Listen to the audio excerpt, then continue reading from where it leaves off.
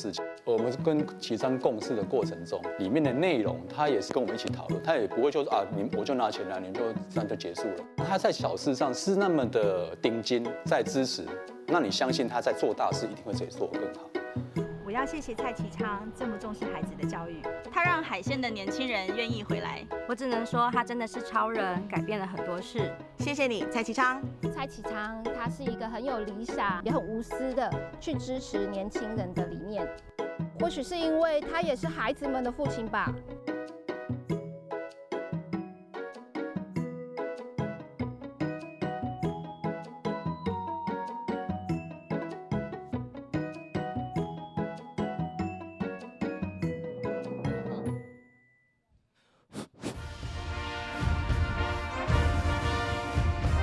成功的向前时段吼，大家。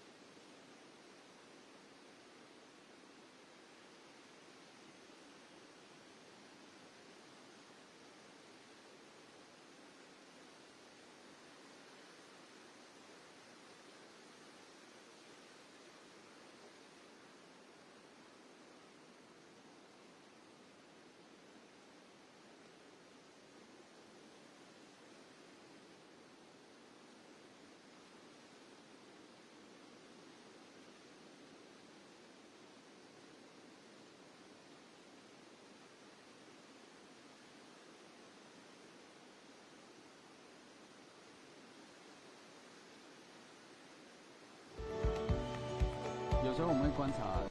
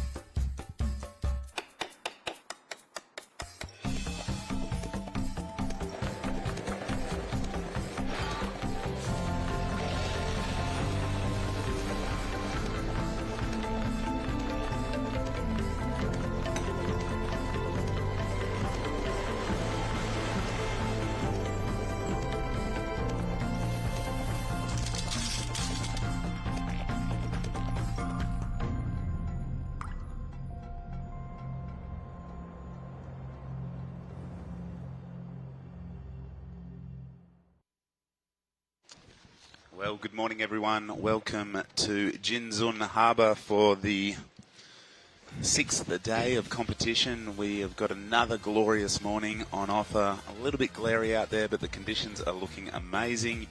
And it's been just a wonderful experience being here in Taiwan. We do have the ladies' quarterfinals in the water. First up, it's going to be Elise Cooper from New South Wales taking on Margaret River's Willow Hardy. Elise will be in red, Willow will be in the blue. And quarterfinals, lady on lady heats. And super stoked to see fellow West Australian Willow Hardy making the quarterfinals here at a QS 5000. A big result for her. And she can go deeper into the draw. I'm sure she is going to put herself in a great position to leave Taiwan even more happy than she already is. I'll say good morning to Tippy Jarbrick. How are you, Tippy? Good morning, Justin.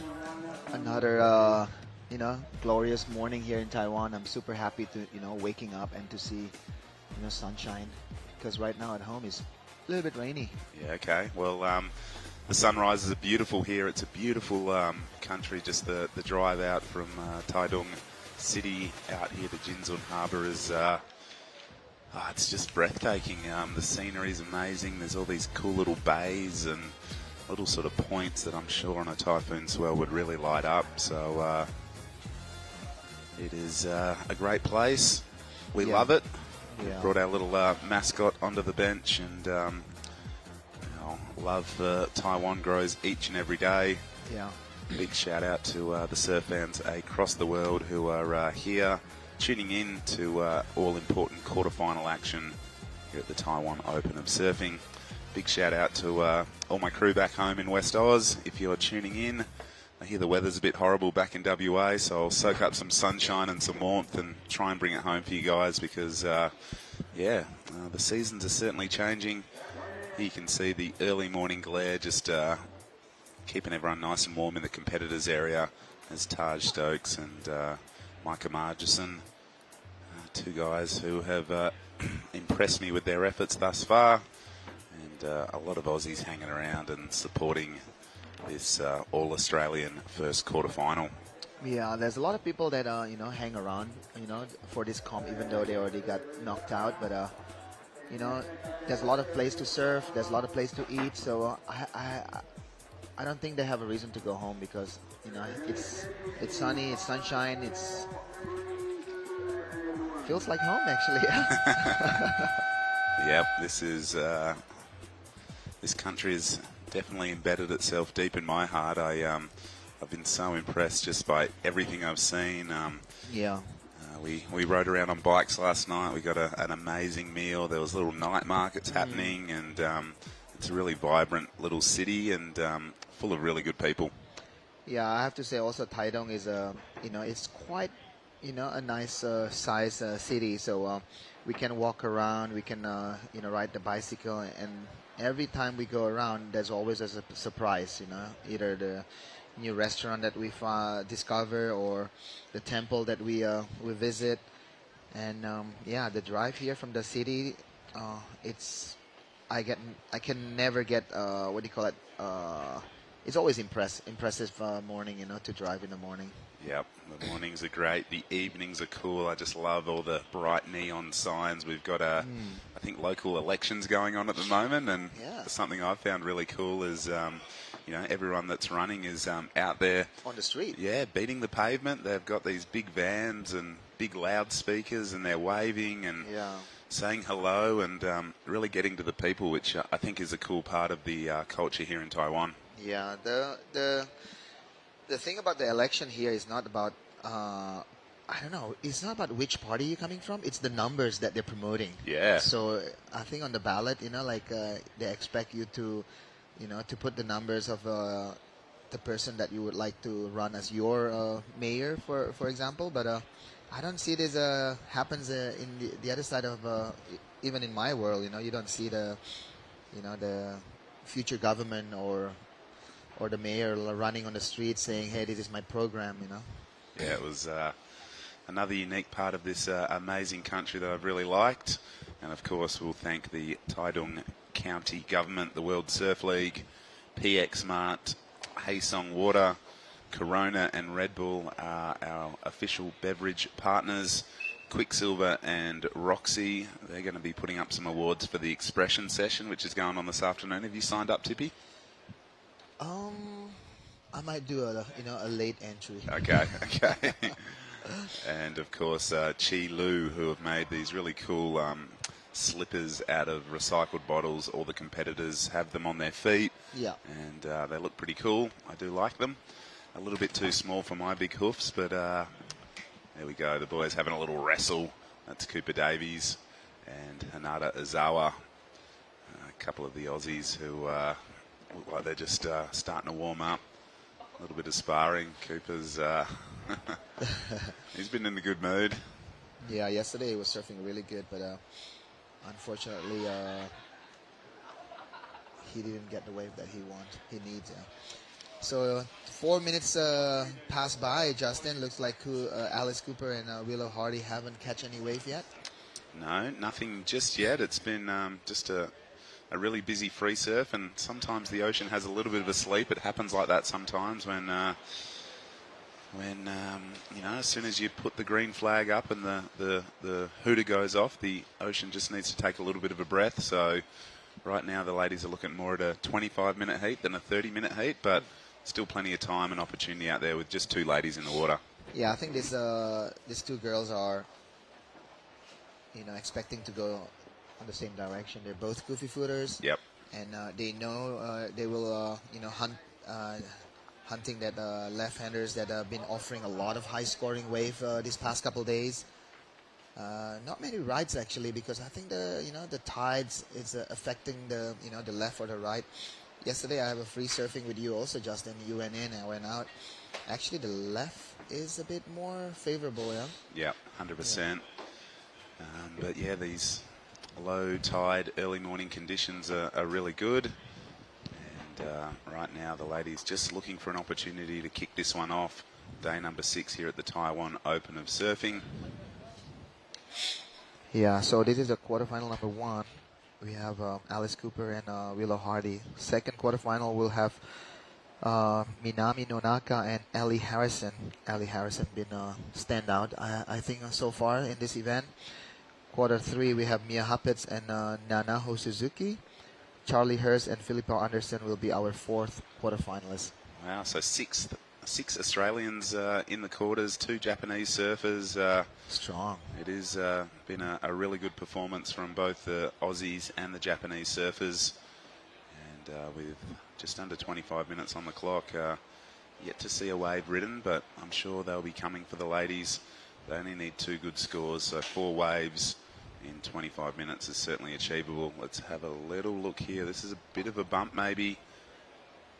Blue has a look but doesn't like what she sees, but red is up and riding. So this is Elise Cooper from Manly, and she's done a lot of Asian events over the years. She's opting for her backhand to get started, throwing buckets.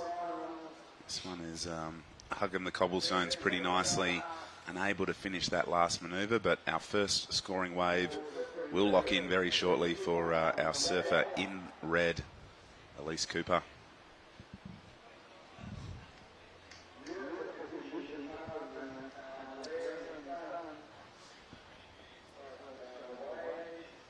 So you're waiting for the score from Alice, and here's a replay from her last, actually her first opening ride.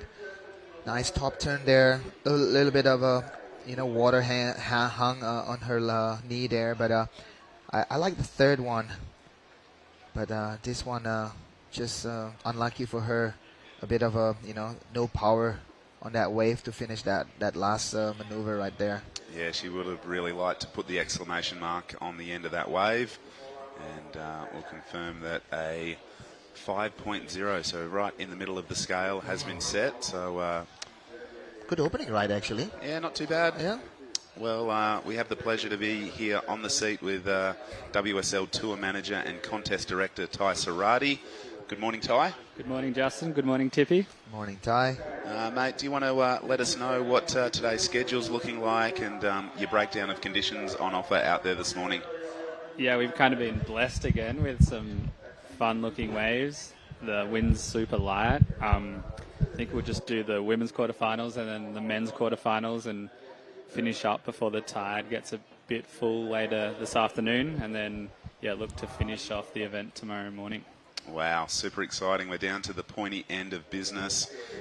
You've done a great job getting us to this point, mate. How good is this little wave as far as running a competition? It's super close to the beach here at Jinzun Harbour.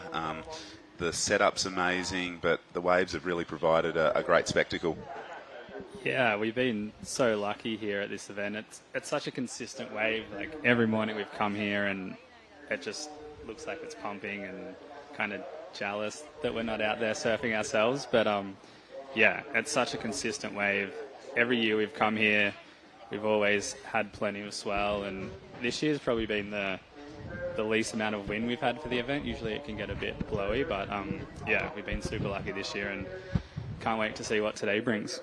Yeah, well, I was getting a bit of advice from people who have been here before I came, and they said, bring a rain jacket. It gets pretty windy, it can rain, but it's been like summer. It's been glorious conditions, sunny skies, probably not more than 10 knots of wind for the last few days. How are the surfers feeling, and what's the feedback been from the WSL's point of view on this location and this event? Yeah, the surfers are just so stoked to be here. Everyone I chat to is like blown away by how good this place is and how fun the waves are. A lot of the surfers, it's their first time, and they just blown away by how good this place is. Well, up and riding on her second wave is Elise Cooper, and finds a left-hander, and right behind her is Willow Hardy, the young West Australian who is been really impressed by her performance thus far. She's got a great forehand wrap. She kicks out and will look to regain first priority. So Willow is now on the board. Elise will strengthen her position in first place with her second scoring ride, just under 21 minutes on the clock. Tippy, talk us through the replay. Yeah, I have to say, the first maneuver right there from Willow is super strong. Nice, clean, sharp, no water like out of place. So I have to say Willow is gonna have a great opening ride there. Also in the first exchange we see also a complete ride there from Elise. So I think we're gonna have a heat already. It's on. Yep, the ladies took a little bit of a while to get started, but still 20 minutes on the clock, heaps of opportunity going on. And Ty, tell us a little bit about this afternoon. An expression session has been called. What's going to go on there? Yeah, we've called an official expression session for staff and athletes, so it'll be kind of cool for the two to combine and have a little battle out there at Jinzun Harbour. Mate, you've been surfing pretty well in the downtime. Going to ride your 20 again out there, or who's going to judge this thing? I pretty much exclusively ride twin fins these days. Just a bit easier and more forgiving. I'm not sure who's going to judge. Maybe we'll find someone. Yeah, 100%. I might have to go talk to him, give him a tap on the shoulder, and say, make sure you look out for the yellow rails of my board. It'll be flying above the air, maybe not, but we're awaiting some scores in. And Ty, what can we expect tomorrow? Similar conditions forecast, or if we do get through the quarters, just a handful of heats remaining, so we'll be finished before lunchtime. And is there a closing ceremony? Is there a bit of fanfare? What's going to go on to wrap up the event? Yeah, we're predicting similar conditions tomorrow morning. I think we just want to kind of finish on the lower tide before the high tide eats the waves up. As for the ceremony, we'll have a prize-giving ceremony behind the contest area. Should be a good day tomorrow. Looking forward to it, but we won't get too far ahead of ourselves because there's still a lot of really good action to get through. Some scores have dropped in. A 6.0 for Willow Hardy, a good way to open her quarterfinal, and Elise Cooper has backed her 5 up with a 4.67. So some good numbers now on the board. Willow Hardy with priority and a 6.0, a keeper score. She needs just a 3.67 to go up into the lead. And, yep, a good way. She'll be feeling pumped on that. Still plenty of time on the clock. And how different is it when we go from the four-person heats now to these lady-on-lady heats? It's just been rapid-fire action with 4 people in the water, but I feel like we'll have a little bit more downtime. The surfers will probably be a bit more selective in the waves they choose. Yeah, it's pretty action-packed in those 4 people heats, and then when you get to the man-on-man heats, the surfers get to be a bit more selective and, just pick the best waves. Yeah. On screen there is Sasha Baker and Willow Hardy's dad, Gene. He's a great supporter, and he's just maybe indicating there's a bit of a set out the back. But Gene is a real frother, and it must be good from the WSL's perspective to see that surfers are travelling, with their families to these areas and experiencing the amazing waves of new locations. Yeah, absolutely. Chatting to a few of the parents here, and they're so stoked to be able to come to places like this and bring their kids and bring their families and have a little family trip, make a family trip out of it. Yeah, it's super cool. 16.5 minutes. Elise Cooper has just locked in her third wave. Talk us through it, Tippy. Yeah, I think Alice is the one who's she need to work a bit harder because Willow Hardy is not too far behind her, even though she's sitting in the first position. 3 point something for Willow is a good wave for Willow, and then that's the number she can get. So it's a bit. Alice need to step it up the numbers a little bit. Yeah, a 3.43 doesn't go into her top 2. On screen here, waxing up, probably using the warm or tropical wax is Ellie Harrison. The young Victorian has been on absolute tear in 2022. She was over in WA recently. She won her maiden QS event in Yallingup in really pumping waves. A little bit different to what we've got on offer here, but just getting her backup board ready. So heat preparation is so crucial. Tippy, you've competed for many years. What advice would you give to any competitor looking to break into the QS ranks, as far as preparation and getting ready for a heat? Yeah, I think preparation is half of your your game plan. You cannot come here with the wrong equipment, number one. So when you want to come to a new destination, you always have to kind of get information about the wave, about the about a lot of the information from a person who came here before. This event been running for 12 years, so there should be some people that you can ask.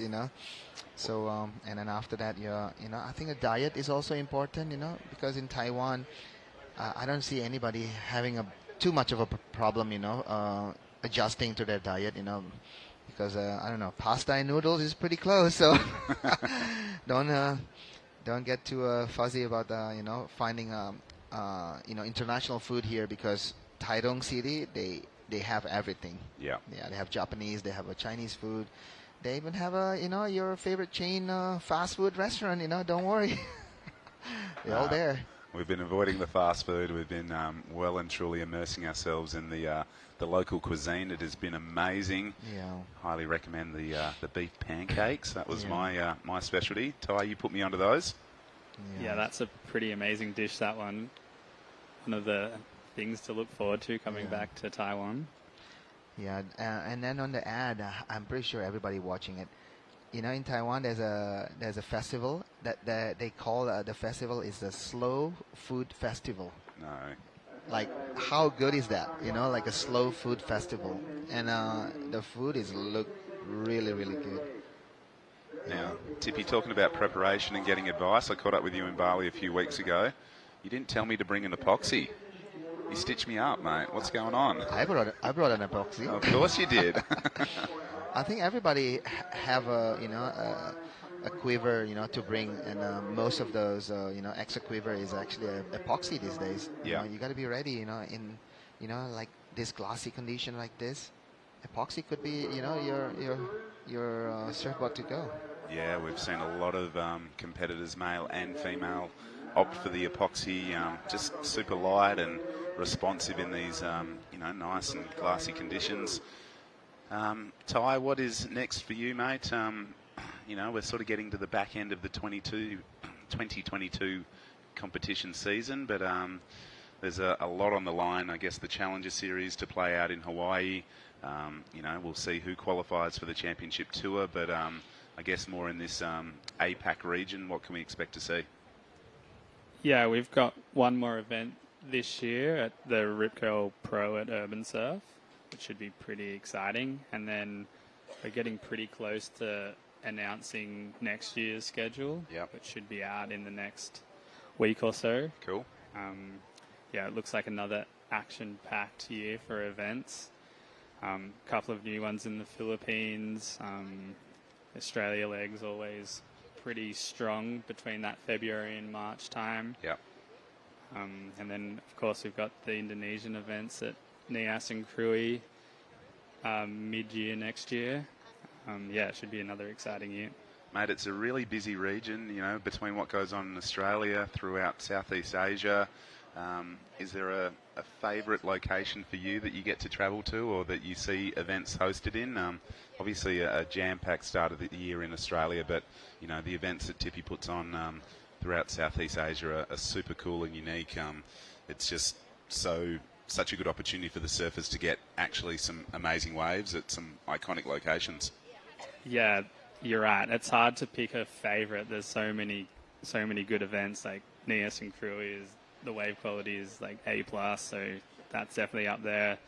The events in the Philippines are super fun, and then coming to places like Taiwan is awesome as well. It's super hard to pick a favourite.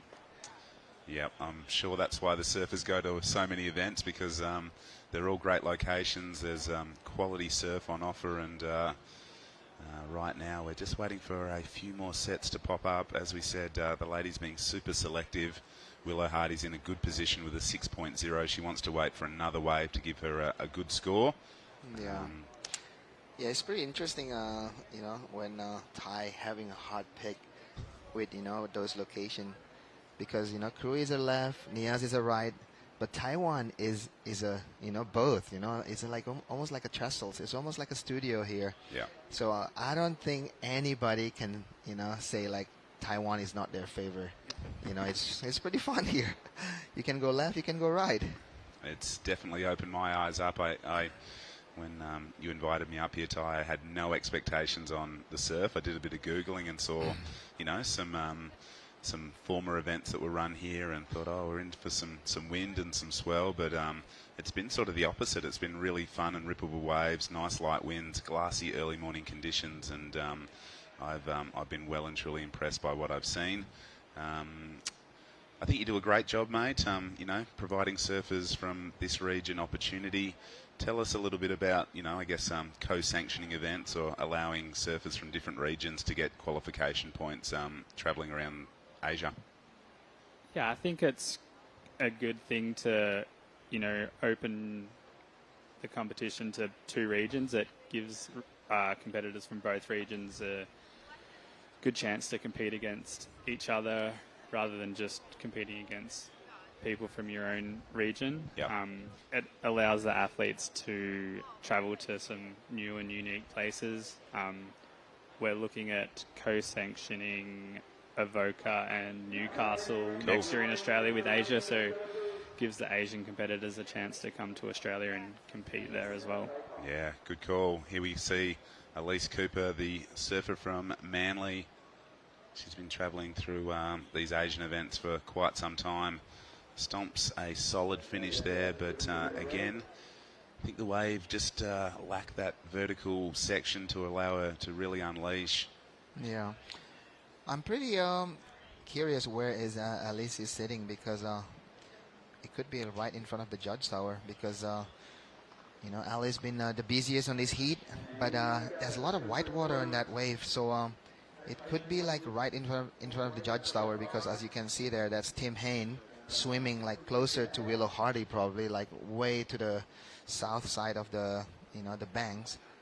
So it looks like they're splitting the surfing area. A big old playing field out there. There's no shortage of opportunity. So there's a couple of different sort of takeoff areas, and I don't know, with these lady-on-lady heats going on now, I dare say that, you know, they'd want a bit of separation, you know. Yeah. It's, you know, priority certainly comes into play more in these quarterfinal heats.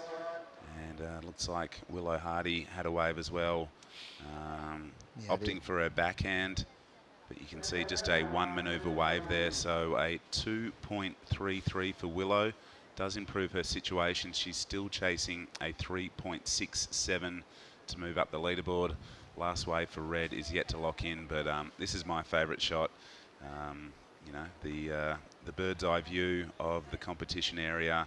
You can see the little triangles of whitewater indicating where the peaks are sort of breaking. So there's that more southern one. There's one sort of probably more in front of where we're positioned, but great little swell lines pushing in here, and just a beautiful morning to see our quarterfinals go down. You don't really expect the backdrop when you come here. Like the mountains in the background are just stunning. It's such a beautiful place. Oh, amazing. You know, there's been so many comparisons drawn, but, you know, it's sort of hard to really give, you know, the viewers the perspective from the surfers when you're sitting out in the water and looking back, the green, lush mountains that sit there. You know, we've had some afternoons where the clouds rolled in. It's its own little sort of weather system around here, but it is, it's almost like something out of Jurassic Park. It's so cool to see, and a really, really unique part of the world. It's lush, it's green. There's a lot of fruit and palm trees and just good vibes here in Taitung. I've been stoked to be here, and right now with 6 minutes on the clock, last score is a 4.50 for Elise Cooper, still not improving her situation in first. 6 minutes on the clock. It's a bit of an arm wrestle right now. No one's really broken out of the gates and you know, established themselves as the clear heat leader right now. Elise has got the best of the two-wave exchange, and this was the opening. This is the heat recap going on. The opening wave ridden of the morning went to our surfer in red. This locked in at a flat 5.0. And this is the 6.0 from Willow Hardy. You can see a bigger wave. Beautiful forehand arcs to lock in the best number being a 6.0. And this is Elise's 4.67. So again, she's stuck in those sort of mid-range numbers right now, but she'll just look for another good opportunity to really unleash her powerful rail game. And with right on 5 minutes remaining, Elise Cooper leads with a 5 and a 4.67. Willow Hardy's got the best number being a 6.0. She's chasing a 3.67 to move up into first. She does have first priority, which is important. And right now, a pretty tight little tussle in the opening heat of the day here at the Taiwan Open of Surfing. Yeah, but I think Willow need to get that number as soon as possible, because, you know, with 4 minutes and 30 seconds to go, if she kind let the time, you know, like biting, and then that's gonna become a pressure, you know. Even though it's only the 3.67, you know, it's still you know, a good number to catch, you know, because looks like Alice Cooper is tailing her right now, giving a little bit pressure by, you know, sitting close to her. Yeah. Yeah. Elise is a very experienced competitor. She's been competing in these QS events for quite some time. Willow is still very young, but she has burst onto the scene in a really impressive fashion.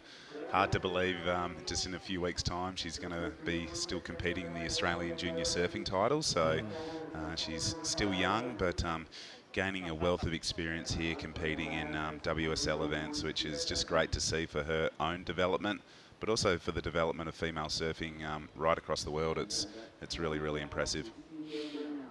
Yeah. Tai, tell us a little bit about you know, the support of the Taitung County government. Obviously this event has been a bit of a staple through Asia for over a decade. How important is the support of the local community to run events like this? Yeah, they've been huge supporters of surfing and professional surfing.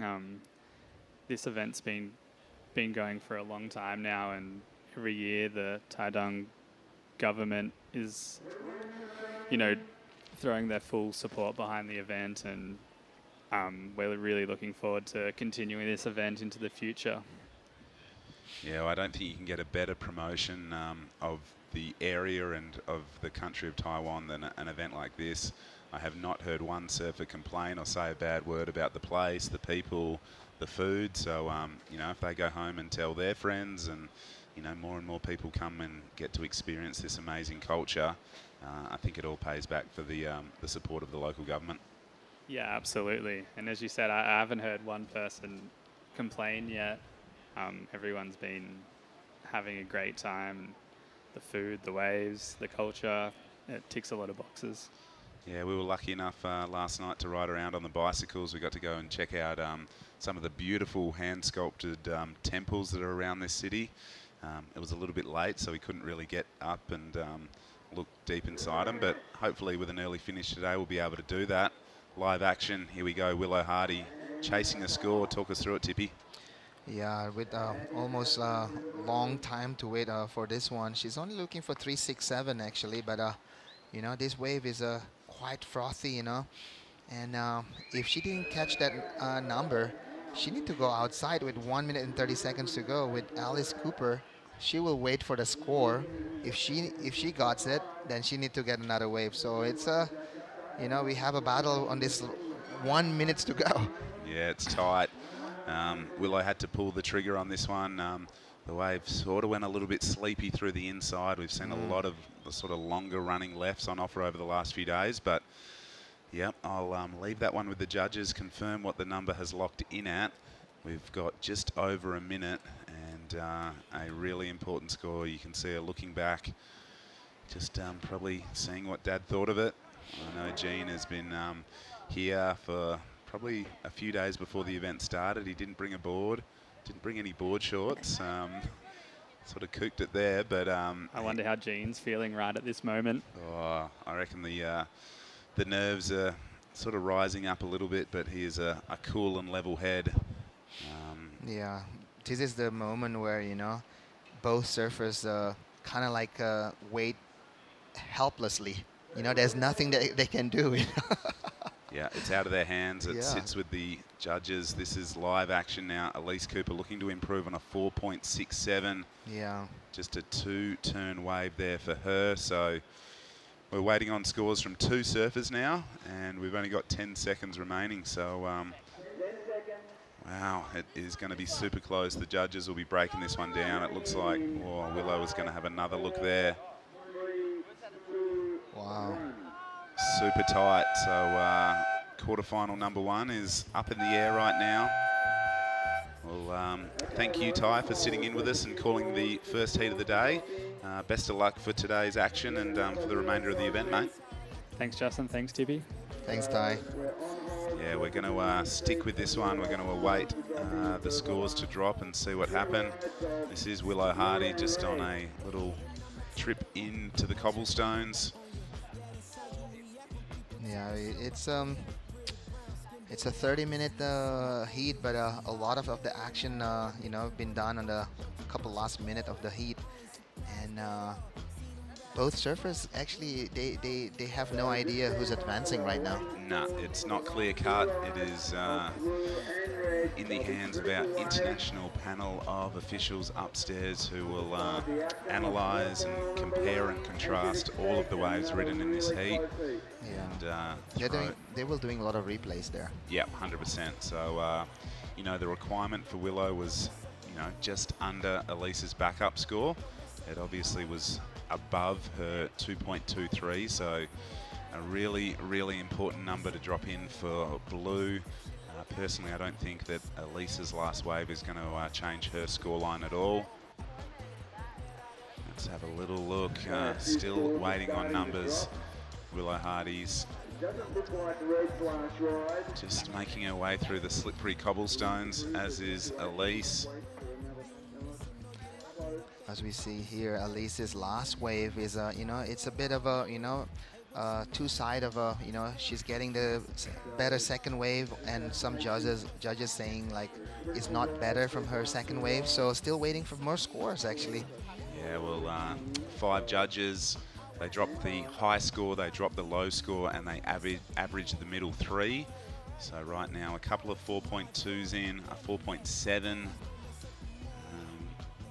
Still awaiting numbers for red, but I think the real crucial number is what blue's going to lock in. Yeah, blue have a really good first maneuver on that opening ride, but the problem is not much after that. Not much after that also, yeah, Justin, and maybe it's a bit of a lack of the size also a little bit. But it's a similar way from Alice's second highest score actually. Yeah, well, there we see one of our water safety officers just blocking the shot there. Ooh. First indication is going to be right on it. It's going to be close. Wow. She needs a 3.67. She gets a 3.70. Oh, wow. So 0. That is as close as it gets. Willow Hardy, she's probably just heard it. Let's look at her face. I think she's just heard it, and that is as close as it gets. Look at the point differential there, 0.03. An absolute, wow, as close as it gets. And Willow Hardy, a young West Australian, is going to be a semi-finalist here at Taiwan. She is a really humble young lady. We're going to go for a break. That was an exciting way to kick off day number 6 here at the Taiwan Open of Surfing. We'll be right back. Stick with it.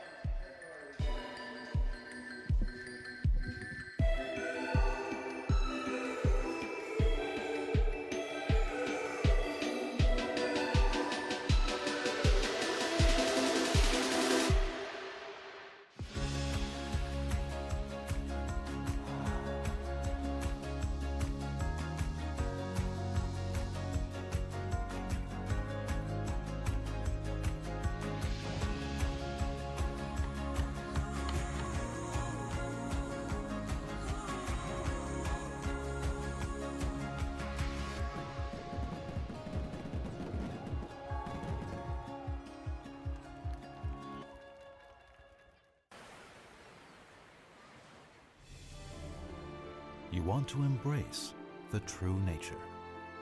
You want to explore the beautiful world beneath the sea.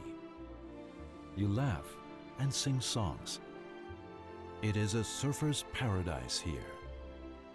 Whenever you're ready to undertake a different kind of travel experience, Taitung is your next destination.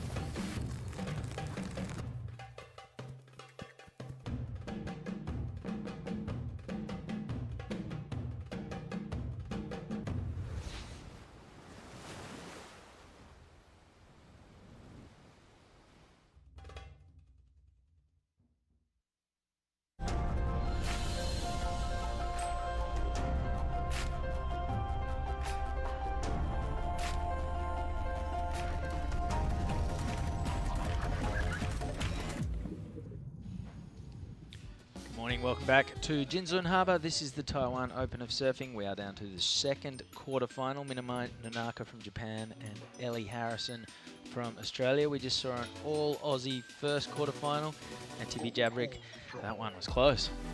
Yeah, that was intense, especially for Willow's dad, to have that, morning heart attack is a little bit too early for him, yeah. So a 3.7 the result for Willow Hardy on her last wave. She needed a 3.67, so it doesn't really get much closer than that. Yeah. But a fair call. Yeah, I think, Willow get the highest score of that heat, so it's all about getting the second score.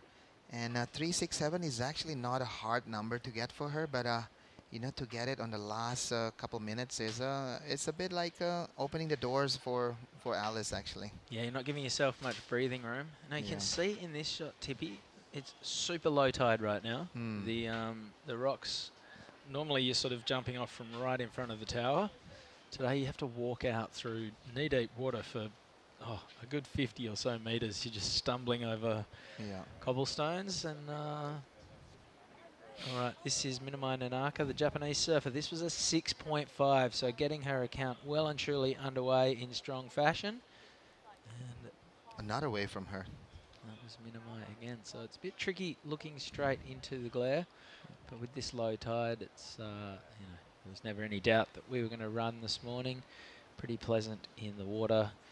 A few less surfers now because we've eliminated most of the field. And we are very much getting down to the business end. Yeah, we only have 8 girls left on this event, with 1 girl. With Alice is already, you know, bowed down on that last quarterfinal. So we only have 6 more surfers actually, yeah? Yeah, well, okay, our first semi-finalist is Willow Hardy, and she is having a chat to Justin Majex right now. Yeah, thanks, Chris Binns. I'm here with Willow Hardy. Wow, how are your nerves feeling right now? That was as close as it gets. 0.03 between you and Elise in the end. Talk us through that heat. Yeah, well, obviously Elise is like an amazing surfer. I knew it was going to be a tough one. I opened with a pretty strong wave, so I was like, oh, I'm just going to like sit and wait for another good one. And I was like, if it comes to 5 minutes, there's a lot of waves, so I'm sure I can just grovel a 4. Except then at the end, like down in 2 minutes, there was just no waves. I was starting to freak out a bit. There was so many waves being ridden in the free surf, and then the hooter sounded. Elise started strong. You got your 6, and then there was almost nothing out there. What goes through your head when there's limited opportunity in an important heat like that?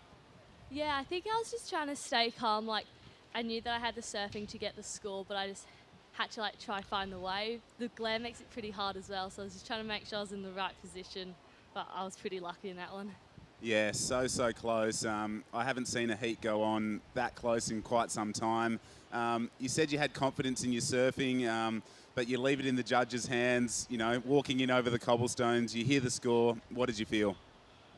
Oh, I think I just felt like relief. Like, I had no idea which way it was going to turn out. Like, I saw Elise get that sick one at the end, that little right. But I was like, I did all I could do on that wave. Like, it's just up to what it looked like from the beach now. You're a semi-finalist at a QS 5000. How does that feel, and what emotions are you going to hold on to for tomorrow? Yeah, honestly, I'm just like, this is the best result I've ever had in a QS ever, and I'm just so surprised because coming into this event and kind of seeing the venue of the small waves, I was a little bit worried because I get more nervous surfing small waves than big waves, because it's definitely not been my strength, but this is just such a big confidence boost and I really can't believe it. You'll take on the winner of this heat. Your good friend Ellie Harrison's out there. You know, no favouritism, but what would it be like to surf a semi-final against Ellie? Oh yeah, it would be a gnarly one, I reckon. Like, but it would be sick. Like, either one of these surfers are amazing, so just have to see how it goes. Straight after this, we pretty much head away to North Stradbroke Island for the Australian Junior Surfing titles. Have you learnt some really good lessons here, and will you be able to apply that to, I guess, the biggest event in junior surfing back in Australia? Yeah, definitely. I think I've learnt so many lessons, like through my heats and watching other people's heats, and I feel like the waves are pretty similar to over there, I was thinking, so this is just great preparation. Well, there we go. First semi-finalist in the women's QS 5000, Margaret Rivers Willow Hardy. She snuck through that one by a really, really narrow margin, but we'll see her in action tomorrow. Back to you guys. Beautiful, Justin. Thank you very much. And while that interview was going down, first scores are in for Minamai, a 6.5, and her backup, a 3.47. We're waiting on the opening wave for Ellie Harrison to come in. And this is the replay of it, Tibby. Yeah, a bit of a glare there. She's probably sitting right in front of the judging tower where the, you know, the left is coming through to her. And I have to say, that's a 3 nice, strong maneuver there from Ellie. We will see if that's number gonna be close to that 6.5 of the opening right from Minami Nonaka. Oh, a 6.17. Not bad. All right, so that pretty much squares things up between her and Minamai. It will be a battle of the backups once Ellie locks in a second wave. And there are plenty of waves this morning. One of the better mornings we've seen, I think. There's tons of swell. This low tide is, well, there's not a huge variety. It's about half a metre between high and low. It definitely seems it when you're walking out across the rocks, but yeah, it's the conditions. They're just so clean. There's lots of waves. I think it has shifted more to back to the northern peak for most of the scoring. Yeah. Yeah, 21 minutes to go. Ellie Harrison, you know, with two girls in the water right now, two ladies. She will, you know, trying to, you know, select the best wave that, you know, on offer, because it's not worth it to, you know, to catch as much wave as you can, because you have priority and there's only two ladies in the water. And here we go. This is Minami Nonaka going right on this one. Really nice style there from Minami, super low, just like any other Japanese, you know, trying to get as low as you can on the bottom turn and try to whip it on the top. And that's a good wave from Minami. I have to say, that's going to be better, her 3.47. Yeah, you imagine that'll come in somewhere between her two scores, so that will extend her lead. Ellie Harrison now has priority. No shortage of opportunity. Plenty of waves, half an hour, one other person in the water. That's yeah, a large part of why you surf these events, is to get to have these lineups to yourself. Yeah, as you can see that the first opening maneuver there from Minami, she kind of like kicked that tail, you know. She always trying to push the tail a bit more harder than just putting a nice Rio, but I have to say she put little effort on those little touch on the top of the lip there.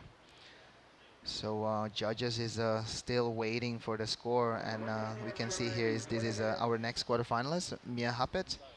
Yep, she's coming up against Nanaho Suzuki. We'll be seeing them in 20 minutes' time. Here goes Ellie Harrison in the blue jersey, needing a decent number to get herself back in the picture. Two strong turns, and the Aussies on the deck next door to us are loving it. She's not done yet either. Little check turn, trying to get down to the end section for one last connection. Unfortunately, can't ride out of that. But not to worry, all of the points for that one are going to come from those first two big turns. I'm looking forward to seeing the replay of this one. Wow, you can see there, Minami Nonaka, 637, Binzi. That's extra push on that lip was rewarded. And this is Alice Harrison's second wave. A little bit downtime here, not much on offer, just a small check turn, trying to do some good finishing on this one, but unable to stick on that maneuver. Yeah, she could have kicked out after those first two turns, really, because that's where all of the points are going to come from. But hindsight is always 20/20, and it's still going to be a decent number for those first two turns, because they're big, strong, powerful, through big sheets of spray, and she'll be pretty happy with that. We're going to have a bunch of decent scores in. All right, Ellie Harrison a 5.5, so you can see already, with 18.5 minutes to go, both of these ladies have surpassed the performance of the two surfers in the first heat. It is Minami in the lead with a 12.87 two-wave total. Ellie Harrison is now looking for a 6.7 after her last wave came in at a 5.5. And here she goes, quickly spinning on her way back out. It's not a bad tactic. You get a lot of your best waves here when you're paddling back out, because they just pop up. It's such a big playing field that there can be waves all over the place. Unfortunately, Ellie goes down, and well, again, two strong turns to start things off, not much beyond that, but with it not being the biggest wave, I don't think that will displace her 5.5 with 18 minutes to go. Yeah, I have to say this one is a bit, you know, the face is a bit running away from her, you know. None of those maneuver are square, you know, just, you know, a bit of, you know, kind of like repetitive two maneuvers, and the third one, there's no juice in that wave. So that's not the one Ellie Harrison is looking for, I'm pretty sure. So 670, that's the requirement from for Ellie Harrison. She's one of the, I have to say, one of the, you know, superstar on this event, no, Binzi? She's quite a big name back in Oz, young surfer. She's definitely making a name for herself. Had those two back-to-back wins in Western Australia recently. And yeah, one to watch in future, that's for sure. There's a real Victorian push going on at the moment. Mia Huppet's in the next heat, is originally from Torquay. Ellie Harrison on the men's side of things. This is going to be our Japanese surfer. Next coming up is Nanaho Suzuki. Big hello from the Japanese pack there. Nanaho and Minami Nonaka has been flying you know, the Japanese flag till this quarterfinal, so they should be proud of themselves. And yeah, 2 Japanese in the quarterfinal and 6 Aussies. Strong performance there also from the Aussies. And one through to the semi-finals already. What's going on the men's side of the draw? Again, down to the quarterfinals. And there are 4 Japanese surfers, 3 Aussies. And 1 Indonesian. 1 Indonesian, Oni Anwar. Yeah, Oni Anwar is trying to push himself into first right now, Binzi, in the Asian rank. If he can better his quarterfinal finish, if he moved into the semifinal, he guarantee will move into the first place. If Yuji Nishi didn't win the event. Because guess what? Oni and Yuji will surf in the same heat.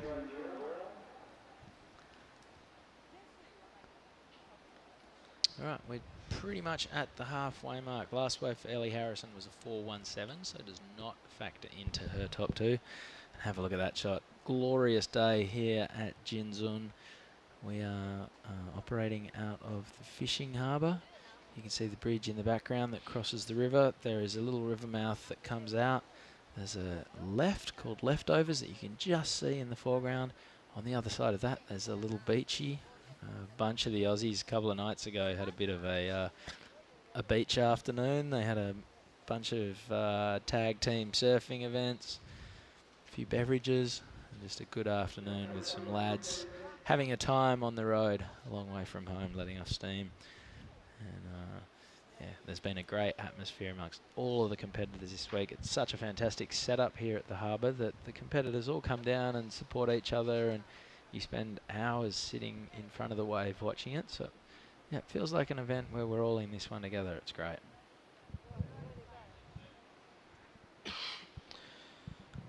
So 14 minutes to go. Looks like there's a set just rolling past these 2 girls here. Yeah, I think it might have caught them out of position a little bit. Yeah. Having to duck dive that one. You know, sometimes the set is not the one to pick here, Binzi, because a lot of time that score that come up is the one that hugging the cobblestone, the one that offering a bit more faces to, you know, to do a lot of turns. The set sometimes just a big takeoff and they taper down, not much to do. Just a little under 14 minutes to go. Minami Nonaka holding priority, sitting in the first place. There's a group of Japanese crew. They come together, especially the girls under now Omura's guidance. She also did the event here a couple days ago, and she got knocked out in the second round. Ellie Harrison, just have a look on that one, just kick out. Nothing really serious to offer on that one.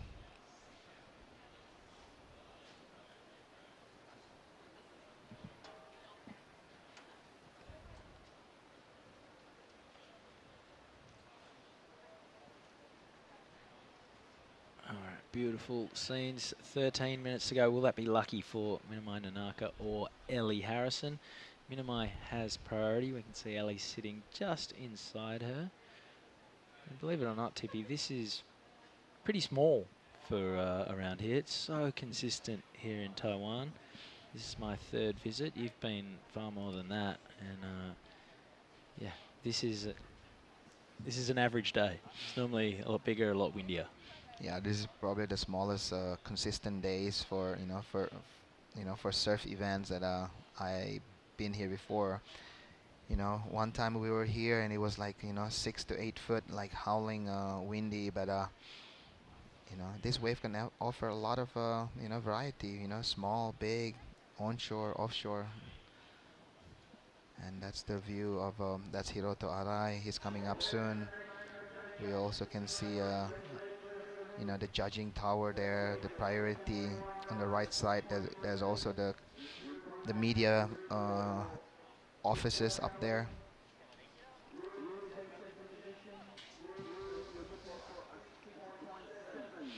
They have to put some kind of protection up there, Binzi, for the glare. We can see a lot of towels hanging out there.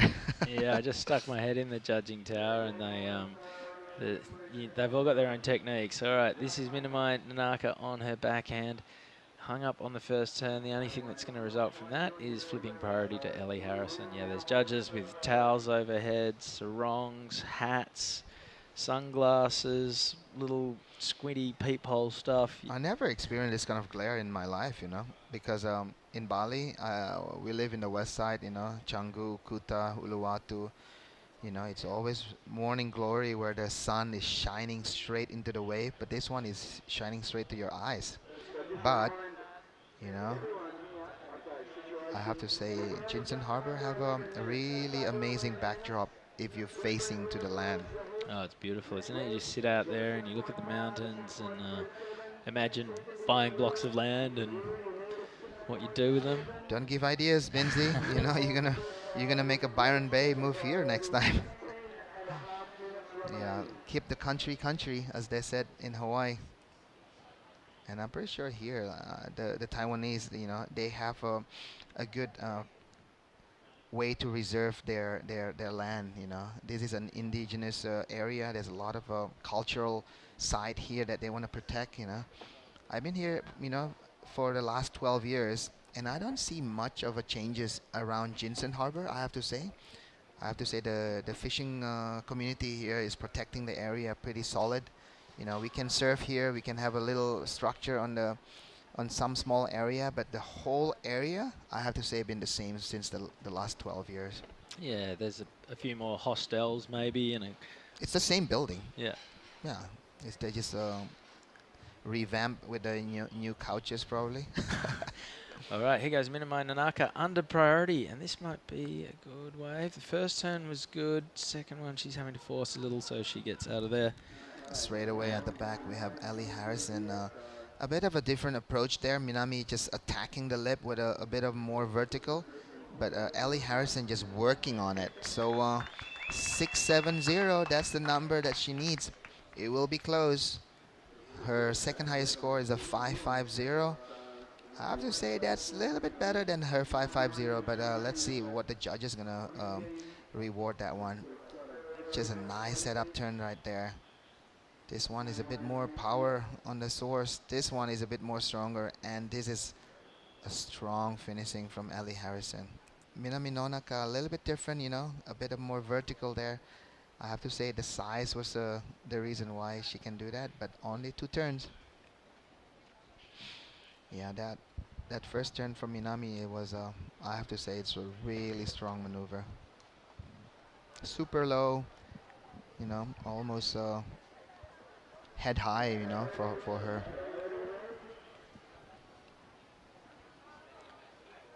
Right, score coming in for Minami. I don't think it's going to go into her top 2. A 477 the result. Still waiting on a number to come for Ellie Harrison. Again, I don't know if that will go into her top 2 either. 8 minutes remaining, so we had a very strong opening start to this heat. Not much movement on the scoreboard. Hey, Binzi, you can see how far they are surfing to each other. One is way on the right, like this one, Ellie Harrison, surfing super south, actually. Yep, she's on the south peak. There are some lefts down there that run, and then obviously the right runs head on into the left from the northern peak, and I think we've even got, that might be Tim Hain, the photographer, swimming out there to take some shots. Tim Hain is trying to get a double duty there for WSL and also for AAC. You know, we're helping this event by, you know, providing like a media, you know, support, trying to, you know, promote surfing in our Asian region. We cannot, you know, rely always on, you know, 1 or 2 organization. The best is always push all angle. Yeah, it's the day for water shots, that's for sure. Not a drop out of place. And we're going to have a quick look now at Minamai Nanaka's opening 6.5. Tippy, this was the wave that set the tone for the heat. Yeah, you know, the way she surf is like always, you know, strong, vertical, and she knows, you know, she need to finish it. And even the finishing turn right there, A lot of water. This is a 617, the reply from Ellie Harrison. Yeah, 3 turns and from Ellie, and this is a 5.5 from Ellie. And then this is the 637. Yeah. You can see here, Binzi, she pushed a bit harder on the face there from Minami. She's a really small girl, that's why she can go really low and just attacking that lip. Okay, the second last wave for Ellie Harrison has now dropped in as her best, a 647. So it's really, really knotted up between these two surfers. Minami Nanaka has a 6.5 and a 637. Ellie Harrison has a 647 and a 617, needs a 641. I think both surfers would love to just sink their teeth into a really good looking wall, a left or a right, and drop, you know, a 7 or an 8 and really sort of build themselves a bit of a lead. 5 minutes 30 to run. A lot of these girls putting their hands on top of their eyes there, Binzi. Here we go. This is the replay of her last wave. No, that was the 1.7. The 647 came before that. Yeah. Yeah, it's pretty bright out there. You're looking straight into the sun. Yeah, so this is the view that we can see if we're surfing right there. You see the glare. And I don't know, it's almost like you know, you have to put your instinct, you know. Sometimes when the glare is really bright, you don't know if the set's gonna break right in front of you, or you have to paddle a little bit to the left or to the right. But when you're on the face and riding the wave, it's super clear. This is a replay of Minami Nonaka's wave. Nice strong turn there, but unable to stick on that one. Yeah, that was a 317. So priority is now with Ellie Harrison. 4.5 minutes to go. She needs a 6.41. So a lot more to do than Willow Hardy, who needed the 367 in that last heat. A 6.41 the requirement for Ellie Harrison. She knows exactly what she's got to do because her high score is a 6.47. But she would love to tee off and get herself a 7 or above and really make things interesting for Minami Nanaka. See if we can't get that matchup that Willow Hardy just spoke about. Two great mates, Ellie Harrison and Willow Hardy. And, they would have come here joking about maybe they could get a surf together, a surf a heat together. Yeah, obviously you'd love for it to be the final, but a semi is not too far behind that. But you cannot underestimate the the two Japanese surfers that still left in this quarterfinal. Minami Nonaka is I think she's first in the rank right now, and then she wanna put her rank a bit stronger, so the other girls cannot chase her score or points. Yeah, well, Nanaho Suzuki is in the next heat, and she's ranked number 2 on the Asian standings. Yeah. Here we see Ellie Harrison on the screen right now, trying to figure out where to sit because she have priority right now. 641 is the requirement. Looks like she's going on this 3 one. minutes, all right. So Ellie Harrison is on the move, very late to the party and gets to her feet, but she's missed the first section. Now where's she gone?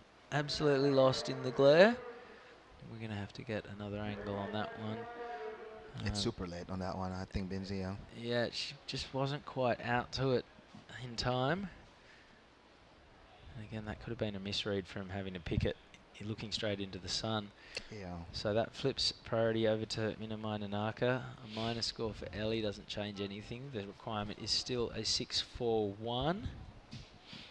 Yeah, Minami is she doesn't need much right now. She have 2 minutes to go. She have priority. It's up really to how she gonna have this last 2 minute strategy. She can chase Ellie, or she can just let the surf do the job. 2 minutes to go. Looks like there's something coming up. Ooh, looks like there's a big sets coming. And we see Ellie heading south, really trying to get away from Minami. Not necessarily, thrashing, but definitely trying to get a little bit of separation. So she's moved over to the southern peak. We see Minamai on the move now, trying to get over to her. So Ellie Harrison successfully negating priority there. As we see a good set pouring in. Both girls might be out of position here though. 1 minute 20 to go. Yeah, this is crucial for Ellie to, get a wave. The only way for her to, advance into the semifinal is catching a wave. The more she waits, the more the opportunity just gonna slip by. But it's all up to the Mother Nature right now, Binzi. 1 minute. Looks like this one is could be the one that she's gonna paddle for, because Minami Nonaka is coming closer to her. She stopped right there. 45 seconds. Not sure if this was the right tactic from Ellie, because the southern peak hasn't been as good as the northern.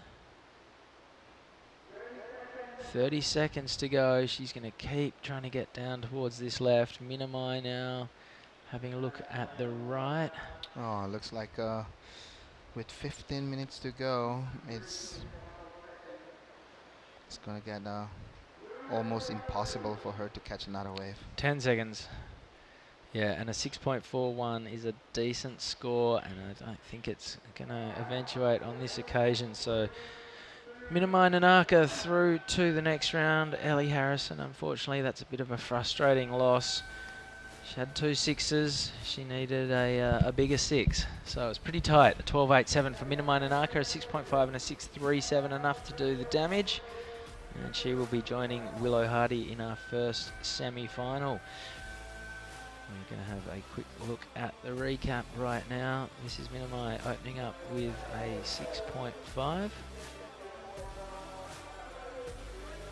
This was the best wave of the heat and set the tone. She led from start to finish. This was Ellie Harrison's reply. And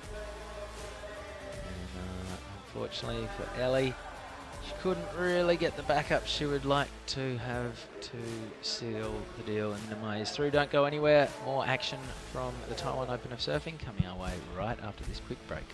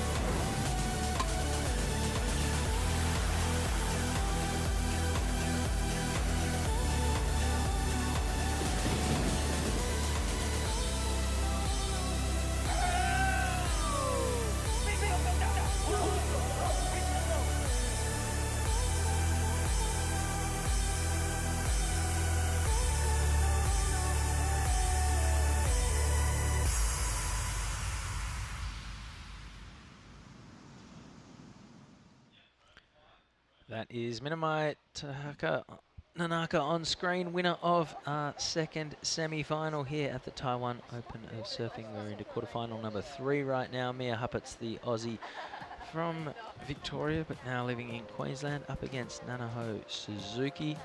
3 minutes washed off the clock.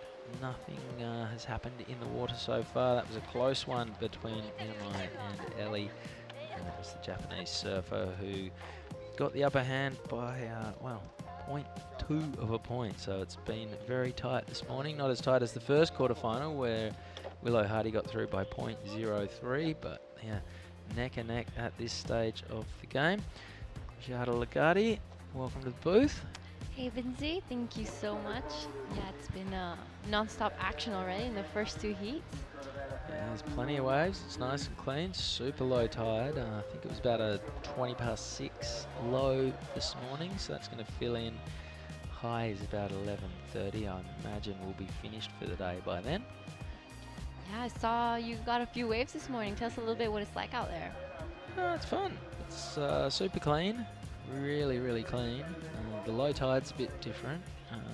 Yeah, you have to walk out through sort of knee-deep water for sort of 50 to 70 meters before you can start paddling, which that's a bit different to how it's been as well. So everyone's got pretty changed up feet, but no, it's great.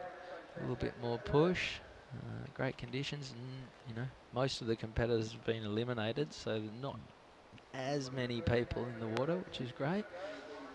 Yeah, that crowd in the first few days was really heavy. It was hard to catch waves out there. Any slips on the rocks on the way in or out? Not this morning because it was, you know, not as treacherous as it has been when the high tide is breaking right on the rocks and you're leaving from a lot closer to shore. But yeah, it's just a lot of shuffling to get out there because the rocks are still pretty slippery. It's funny, the crowd before the contest starts every morning is just competitors and you know, people have got their game faces on, lots of waves being really aggressively ridden, and then the crowd in the afternoon. The Taiwanese surfing community is stronger and stronger because there's a million kids and teenagers and just frothing groms and longboarders and sups all over the place. Do you still have your spot as priority? I'm still a priority boy. All right, Tippy Jabrick is down there he's going to have a chat with the winner of the last heat, Minamai Nanaka. Take it away, Tip. Yeah, thanks, Benzi. I'm here with Minamai, the last winner of the last heat. So I'm a bit of a, you know, I need to ask her in Japanese. So how do you feel out there on the first win of the quarterfinal? You can speak in Japanese. すごい波が良かったんですけど、すごいスローですごい緊張しちゃったんですけど、最後は2本決めれて、セミファイナルに行けたので良かったです。Where are you from in Japan? 千葉。So you surf similar like this? Same wave? Yes. Beach break. Okay, tell me a little bit about your surfboards. Size what? 5'4". Lost surfboard and model is Pocket Rocket model. So you surf maybe tomorrow. Do you know who you surf against? You surf against Willow Hardy, yeah? Yes. Are you happy to surf against her? Yes. You want to win? 頑張ります。Okay, I'm here with Minami Nanaho, and back to you guys. Thank you. Thanks a lot, Tippy Jabrick. Very happy. Minamai Nanaka through to a semi-final matchup with Willow Hardy. We are very much down to the business end. Beaten semi-finalist picks up 1,825 qualifying series points. If you make it through to the final, I'm sorry, I'm looking at the men's right now. If you lose in the semi tomorrow, you pick up 3,042 points. Second place, 3,900, and of course, if you take the win, not only do you get $10,000, but you get 5,000 qualifying series points, and you can all but guarantee yourself a spot on next year's Challenger Series. Yeah, as we get to these final heats, it's super important for the girls as we see our surfer in blue on her backhand. 2 quick turns, and you know, that wave doesn't offer any more, but that was the first wave of the quarterfinal heat 3. That was Nanaho Tsuzuki. Yeah, so really slow heat this one so far. We saw Minamai and Ellie in the last heat lock in their 2 scores in their first, I think they were both of Minamai's opening waves, and then Ellie's wave was like her first and her third where her keeper scores. So all the damage was done in that heat by this stage. Here we've just got the 1 wave to come for Nanaho, and nothing too spectacular. Yeah, another Japan versus Australia. Mia has been really been a standout for me this whole contest, not only in the actual heats, but in the free surfs as well. As we see our surfer in red using her priority on this right. Oh, that's a great turn. Opens the shoulders. Just one and done, but it's enough to get the Aussie contingent in the stands cheering. And why not? Here is the replay of Mia Hupat's first turn. This is a turn that's gotten her all the way to the quarterfinals. We've seen her do it again and again and gets her those scores. First wave of Suzuki came in at a 4.33, so to be in a quarterfinal and to pass and beat Mia, she's gonna definitely be looking for something bigger than that.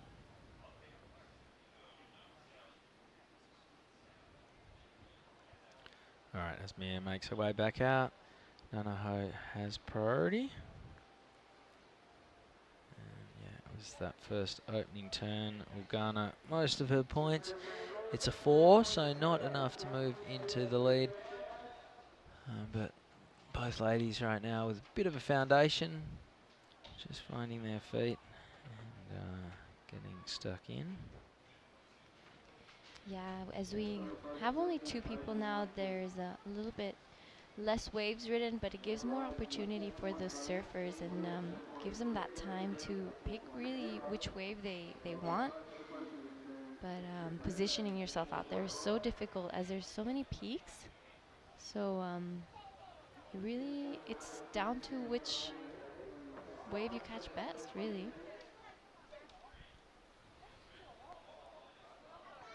Had a good chat with Mia's dad, Marcus, in the lineup yesterday. He's a Torquay boy. And, great goofy footer in his own right. He's got 3 daughters. They've relocated to the Gold Coast for his work. And all 3 of the girls have joined the mighty Burleigh Board Riders. Which, you know, if you ask the committee, they'll carry on like they're the biggest, roughest, toughest bruisers in their neighbourhood. But they're an incredible junior club these days, led by guys like Jay Poddle-Thompson, who of course served on the championship tour and now coaches guys like Matt McGilvray and Morgan Siblick. And Liam O'Brien is their #1 standout these days, who qualified for the championship tour. Unfortunately was injured, but is well on his way to re-qualifying again. That's our surfer in blue, Nanaho Suzuki. 2 turns, this wave gets a little bit more whitewash on the face. I think with that lower tide, it tends to happen that foamy face on the waves as they get closer to the inside. So those last 2 heats were really, really close. You know, they tend to be some of those more frustrating heats because they were so close just by that, you know, 0.3 or by nothing. You can really see the frustration. Well, you can see straight away we are down to 2 surfers in the water versus 4. Priority comes a lot more into play. As soon as you can be a little bit more selective, the wave count really drops. We saw heats yesterday with over 40 waves being ridden. Okay, this is the last score for Nanaho Suzuki, a 3.57 the result. So she has a 7.9 total. The first of our ladies to have caught 2 waves. But slow going, despite the quite glorious conditions this morning. That is Charlie Hurst. I like her. Getting psyched up for the next heat. elastic band. Never seen that warm up before. What was she doing? I missed it. She's playing with the elastic band. Maybe her tricks. All right, here goes Mia Huppert's in red, chopping away at that one. Not sure if she got a turn in before that, but that will just be, if all we saw on screen was it. That will be a pretty minor score, 16.5 minutes to go. Here is the replay.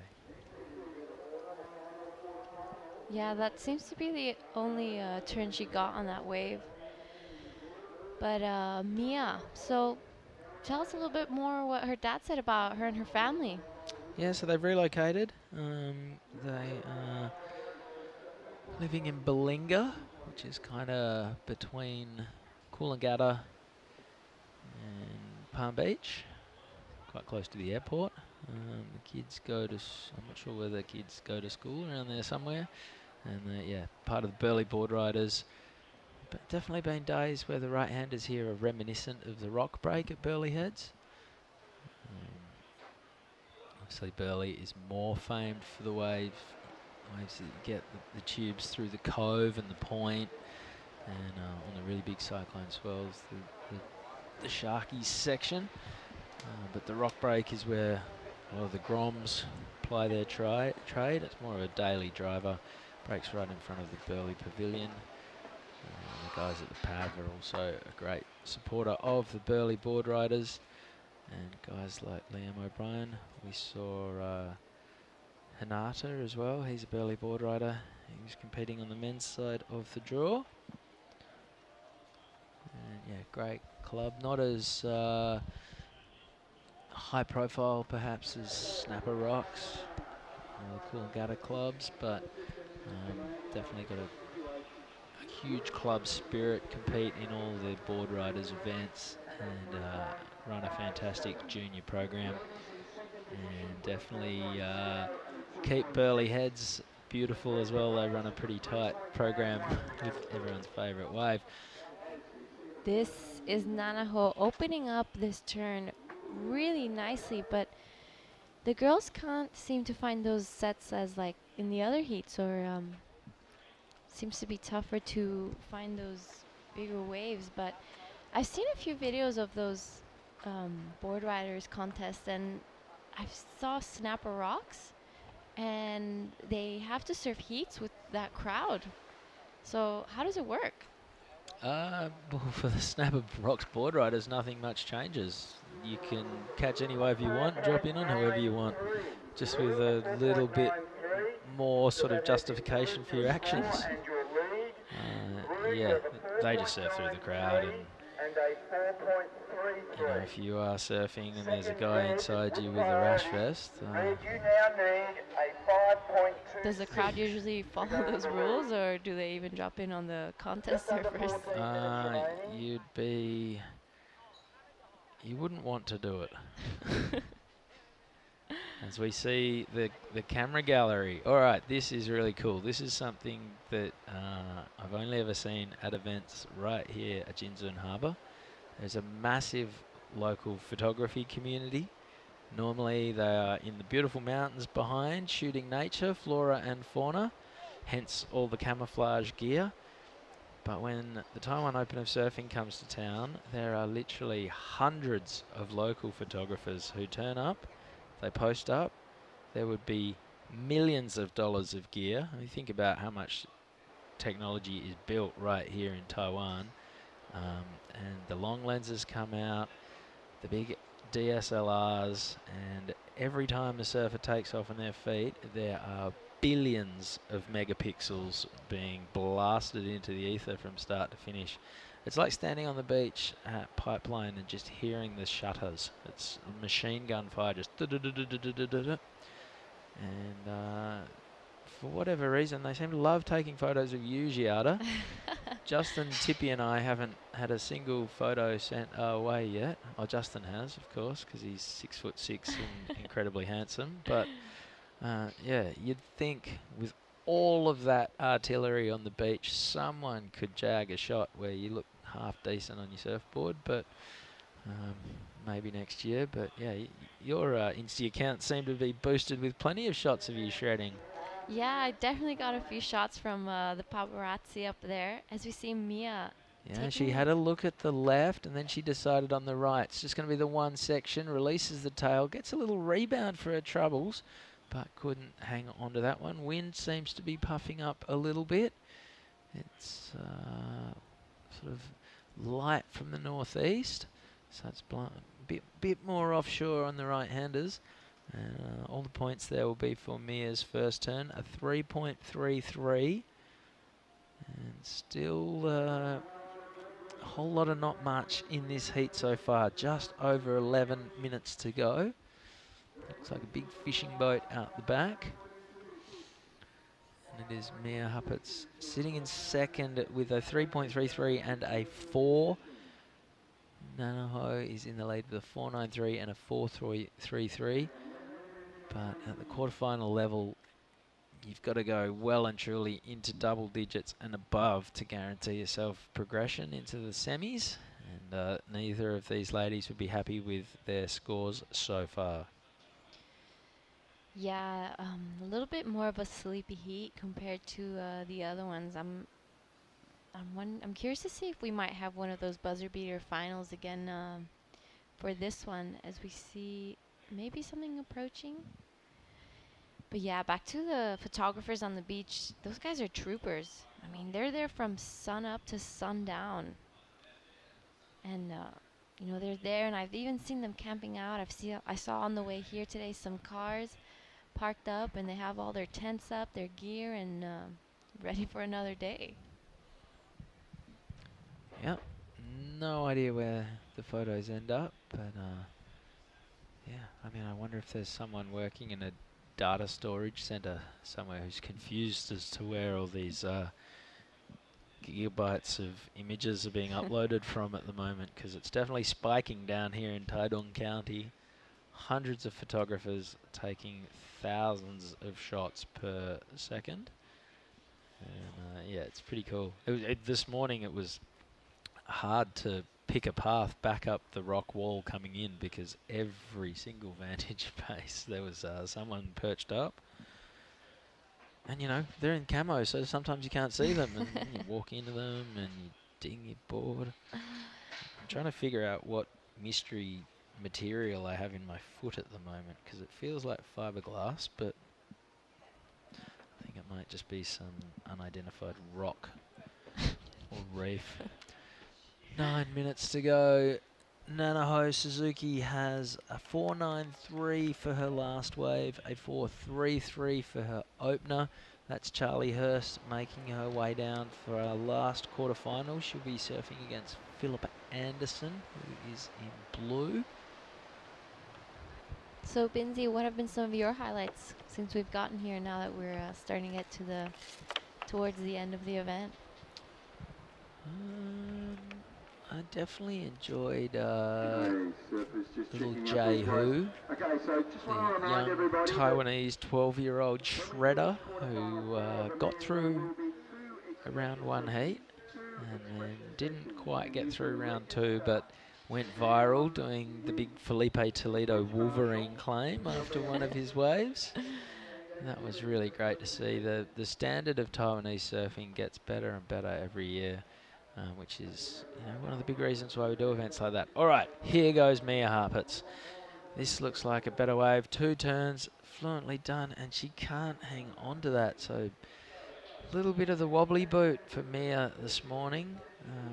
We've seen her fail to finish her last couple of waves, and she was on her way to at least bettering her 3 or a 4 and bringing herself closer to Nanaho Suzuki.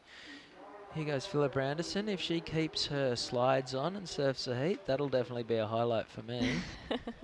She's talking to Paige Harab, her travel buddy, who they actually surfed in a heat together yesterday. Philippa got through in first. Paige unfortunately bowed out in third. Yeah, I'm sure Ivan, Philippa's coach, is probably watching this heat. He told me they've been doing a little bit of online video work together. So Philippa sends over some clips and the heat recap, and they call and they analyze what she does. She even told me in her heat interview yesterday that they've been talking before the heats. He asks a couple questions, so when she arrives, she thinks of those questions and, you know, gets ready for her heat. And where's he based? He is based in Bali, but right now he did go to Europe with Philippa for the Challenger Series in Ericeira. And he's currently on the way back to the Mentawais to start a surf training camp there. But he does now shift a lot of his attention for online work for all his athletes that are competing away. Amazing. So what's his name? Ivan Villalba, also known as Elite Surf Coaching on Instagram. Yeah, right. And where's he from originally? He's from Spain. He spent a lot of time in the Canary Islands. This is Mia finding a little inside runner. This she again goes down on the end section. All the points will be for the first two turns out the back, and you can see she's a long way off the beach, but it's just knee-deep water there, so it is very shallow. It's super low tide. That's a great angle that shows us this set pouring in right now. Nanaho Suzuki is in position, having a look and liking what she sees. So setting sail on a smaller right, but it's got good shape, crunches it and rides out. So will that replace her 4.33? That was one of the better turns we've seen in this heat. So all the points are definitely going to come from that one turn, as she had to race the first section. Here is going to be the replay of Mia Hupat's wave. A little late on that first turn, but this one was nice. And tries to tap it close, but pushes the tail a little too far and comes unstuck. Little tap turn from Nanahon first turn, and that was a really great turn. Fins out, she was feeling pretty good. Looks like by her body language. So a 2.97 the result for Mia's last wave. Nanaho's last wave, a 4.5, so narrowly extends her lead, does drop into her top two. 4.5 minutes to go. And speaking of coaches, Mia Huppatz has been working with former World Tour surfer Brad Gerlach. He's a Californian living in Australia these days with his wife Anna, and he's moved from Torquay, where he was for a long time, up to the Gold Coast.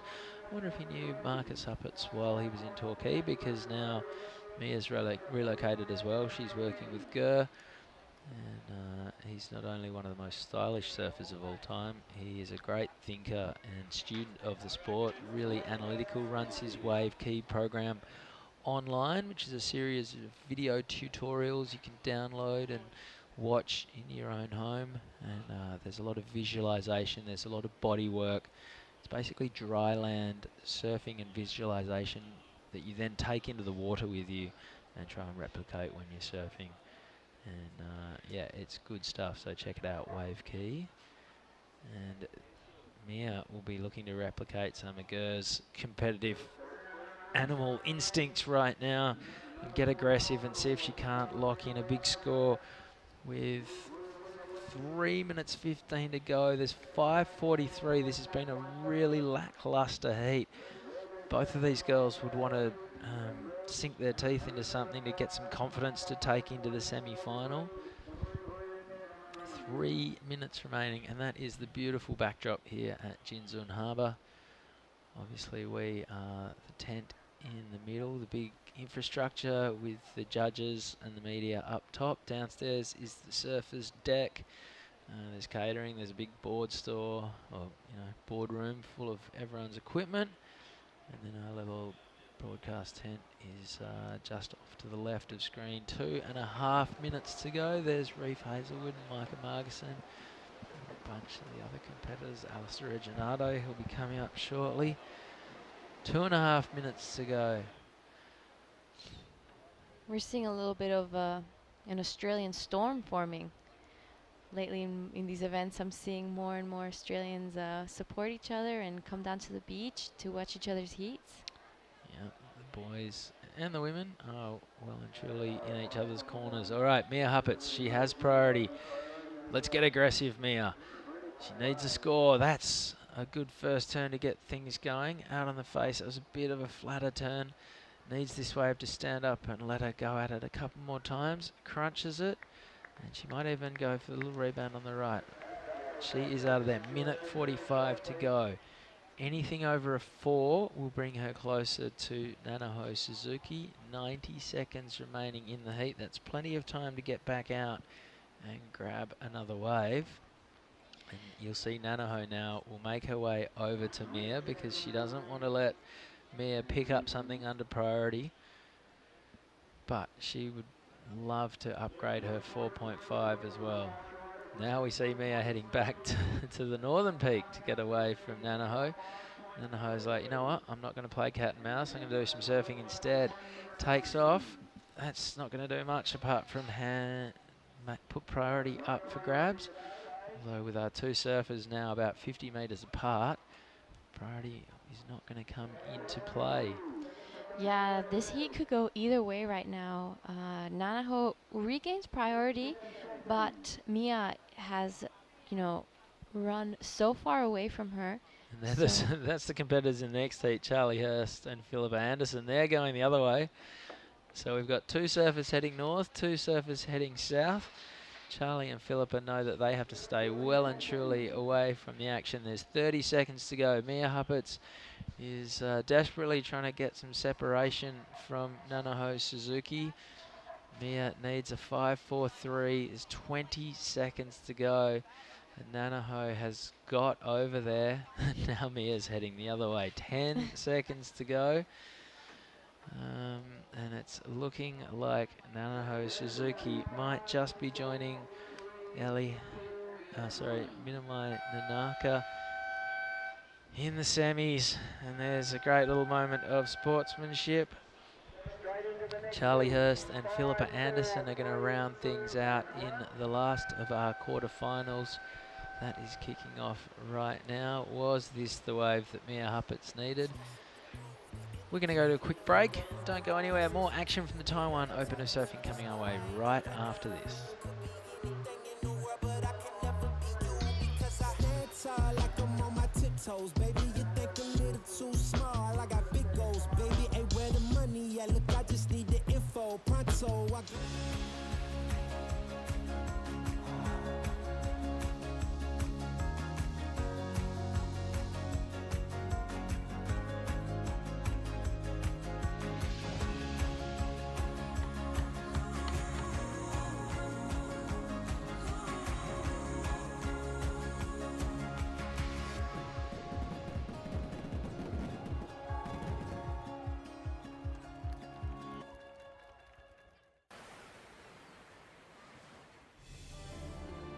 You want to embrace the true nature.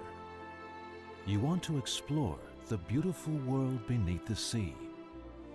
You laugh and sing songs. It is a surfer's paradise here. Whenever you're ready to undertake a different kind of travel experience, Taitung is your next destination.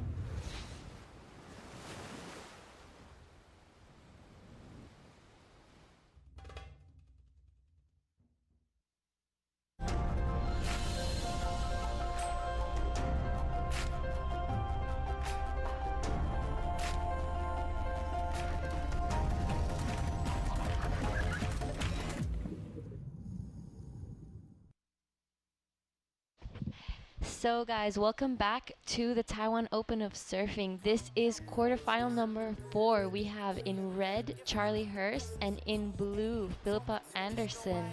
And I'm here in the booth with Justin. Welcome back. Thank you, Jada. I'm loving your commentary skills. I'm loving everything about Taiwan. as we saw in the commercial break. Just a really vibrant part of Taiwan here on the southeast corner of the country. The sun is shining, the waves are pumping once again, and we're into a really important part of competition. A quarterfinal, a semi-final berth up for grabs for these two ladies in the water. And with 27 minutes on the clock, we can see some scores have already locked in. A keeper for this young lady. Here she goes. Wham, nice connection on that first turn. Hard off the bottom. Two surfers up and riding. Great shot there. And we throw to Philippa, but unfortunately she falls off that one. So in the commercial break, we had a 5.67 lock in for Charlie Hurst. I'm sure we'll see a replay of that very soon. And here it is.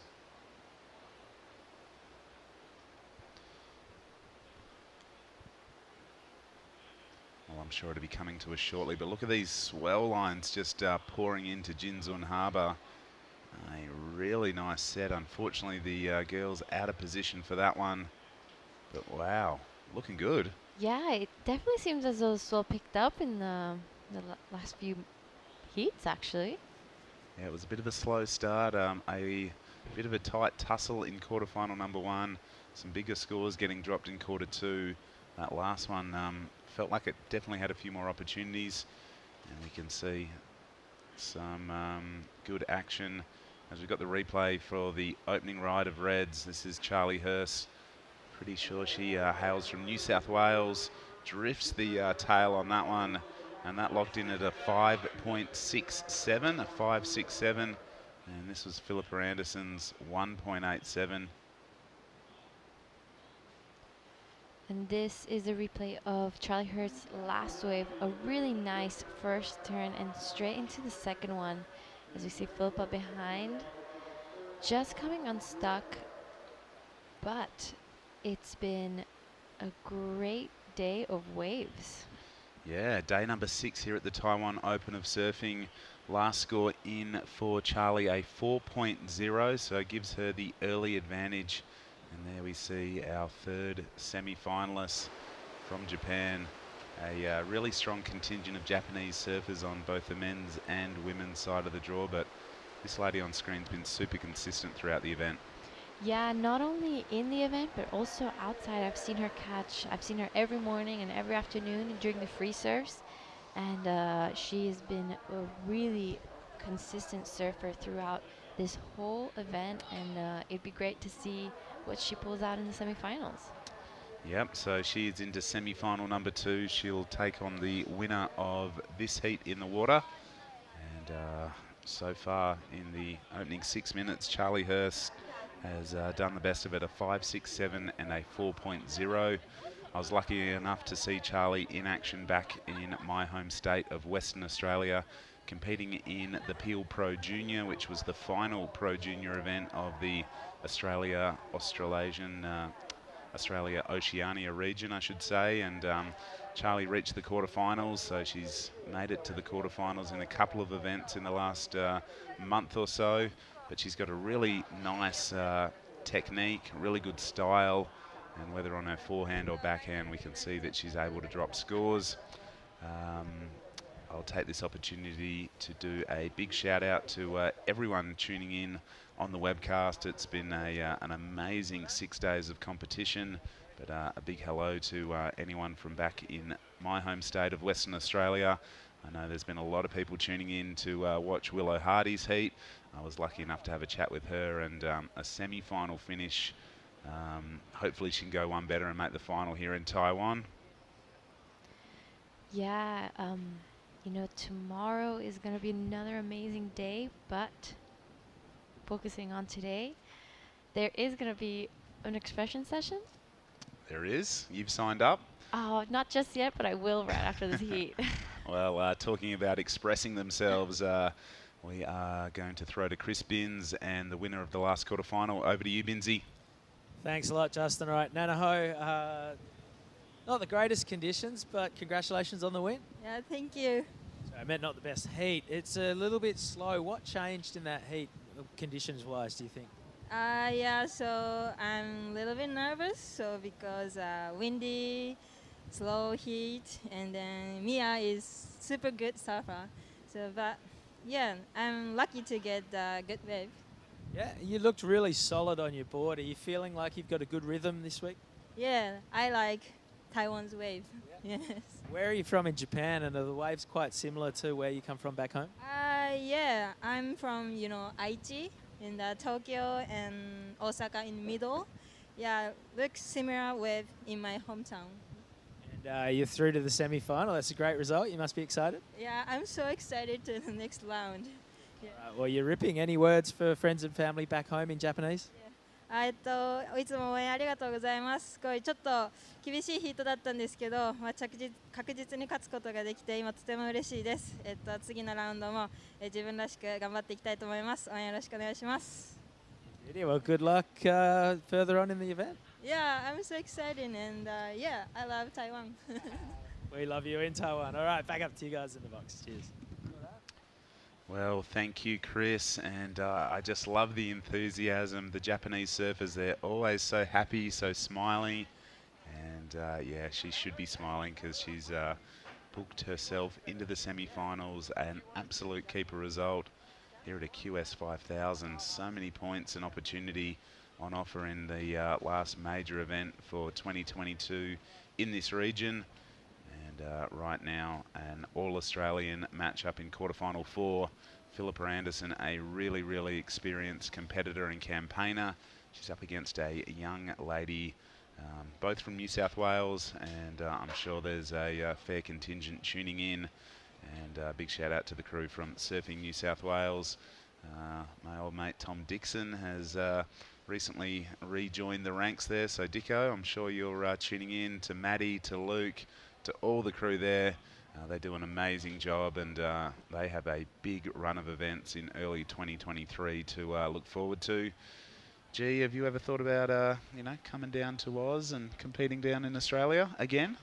Oh, well, I love Australia so much, and I really do want to come back, especially to Western Australia. I love it there so much. I like how you think of surf community and the first thing that comes to my mind is Australia, because it feels like everyone surfs there. You're out there and you talk to one person, he's like, yeah, my grandma's here, my grandpa's down there, and my mom is boogie boarding down the shore break. So I would love to get back, and hopefully I'll get the chance to. Yep, you're always welcome to come down to our neck of the woods. And we've seen you down there in the past competing in a series of events we held. And I'll take this opportunity to do a shout out to your Italian teammate, recent mum, Claire Bevilacqua. Yeah, I feel like Bevo's been around, a former World Championship Tour competitor. And speaking of competitors, this is Philippa Anderson. She had a great heat yesterday, got into the 7 range. One nice opening maneuver and slams that section. Oh, just can't ride out of it, unfortunately. Yeah, that whitewash came out like a boulder and just knocked her out of the board. Well, I've seen that happen quite a few times in the last heat as well, so it's something that the girls have to be a little careful about. But yeah, talking about Claire, I stayed with her when I went down to West Oz. She was building her house back then, so I got on the tools as well. I got shoveling and moving around, but I think she's such a great host, and I thank her so much for everything. She always helps me with competition because she's so experienced and gives me really great advice. So yes, congratulations to her as well for just having that baby.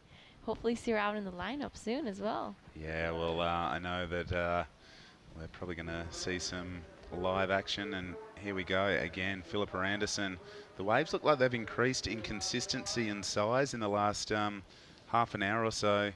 And this is the replay of the last of Philippa Anderson. She goes down on that, but one nice turn. It is going to improve her situation. She drops a 1-point ride and drops in a 3.17, but right now she's chasing a 6.50 to make it into that all-important first position. It changes so much. The 4 lady heats we've seen run all throughout the week. It is first and second that move through, but in these lady-on-lady heats, it's first place. you got to win it to get through to the next round.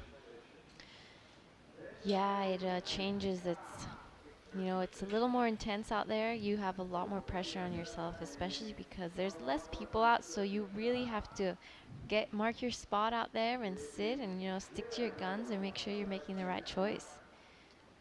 Yeah, wave selection has been really, really important here at Jinzun Harbour.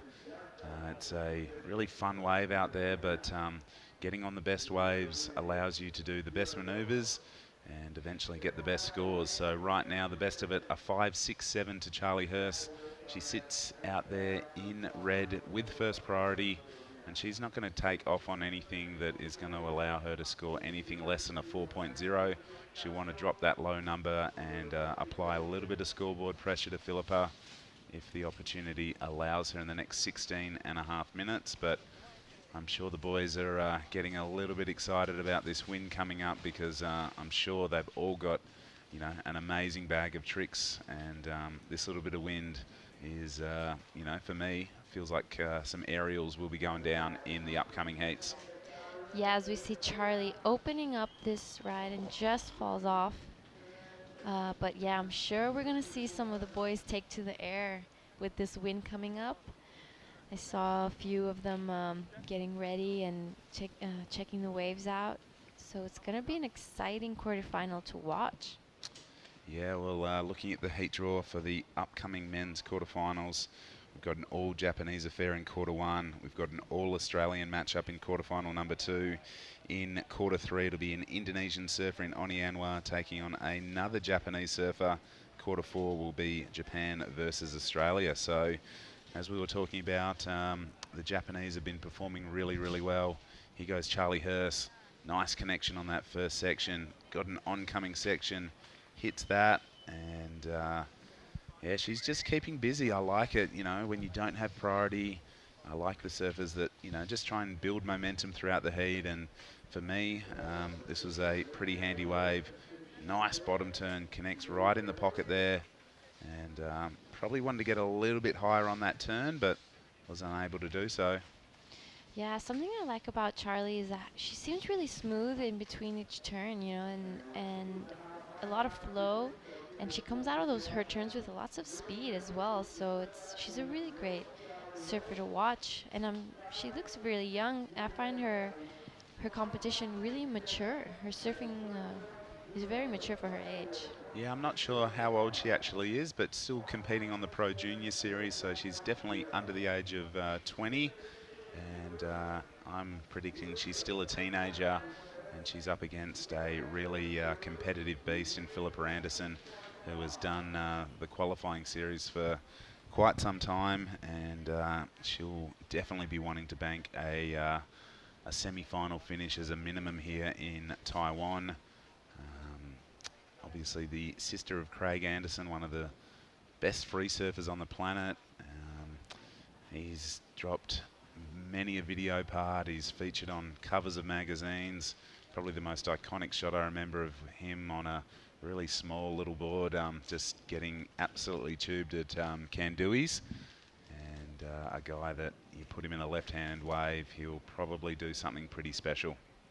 Yeah, growing up, I think he was always one of my favorite surfers to watch, especially surfing the waves around in Indo. He definitely inspired me, and I would like to start surfing some of those bigger waves as well.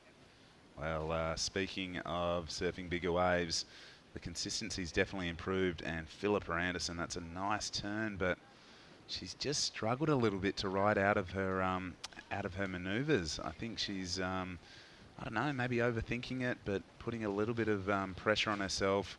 She is a very capable surfer, but she's had her opportunities, but just not capitalizing them just yet. Yeah, talking about Philippa, I was telling Binzi earlier, me and Philippa train with the same coach, Cool. Ivan, and he told me yesterday that he's been really doing long distance video analysis. So Philippa sends her surfing videos to Ivan, and they then do like a Zoom call, and he breaks down the videos with her. I found that pretty interesting, and how much surfing has advanced in training wise. Yeah, it's crazy to think of, you know, all the new technologies, and your coach doesn't even have to be here on the beach anymore to give you feedback and input, and I think that's so cool, you know. Obviously, video analysis is a huge part of surf coaching, and to be able to, you know, just flick your coach a few videos and them to be able to break it down for you, I think is super, super cool. And where is Ivan based? Where's he call home? Well, Ivan is based in Bali, so that's where I started training with him. He does many training camps in Mentawais as well, in Okay. Lake Peak. But right now he is currently in Spain. He was with Philippa in the Challenger Series, so I'm sure he's watching. A big shout out to Ivan, and thank you for always helping us. But yeah, it's crazy. You know, you can come in from a wave and watch in a few seconds what you were doing a few minutes ago. Yeah, well, you know, the internet, I feel like so many surf fans can tune in now to this amazing webcast that the World Surf League put on, and, you know, surfing is a truly international sport. It's an Olympic sport now, and for me it just shows how popular surfing is in these areas you wouldn't generally think have great surf communities like Taiwan. Here goes Charlie Hurst, your heat leader. She's got a beautiful forehand carve on her.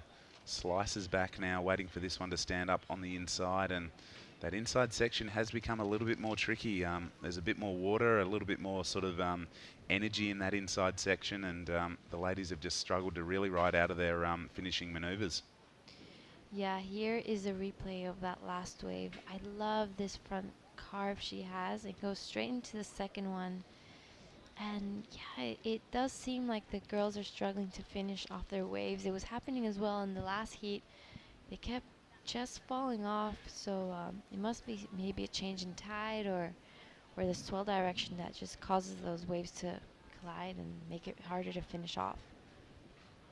Well, on screen there is Hirato Arai, one of the absolute form surfers of this event. He's had some clutch moments, and he'll be going up against his countryman in Roy Kanazawa in the opening men's quarterfinal.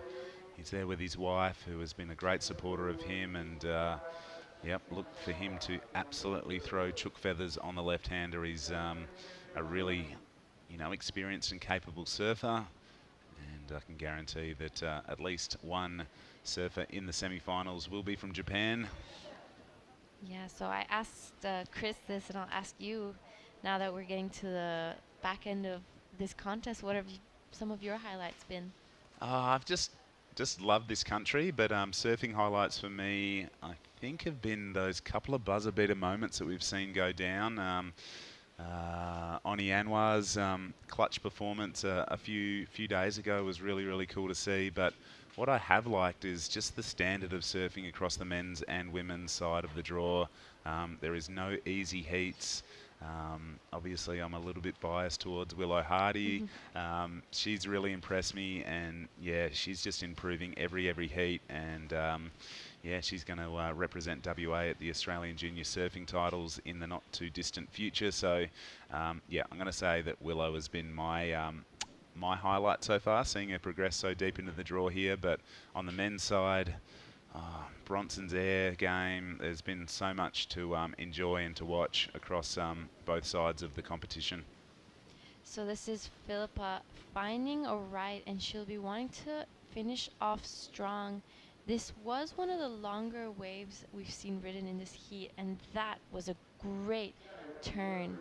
And this wave just keeps on giving.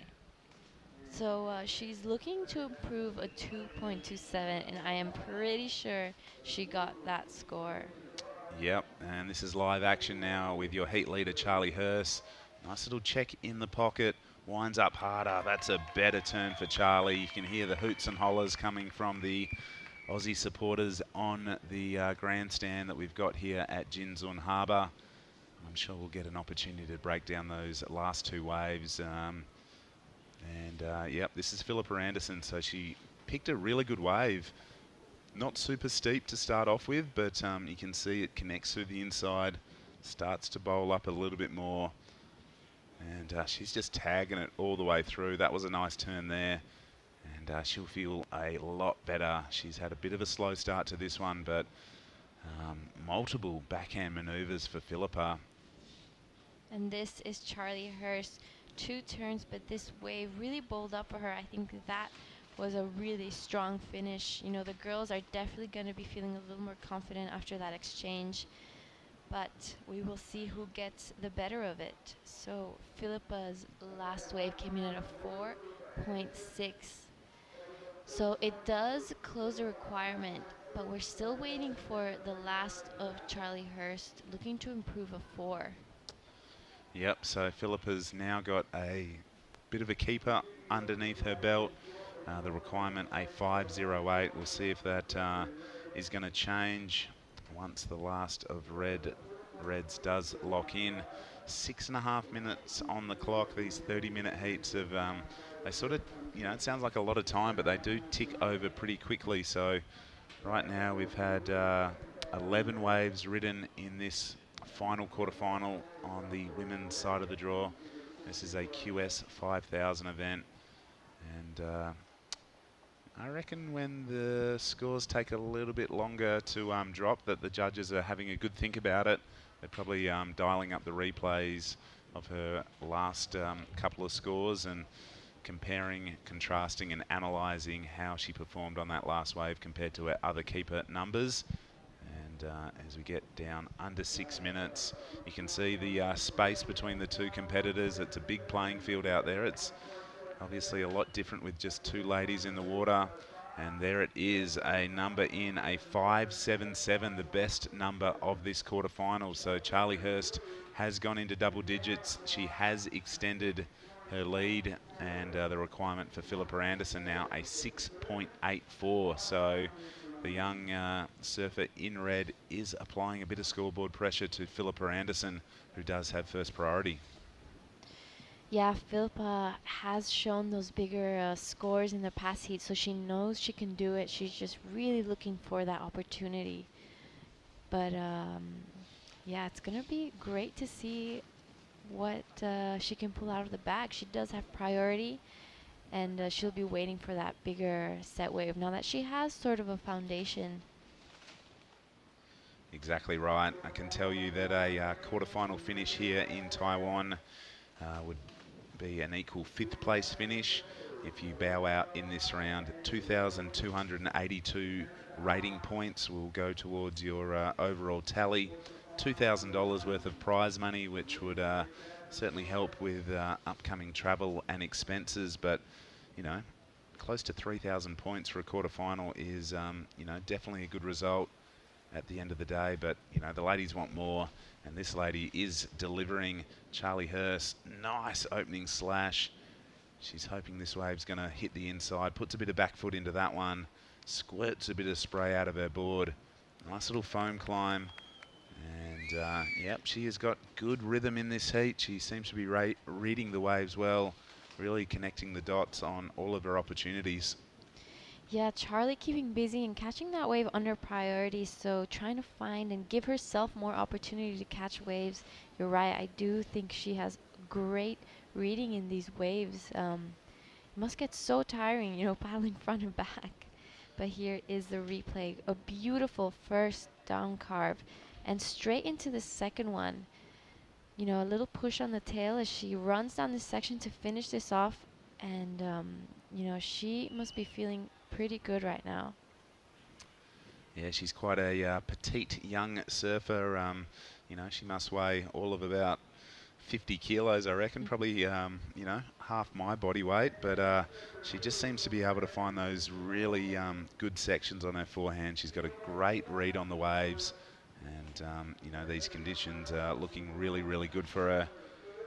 We're awaiting 2 scores, looking at our scoring screen here, awaiting 2 scores, so we must have missed something from Philippa Anderson as we had eyes on Charlie, but this is live action for Philippa, opting for the right-hander, but you can see that wave's gone a little bit flat. It offered a good opening section, but it's just gone a little bit slopey and sleepy on the inside.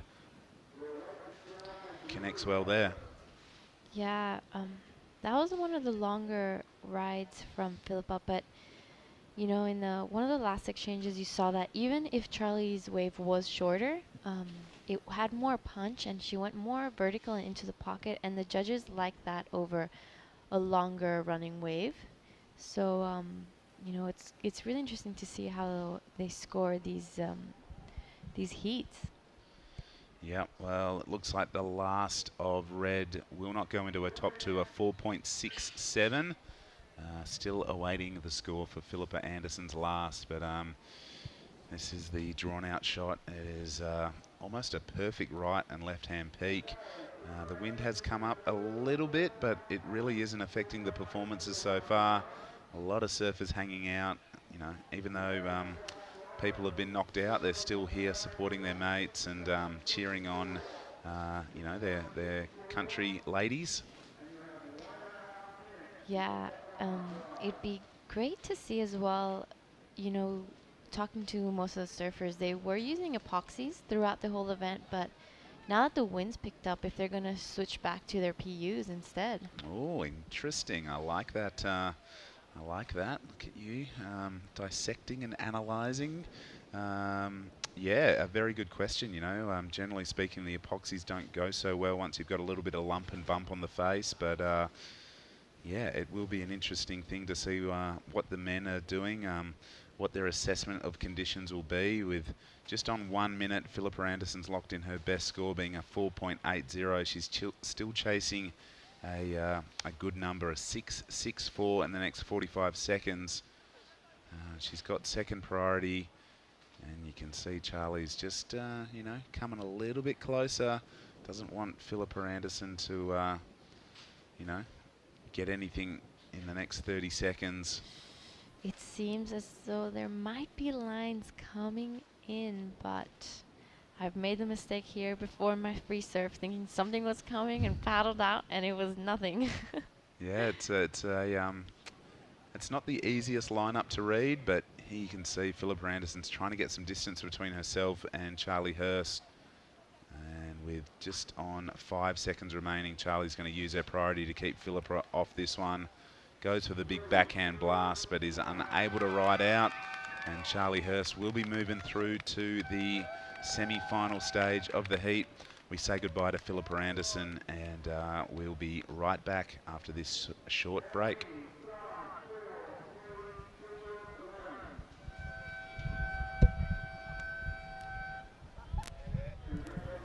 You get Charlie.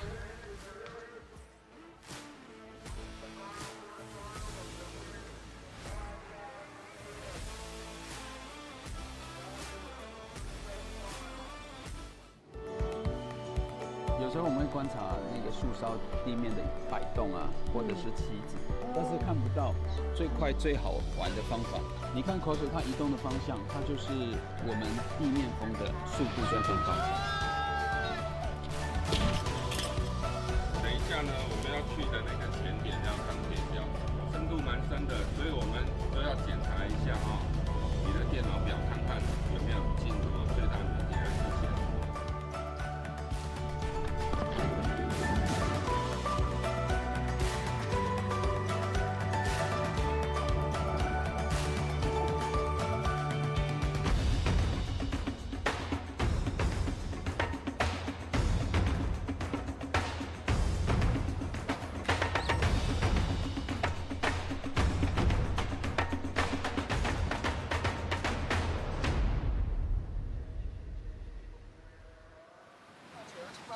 去报告，去报告。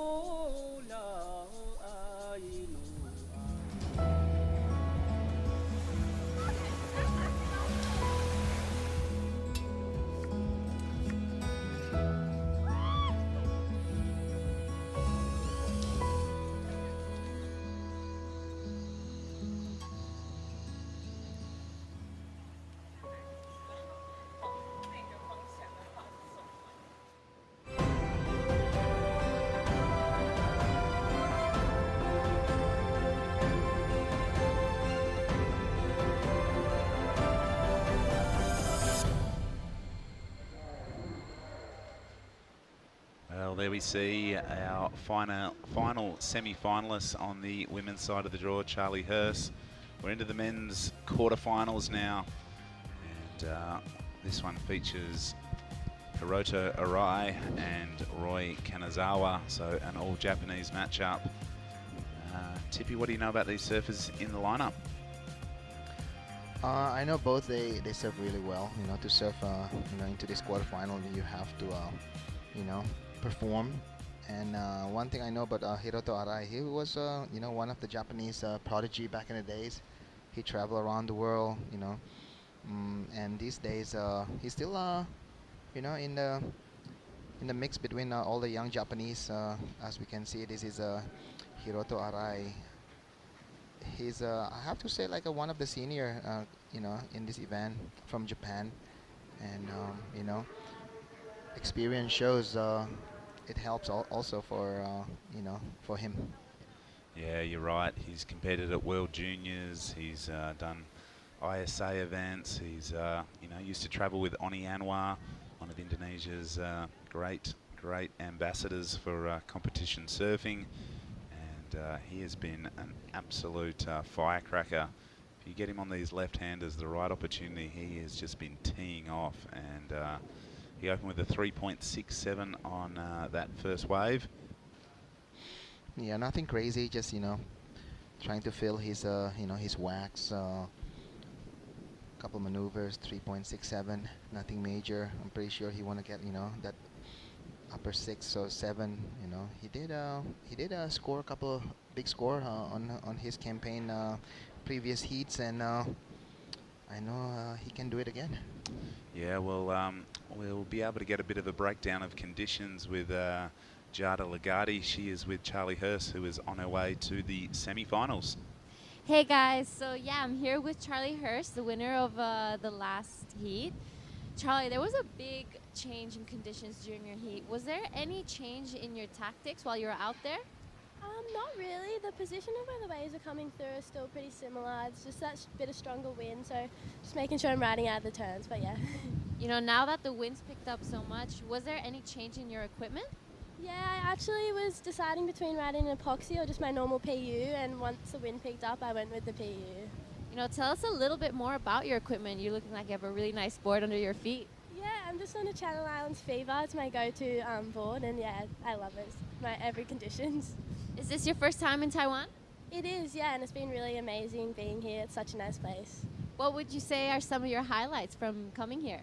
Just hanging with all my friends, surfing, the dumplings have been really good, and yeah, super fun.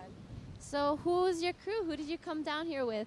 So I travelled with Mum, and we've been hanging with the Harrisons and Mia, so yeah, it's been super fun. That's great. And is there any wave you say would be similar to back at home in Taiwan? It's kind of similar to a lot of the beach breaks we have. There's lots of different peaks, but yeah, so yeah, it's good. This is a great result, and I'm hoping you do really well in your next semi-final. Is there anything you'd like to say to any friends and family back at home? Thank you, and just hi to everyone back home watching. I miss you all, and thank you for supporting me. All right, thank you so much. Back to you guys in the booth. Yeah, thanks, Jada.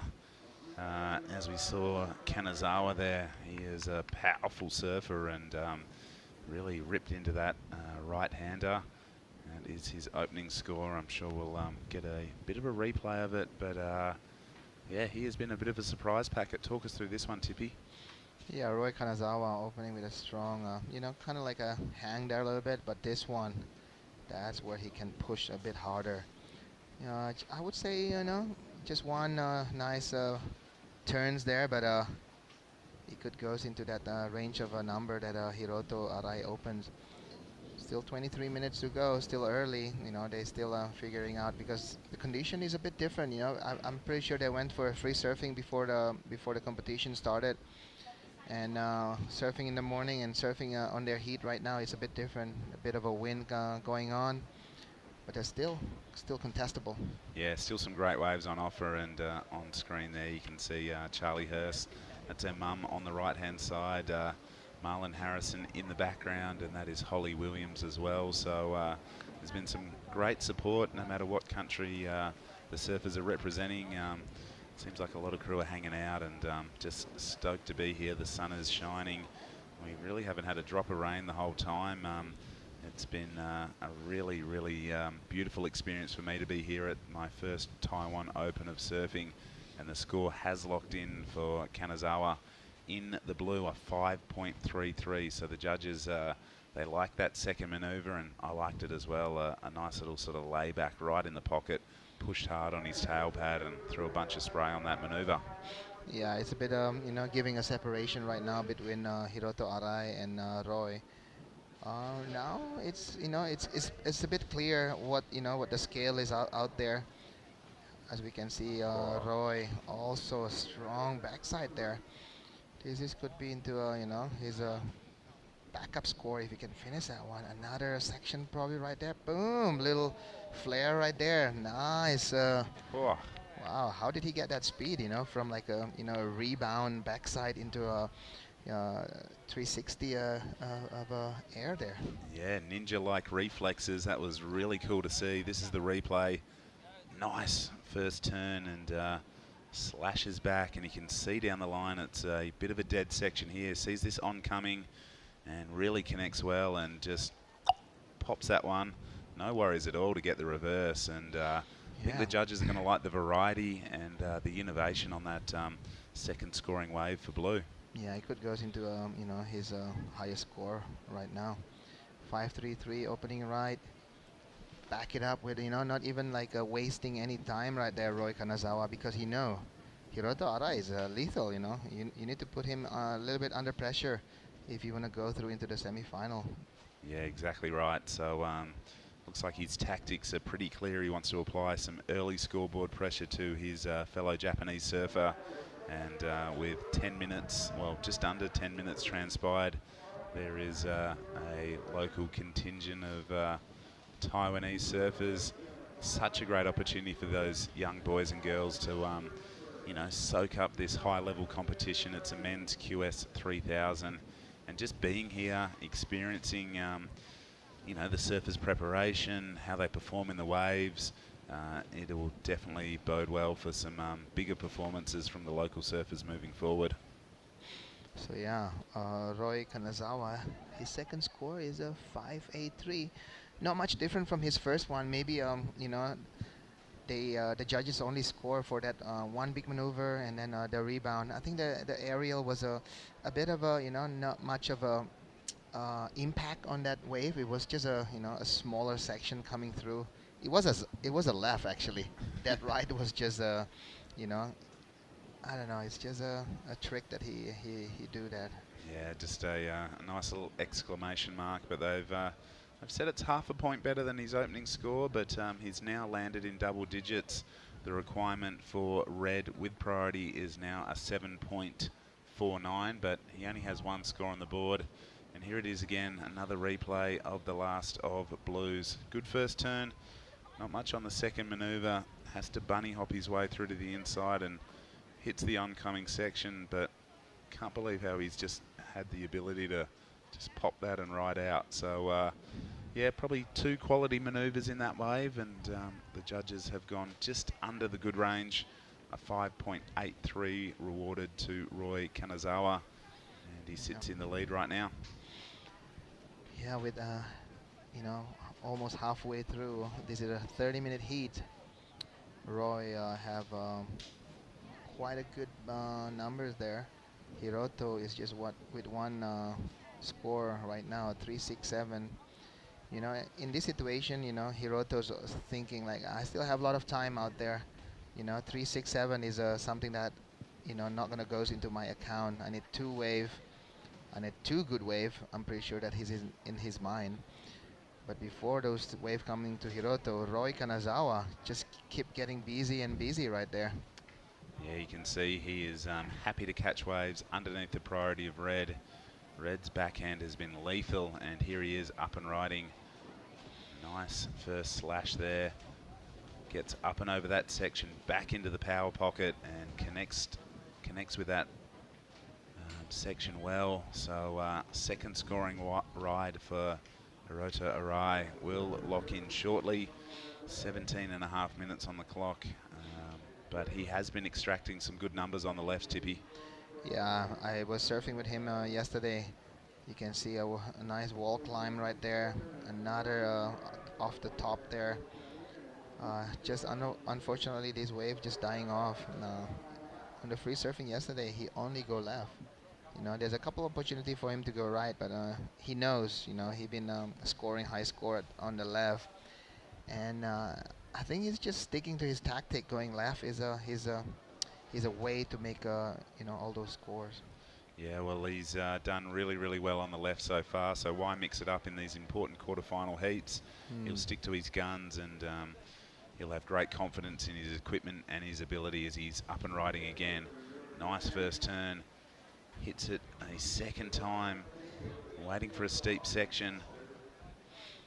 Yeah, looks like, you know, every time he paddle back out, there's always another left coming to him, so it's a bit hard not to catch that one. Because, you know, at this time, any opportunity is an opportunity. You can see that conditions have changed. The nice smooth faces have disappeared. Bit of a crumbly lip, but our Japanese surfer in the red has just rattled off a series of maneuvers. So we've got 2 scores waiting to lock in for red. His requirement prior to his last exchange was a 7.49. That is definitely going to reduce on the strength of his performance.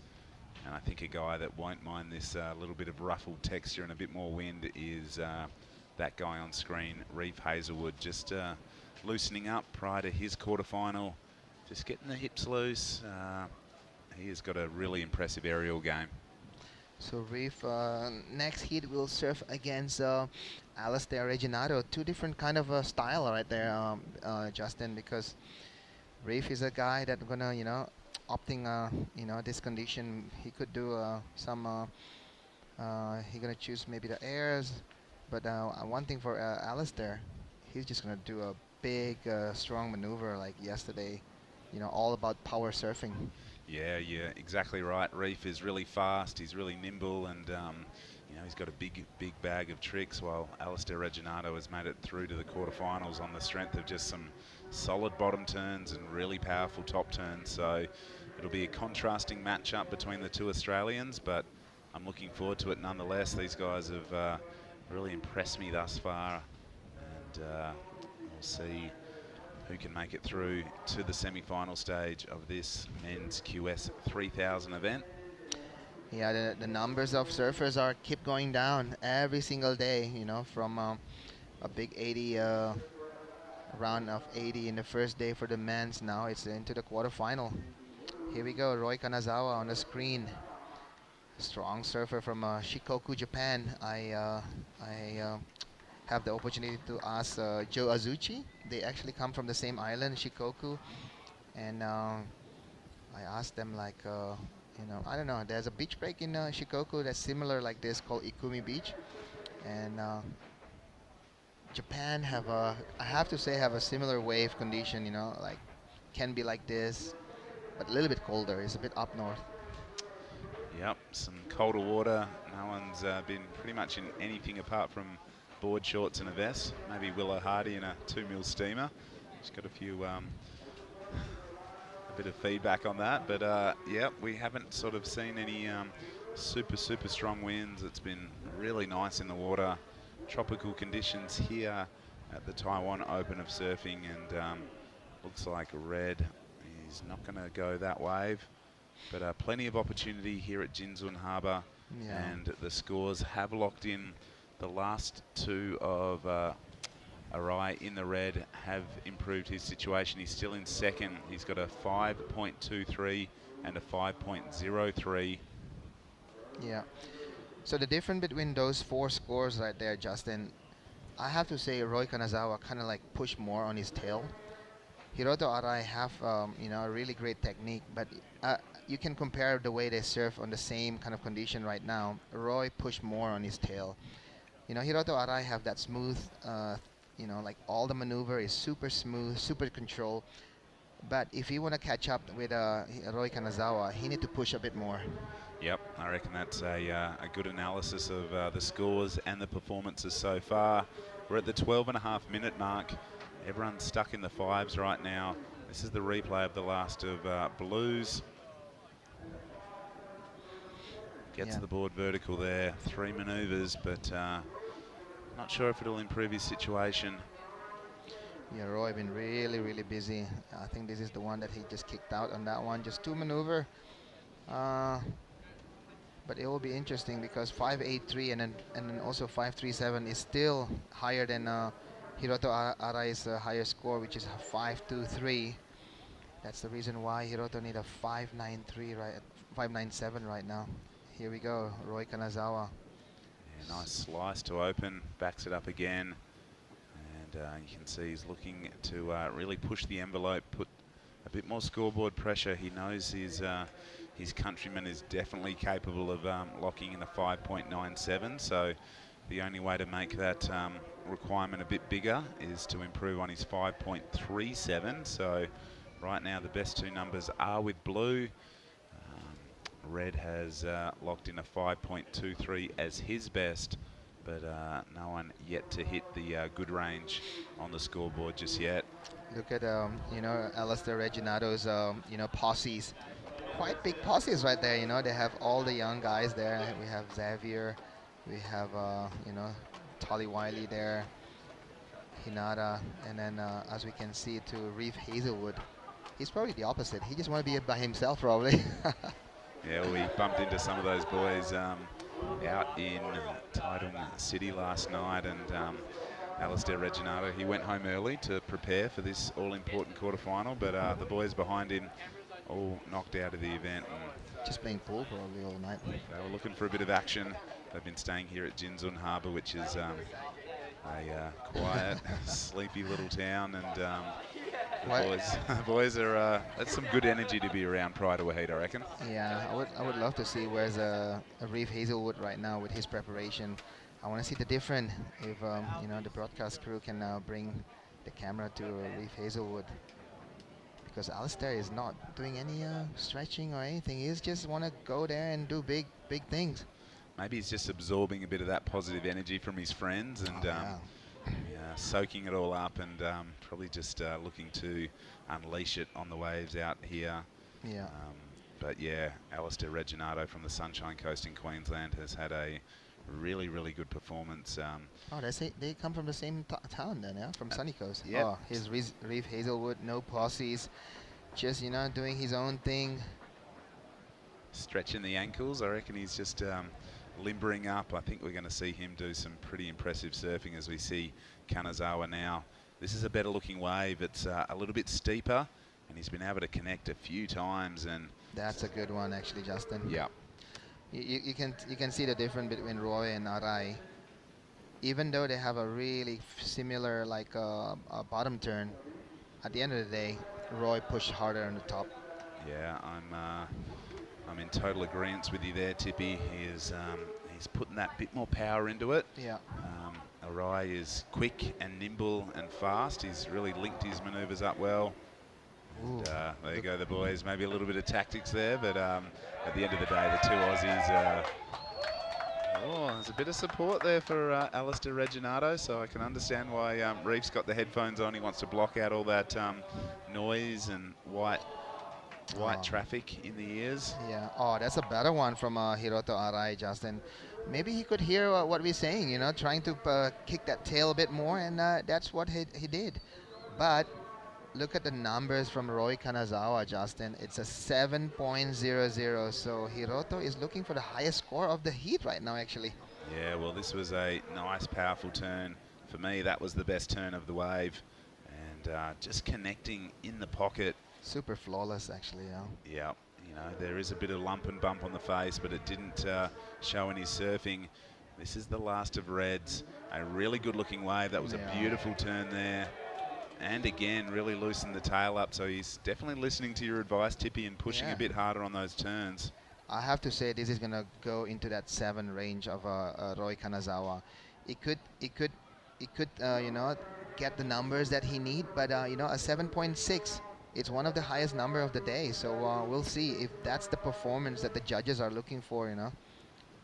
Yep, they've both started to really hit their straps. The wax is between the toes now, and they are looking to improve on their scores. Yeah. Right now, it is that man on screen with a 7 and a 5.83 to be in first position. He does have first priority, but we are awaiting, I think, the best wave of reds to lock in. Potentially the best wave ridden of the heat. We'll wait and see with just a touch over 7 minutes remaining. Yeah, Hiroto Arai's last wave definitely, you know, gonna come close for that number that he's looking for, a 7.60. You know, it could goes you know, close to that number, but it will, you know, make the requirement smaller if he get that number. Well, scores are starting to light up, and he's going to like the sound of this. Goes into the lead on the strength of a 7.73, so the best number of the day so far to this man on screen, a 7.73 to Hiroto Arai. He will now assume the lead. The requirement for blue is a 5.97, so wow, here it is again on the replay. Talk us through it, Tippy. Yeah, first turn right there was not too much damage, but this is the one. As you can see, spray high in the sky, another one, strong one, you know, kicking that tail a bit harder. And, you know, just another, you know, check turn right there, but he knows, you know, the damage is all done. And he can see from his body language, you know, like saying, like, that was a good one, you know? Yeah, so... is this another one? Yeah. He get another one.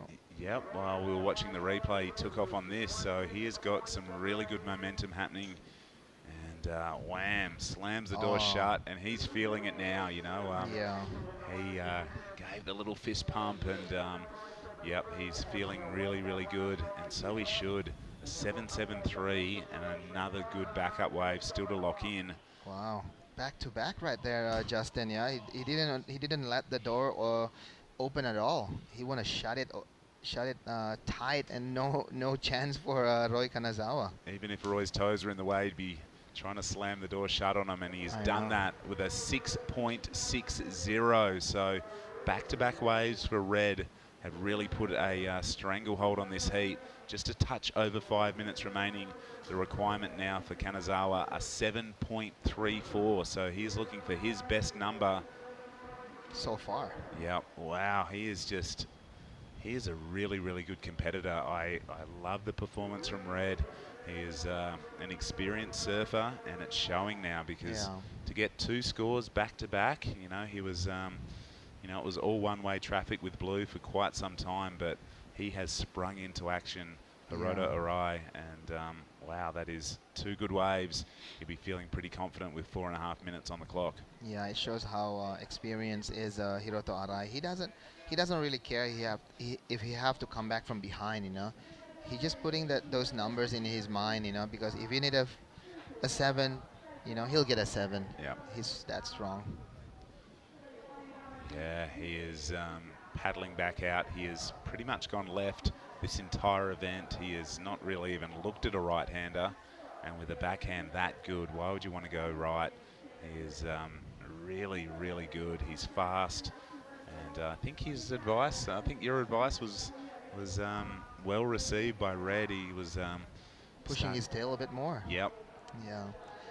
Yeah, I don't know, like Roy Kanazawa, like the way he surf, like he pushes, you know, a bit harder, and I have to say these both surfers are, you know, they have the same kind of technique, but the problem is Hiroto picked the 2 right wave and just smash it. Yep, wave selection is definitely critical. We know if you've made the quarterfinals here at the Taiwan Open of Surfing, your performance has been really, really good. A really high level of surfing on offer, but it's just about getting on those really, really good waves that allow you to just unleash, and Arai in the red has been able to do that. A quarterfinal finish is an equal 5th. The loser of this heat will walk away with 1,423 ratings points, $1,000 in prize money to fund their future surfing campaigns, no matter where they'll be heading. But here we go. This is looks like Roy is heading for the right-hander here, Justin. You know, yeah, with that kind of wave selection is all about pressure. you know, sometimes, you know, you don't have a clear mind when pressure is already pushing you with 2 minutes and 30 seconds to go. You know, you start, you know, you start paddling to the wrong direction. Yeah, well, look at Red. He is beelining straight for Blue. He has priority now, and he is he doesn't want to see Blue catch another wave. So Blue looks over his shoulder and can just see Red just coming straight for him. Yeah, Red just don't want to, you know, even though there's a slight, you know, opportunity for Blue to go on any wave, but you know, I think Red understand. He have the priority. He have the, you know, the right to go to on any wave that coming through them to them. So I don't know. Hiroto is just want to defend right now. He don't need to catch any wave. He just want to block. Yeah, he is going to shadow his countryman in the blue for the next 1 minute and 40 seconds. He is not going to let him even think about having another wave, I reckon. Yeah, even though they're roommates or whatever, you know, right now, you know, this is the most important thing in their life, you know, moving into the semifinal, because those points are the reason why they are here. You know, they can shake their hand and have a coffee later on, but right now, I'm not going to give you any chance, Roy. That's what Hiroto have in his mind. Yeah, you could see he paddled like a good 100 meters probably to come and sit on Blue, and Blue is paddling the opposite way to try and get away from him, but anywhere Blue goes, Red is going to follow with 1 minute on the clock. Yeah. A really polished performance from Hirota Arai. Yeah, an experienced campaigner and an even better competitive surfer, because you can see he doesn't want to let his lead go and his spot in the semi-final slip. There's the draw. We can see quarterfinal 1 in the water now. Up next will be Reef Hazelwood and Alistair Reginato. Oni Anwar will take on Yuji Nishi, and quarterfinal 4 will see Daiki Tanaka take on Jarvis Earl. Yeah, looks like Red let Blue go on this one, but he knows that's, you know, he's a bit you know, behind the white water there. Just a lot of downtime, just tapping. It's not even the first maneuver after like good 20 meters of that wave, and I think Roy understand. His hope is done. Yep, and here we go, a little victory lap for, he's not even going to surf it, he's just going to make his way in. He's going to conserve energy and be really happy with his performance. So you can see what it means to him, the double fist pump. Hirota Arai, that was a really special heat. Slaps his board in, you know, congratulates his competitor there, but we'll take a short break and be back with quarterfinal number 2 here at the Taiwan Open of Surfing right after this.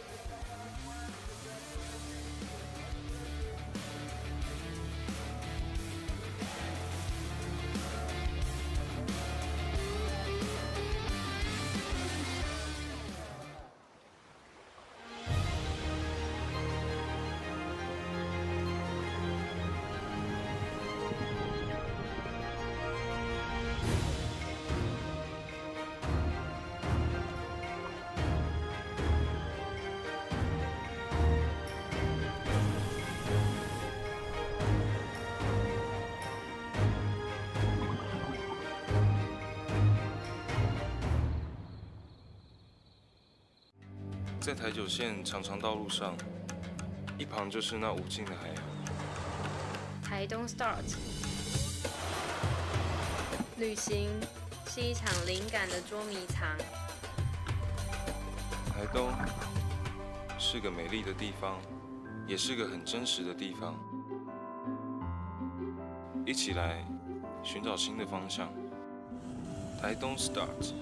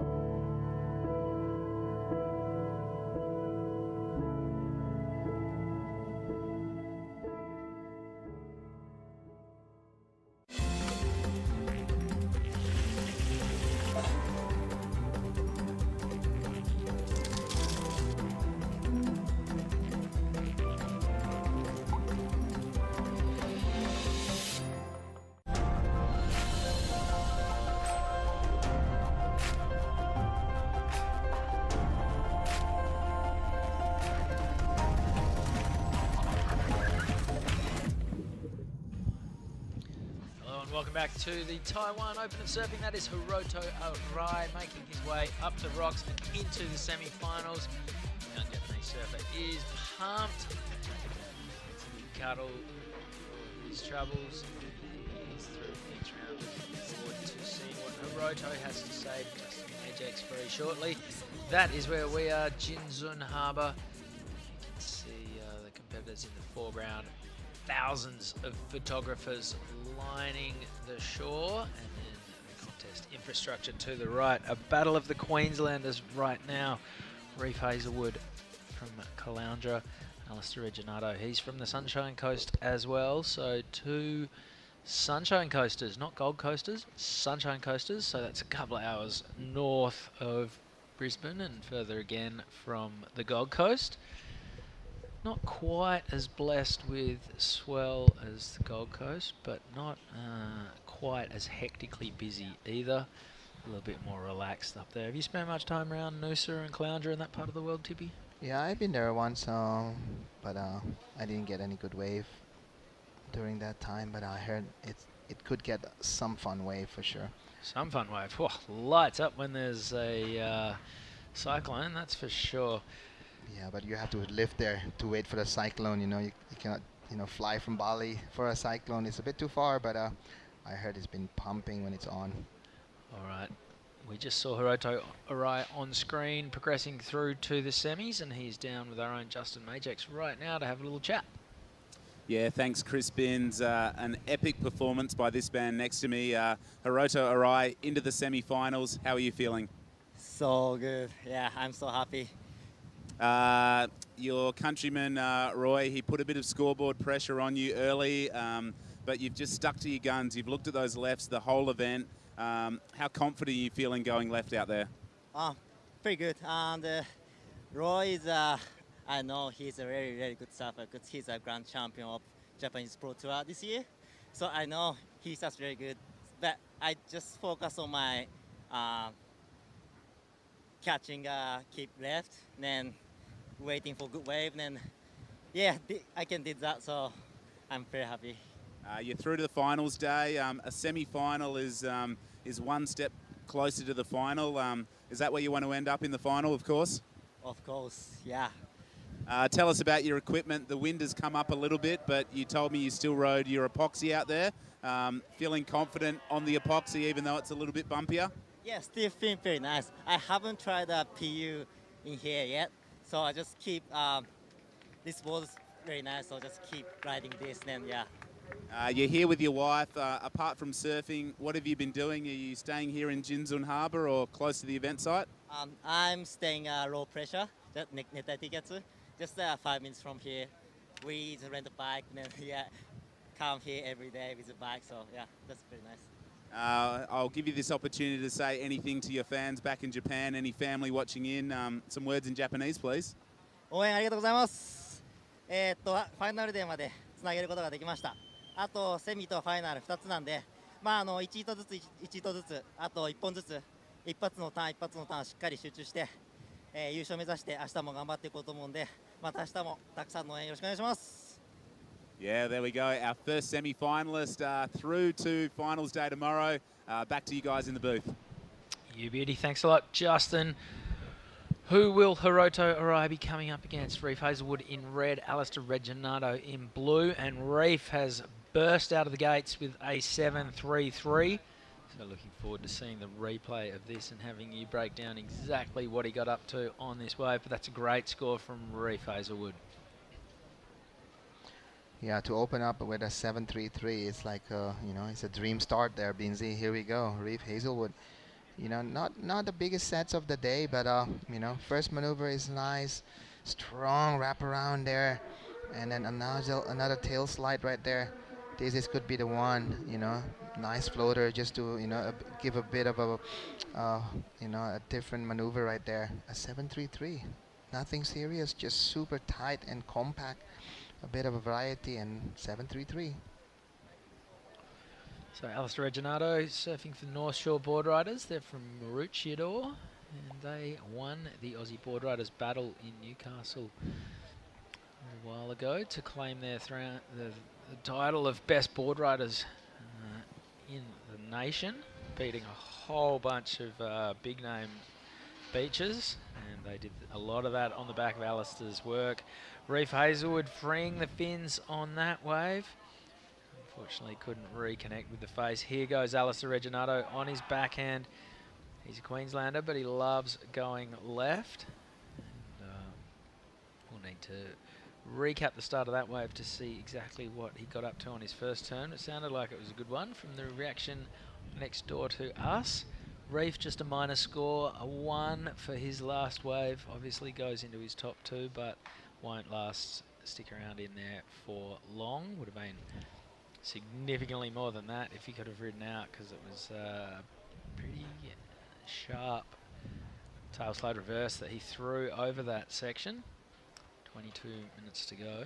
Here's the replay of Alistair Reginato's last wave. Yeah, just a strong tap right there. This one could be the score that he did in that wave, but just 2 turns right there, Binzi. You know, you need to go back and find another one. 3, 6, 7, and he knows that he need to get a set of new numbers right there. That was a strong one, Binzi. Another strong one.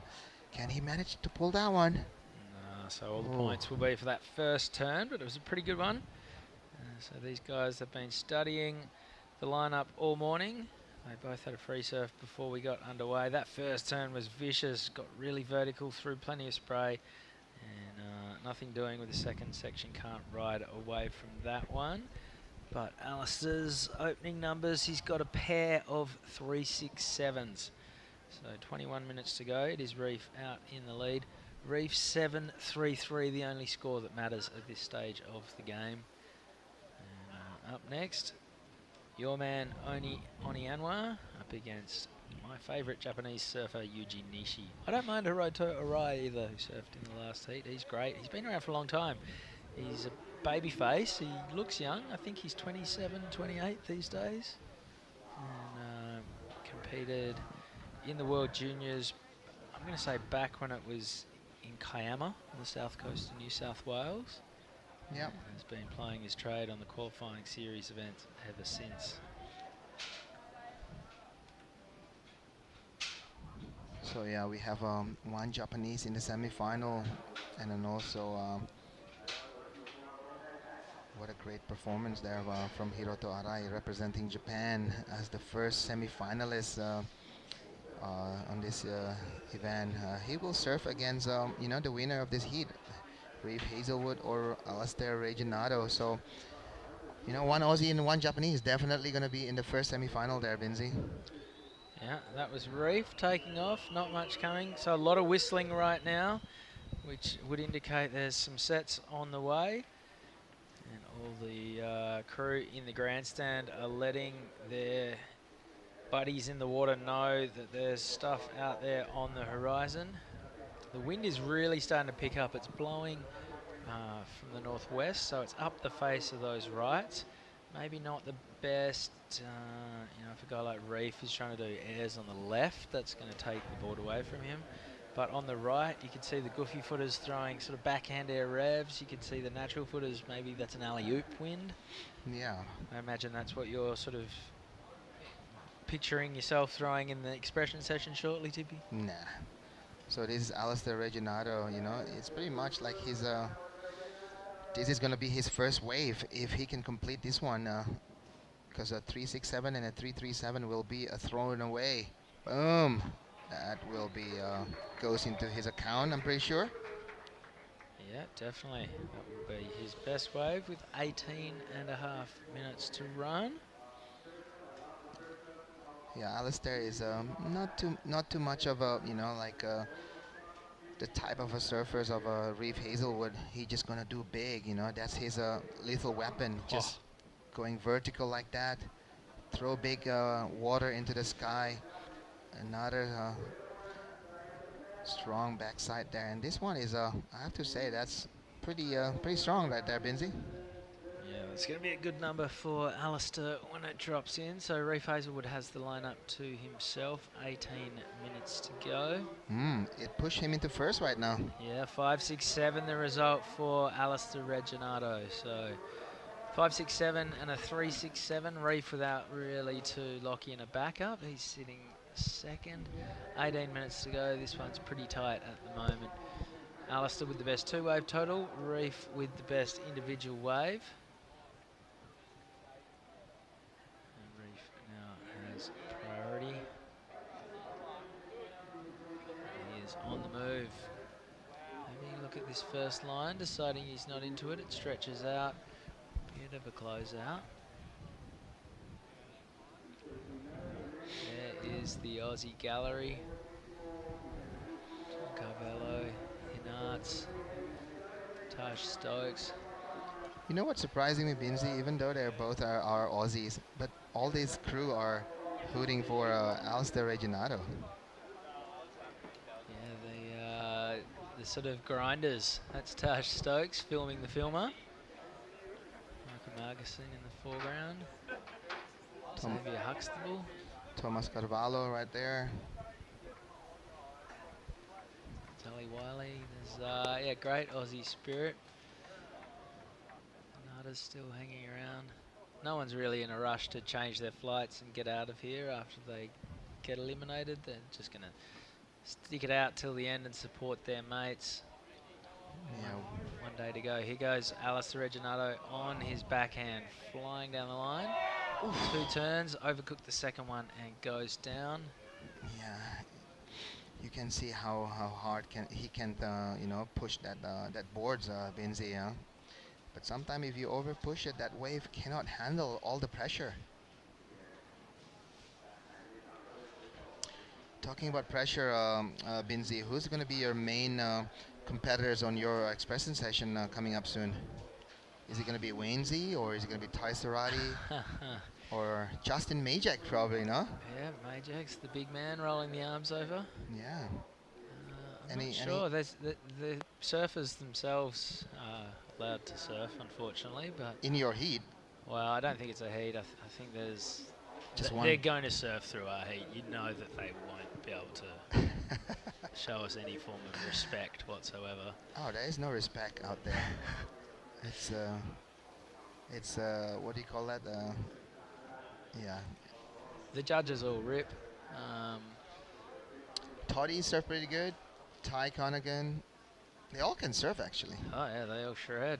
Tori Gilkison's won a world longboarding title in the past. Yeah, I was there. I was there interviewing her on her maiden world champion. 15 minutes to go, so we are halfway through. Alistair Reginato is in the lead with a 5.67 and a 3.67. Reef is sitting patiently with that opening 7.33. At the moment, he's looking for a 2. A bit of separation right now. This looks like Reginato on the move down the beach once again. You can see everyone is deep in the back of the tent trying to avoid the sun. It is sizzling hot out there.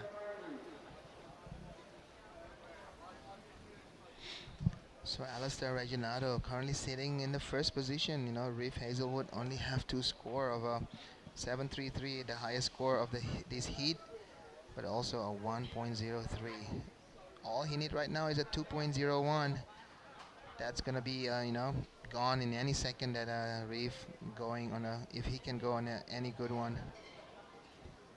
Ooh, looks like Reef is spotting something there, Binzi. He's paddling for that wave.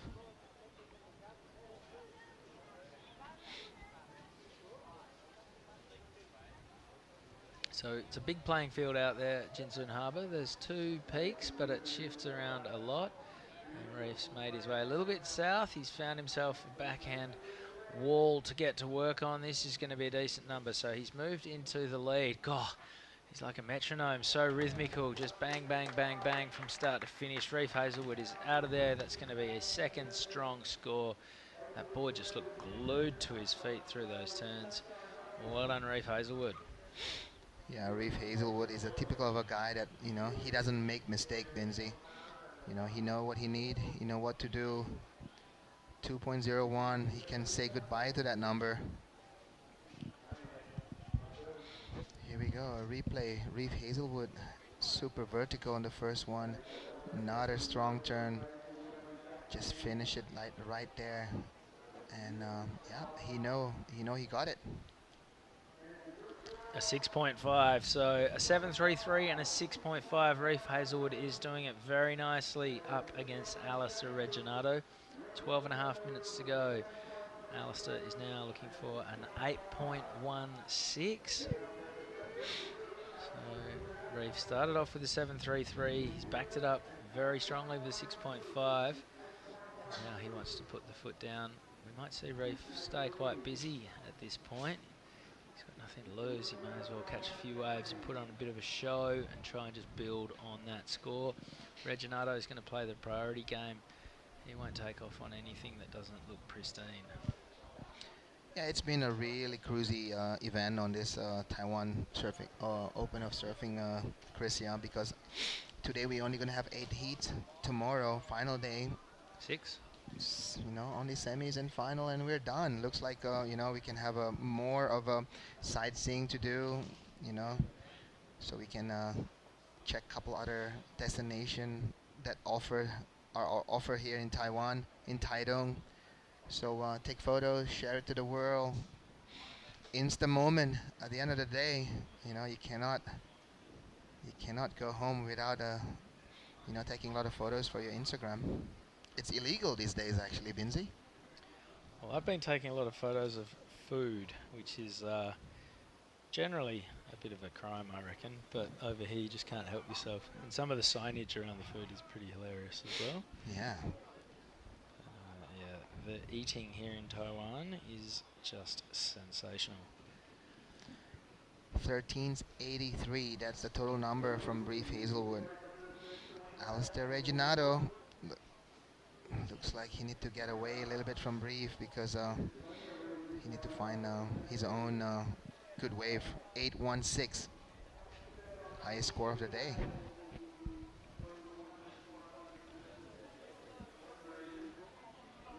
You said before that there seems to be a little bit more support for Alistair Reginato. There's absolutely nothing in that against Reef Hazelwood. Alistair's just a little bit younger. He's the underdog. Reef, we're all very familiar with what he brings to the table. He's competed as wildcard on the championship tour before with great success. He's starred in Red Bull Airbornes. He starred in the recent Stab High.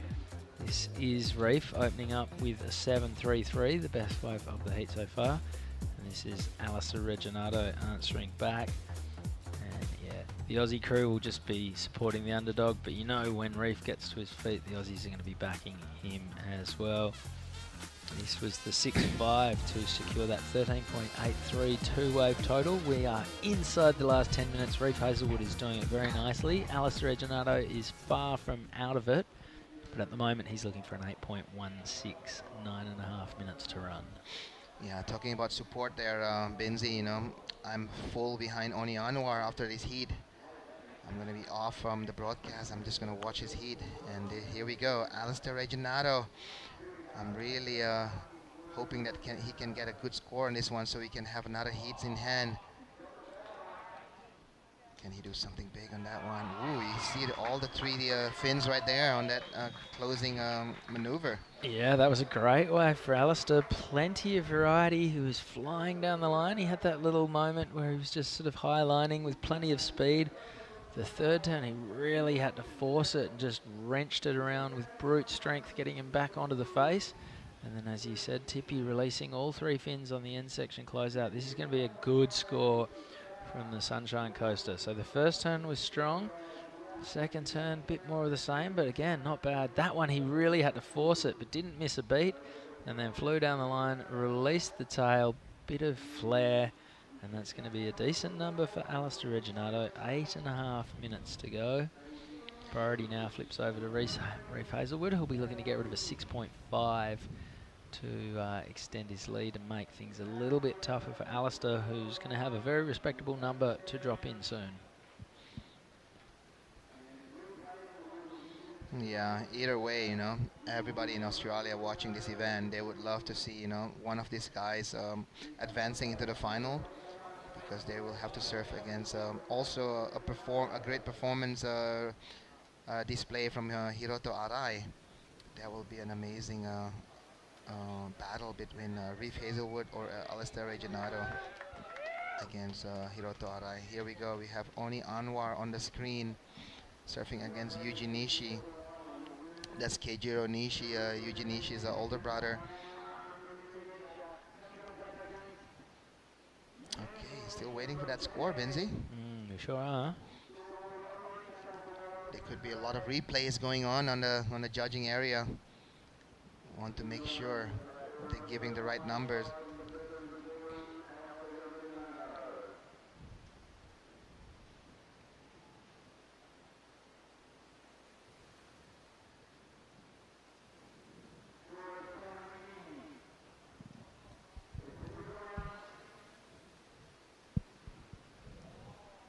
Seven minutes to go. Last score for Alistair Reginato. He's not going to hang around and hear it. He's taking off on this right.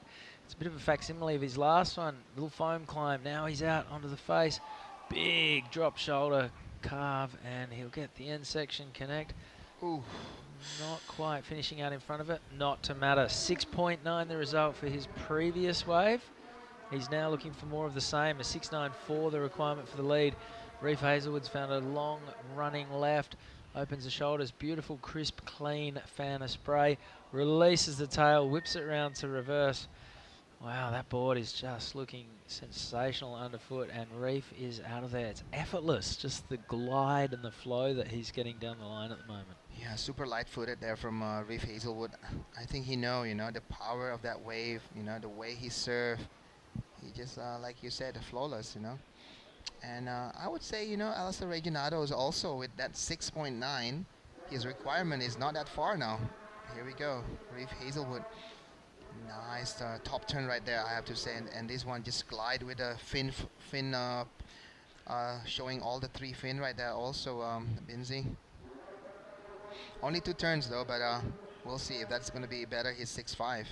It's not going to be better his 7.33, that's guaranteed. Yeah, well, you look at the last 6.9 of Alistair's versus that wave of Reef's.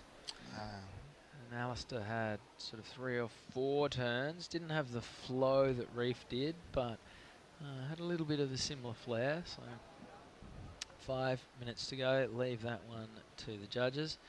There is the beautiful coastline looking north. And if you were to follow that coastline about 6 hours and then hook over the top of the island, that would take you to Taipei, the capital, which is in the northern corner. It's northwest just, but not far off. All right, score comes in for Alistair. It's a 5. Last for Reef was a 5.4. So neither of those waves are factoring in. 4:45 to run. Yeah, looks like they are planning to surf on the same peak right now, right in front of the judge tower. Alistair Reginato is having second priority, so situation is a little bit on the mercy of Reef Hazelwood. If Reef gonna let it go, and then that could be the chances for Alistair Reginato.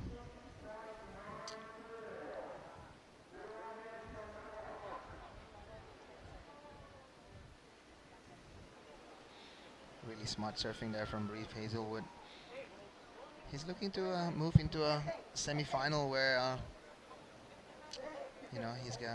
he will need all those crucial points out of this QS 3000 for his Challenger Series campaign next year. Cutoff time is April 1st. The first event will be in the one at Snapper Rocks, Binzi. Yeah, the Gold Coast. Straight away after Newcastle, it's Snapper Rock. If you make it to the CS, you just have to drive from Newcastle straight into the Gold Coast. Yeah. Alternatively, if you don't make it on the championship tour at Margaret River, you have to fly 5 hours across the country and wash off your sins in perfect tubes on the Gold Coast. Yeah. It's not the worst punishment on earth, is it? You didn't make the tour. How about you go surf Snapper Rocks with 3 other guys out? Yeah, here we go. Reef Hazelwood with 3 minutes to go. Wall climb. Boom. Oh, wow. Can he make on that one? No. Not quite. First time he's fallen today. Yeah. That was a great air. Came from nowhere, just the pop that Reef gets. If you can see there, that on that floater doesn't give him, much of an area to get that bottom turn into that pop right there. You see right there, Binzi? Not much pump to have, and he able to rotate that boards, but just unable to get in front of that white water. Yeah, and the floater foam climb there, it wasn't done as a manoeuvre. That was purely done to gain some speed. So yeah, he didn't have the big bottom turn, but he got that little squirt that came with falling out of the lip. And yeah, it shows you just how effortless Reef is making it look right now, that from nowhere he was able to launch such a big punt, but wasn't able to put it down. 2 minutes remaining. Alistair Reginato is looking for a 6.94. So talking about Margaret River, Binzi, so that's going to be the first event, the last event before its cutoff season, no? Correct. It will be the same like last year. Yep, and it'll be the same next year. Oh, sorry, 2024 as well, I think. Yeah. It's got a 3-year contract. The good thing about that event, Binzi, Bali is only 3 hours flight. If you're not going to the east coast of Australia, you can also come to Bali. Absolutely. Caught that flight many, many, many times. You could have your freaking flyer numbers, quite big numbers on that one, probably, Binzi. I could have till Virgin stopped flying from Perth to Bali, but I'd rather not talk about that because I'm having a great day and I don't want to sour things. Minute 10 to go. Alistair Reginato is still chasing a 6.94. The two surfers are right next to each other. Reef's not going to let him take anything easily. All right, here goes Reginato. He's on the hunt. First turn was not bad at all. Needs something special. Big air reverse. Gets the tail high. Rides out of that one. And he's going to stick with this one. It walls up through to the inside. 2 last turns. Spins that around to reverse as well. He'll be close, Binzi. Look at the reaction amongst the boys. You know that there'd be all sorts of little wagers going on between the mates as to who's going to win this one. 30 seconds to go. Reginato's decided that he is done. He's going to leave this one in the hands of the judges. Here goes Reef Hazelwood. He could put it to bed on the strength of this one. He's on his backhand. 2 really good turns to get things going. A third, a fourth. And as the siren goes, Reef Hazelwood makes his way through to the beach. Does he make his way through to the semi-finals? You would think yes. Reginato's wave wasn't huge, but that aerial came from nowhere, got plenty of amplitude out of it, spun it around nice and tight, and just when you thought that he'd landed it in the closeout section, it backed up and he got a little low ride through to the inside and squeezed out 3 or 4 more little turns along the way. Handshakes between Reef and Reggie. Here is the replay of Alistair's wave. Yeah, he's looking for 6.94 right there, Binzi. That one was, I have to say, quite a good aerial, but it's a bit short. A 6.03. He couldn't have got much closer. Unfortunately, it's not enough for Alistair Reginato. Reef Hazelwood's going to get a similar score, a 5.7 for his last wave. And there it is. Unfortunately, Alistair Reginato bows out. Reef Hazelwood, well, he's on the rocks, but his campaign is not. He is through to the semi-finals where he will match up with Hiroto Arai. We're going to go to a quick little break. When we come back, Oni Anwar from Lakey Peak, Sumbawa, Indonesia, up against Yuji Nishi, a couple of islands away in Japan.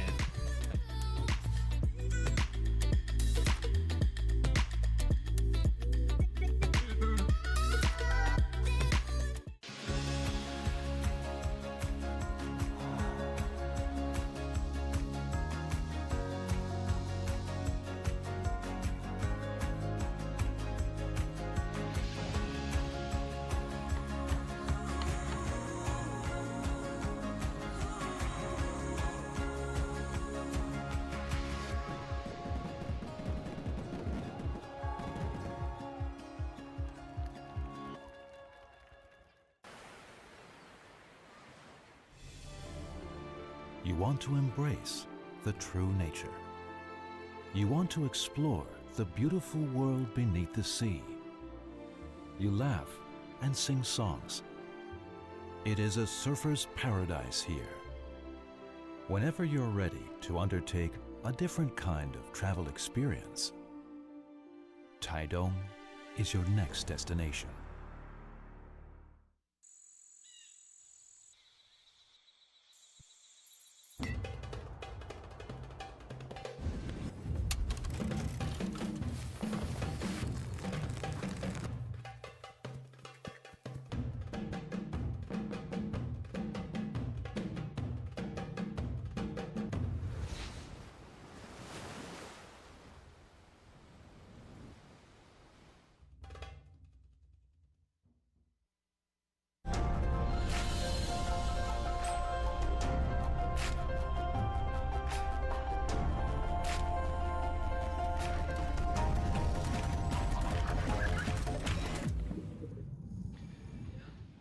Yeehaw! Welcome back to Jinzun Harbour. This is quarterfinal number 3. Oni Anwar is in the red jersey. Yuji Nishi is in blue. Two of my favourite surfers. Oni has opened up with a 5.83, so we will catch up with that replay very shortly. Not much for Yuji Nishi, just a minor score. He has priority. Picture perfect conditions out there right now, Giada Legati. Yeah, it was great to watch. This is Oni's opening wave.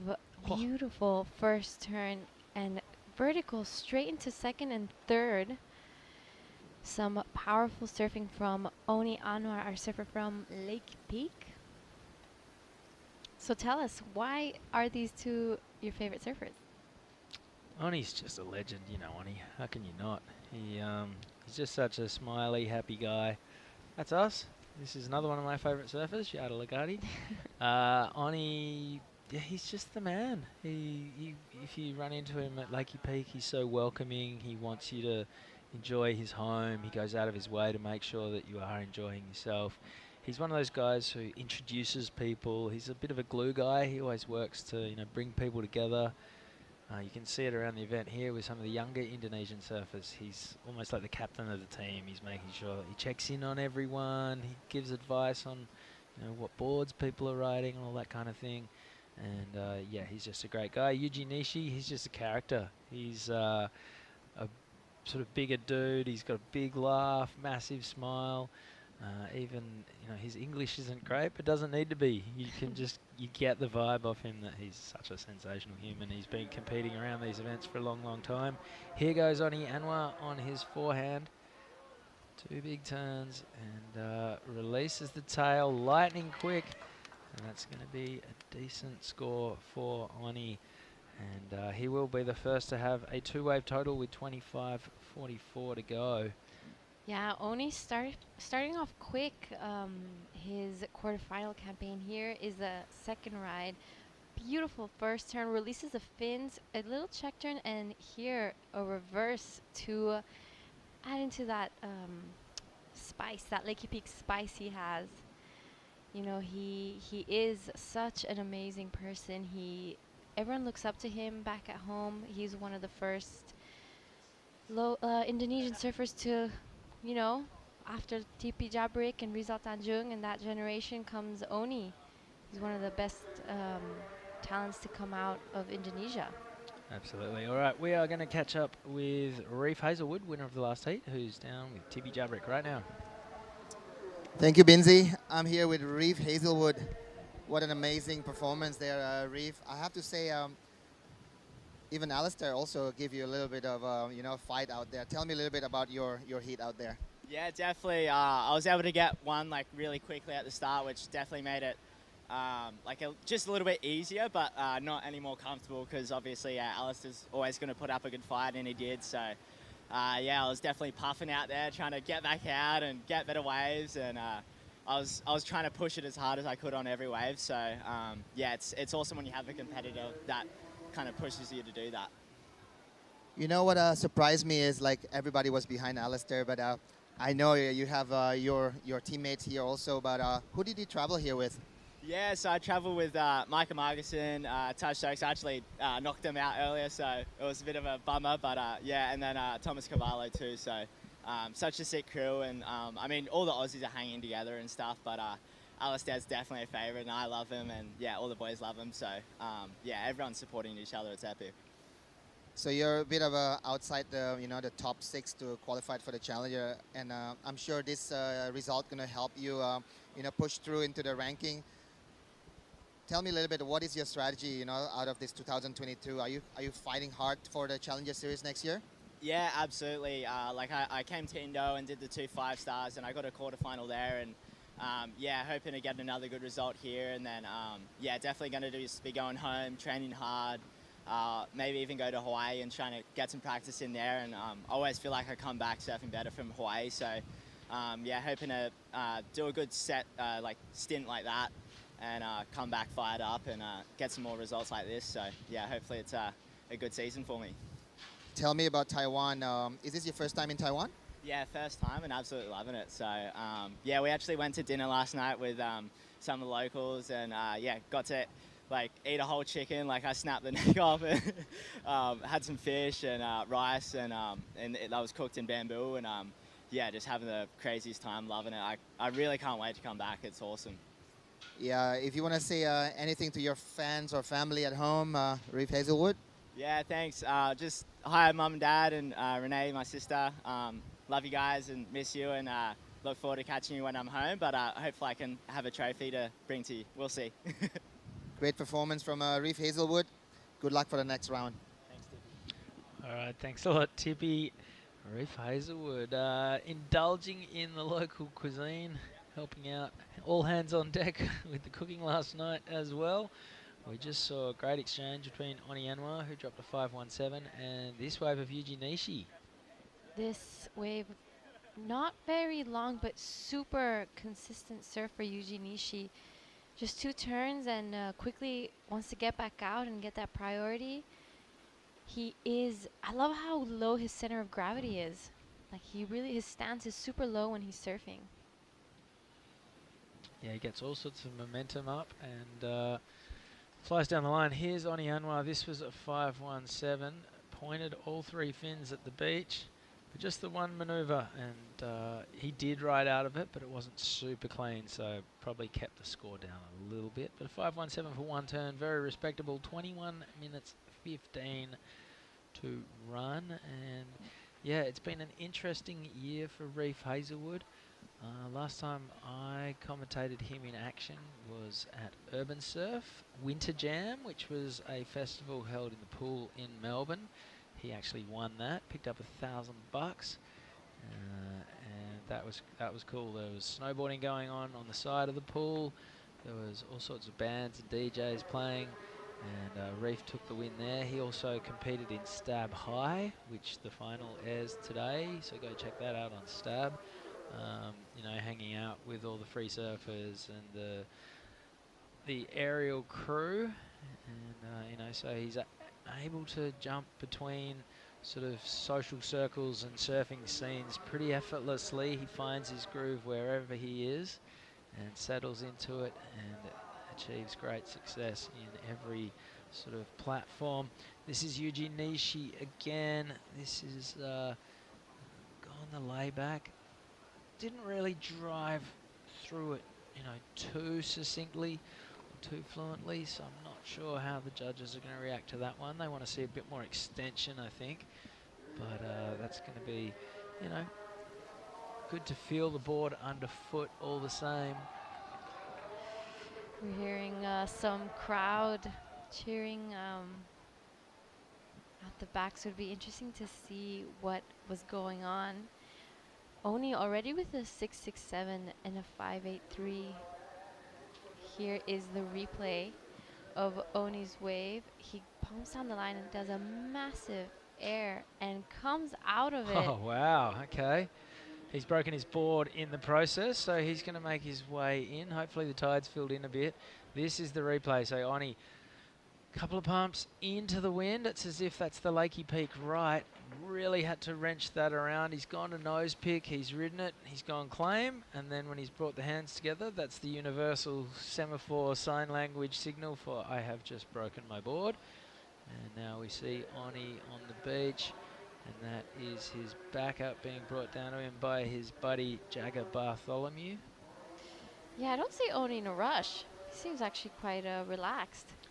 You don't want to rush across this section because it's super shallow. It's sort of knee deep for the next 50 meters, and it's just those slippery boulders the whole way. So you kind of just keep a hand on your board and use that to balance yourself and just stumble your way across. So yeah. Well, there it came in, a 7.67 for Oni Anwar. That is a great way to start your quarterfinal. Isn't it? Wow. So 18 minutes to go, and Oni has a 6.67 and a 7.67. Yuji Nishi's last wave was a 6.5. So yeah, the judges didn't mind it. And Yuji will know that he can do a little bit more and get a few more points on a wave like that as well. So 18 minutes to go. We've got a great heat on our hands right now. Yeah, and it's interesting to see. I was talking to Justin earlier. Even with the strong wind, Oni still decided to stick to his epoxy boards. So it would be great to ask him what his thought process is with that. All right, here goes Yuji Nishi, quickly in, quickly out. Decides he'd rather hang on to priority. Yeah, I think the consensus amongst the epoxies with the competitors is it's sort of their go-to through the whole event. I know a few years ago the mindset was really like epoxy for this kind of conditions and a PU for this kind of conditions. But now the epoxies are getting so much better that you're seeing surfers are more confident in them in a wider range of conditions.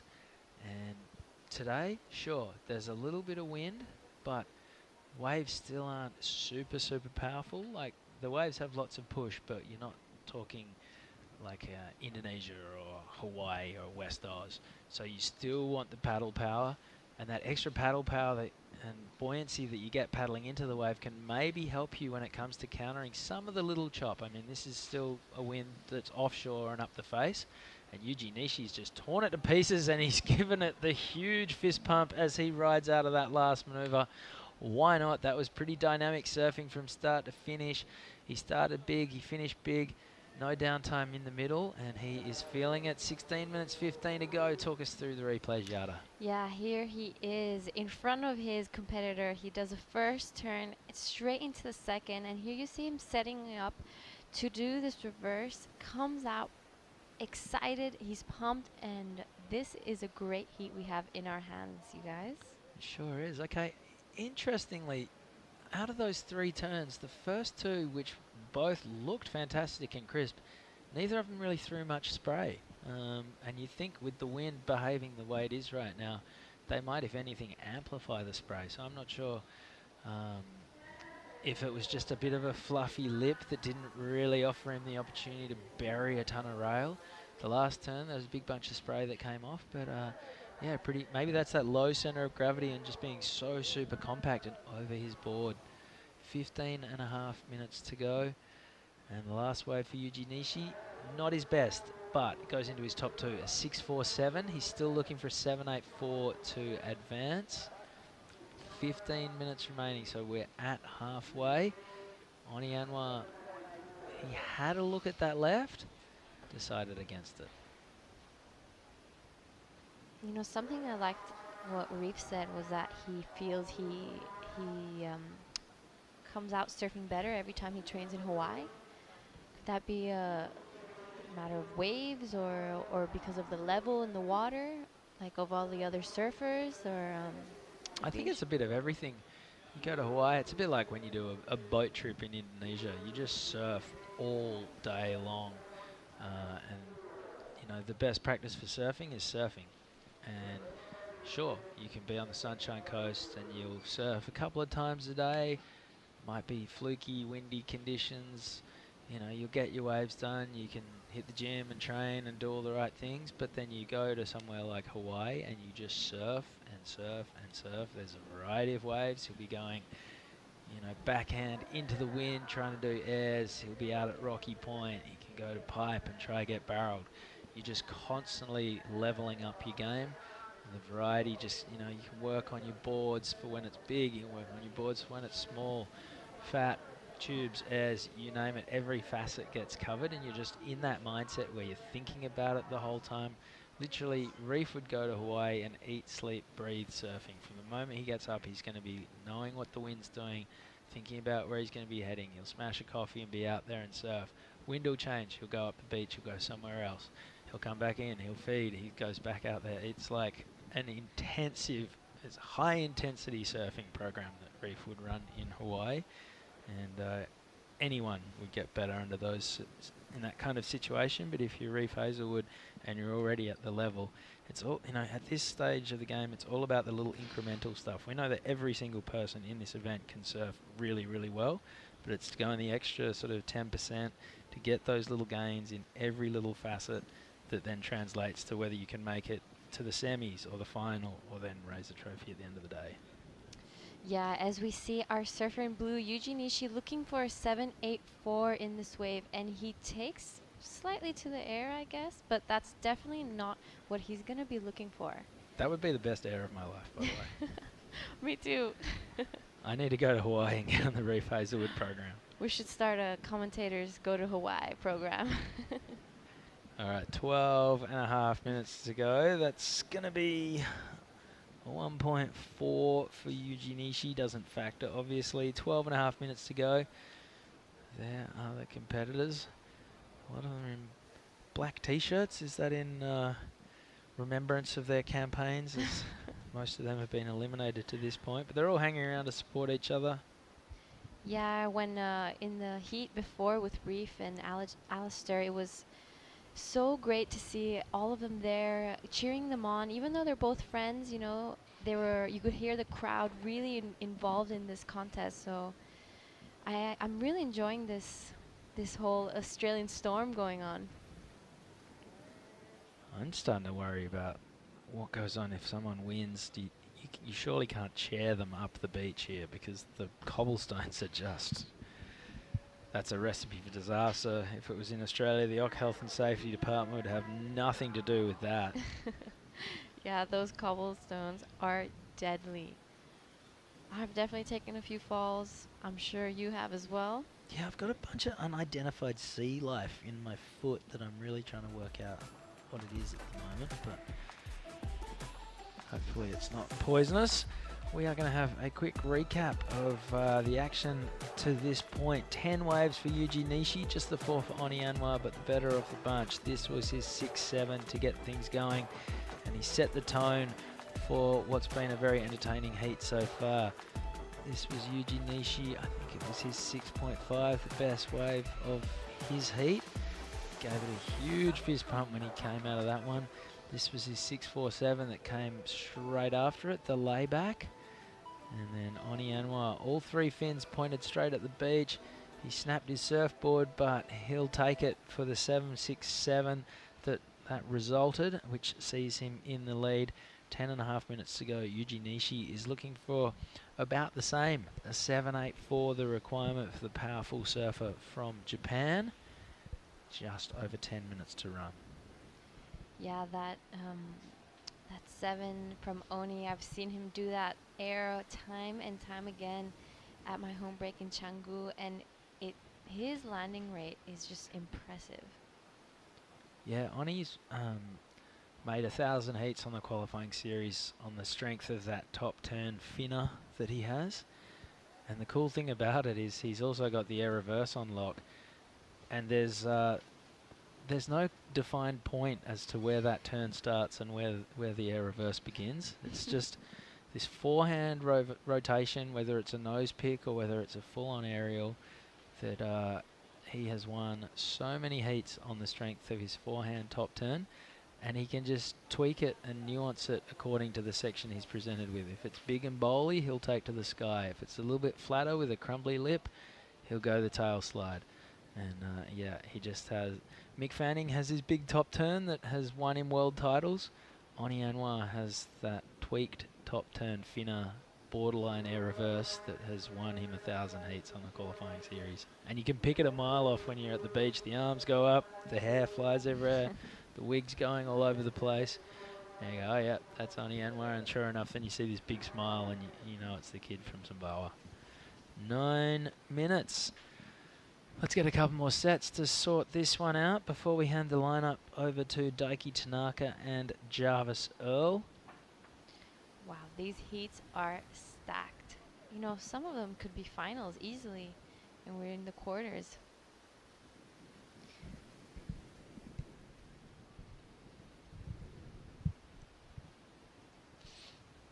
There we have our next heat, Daiki Tanaka, in red.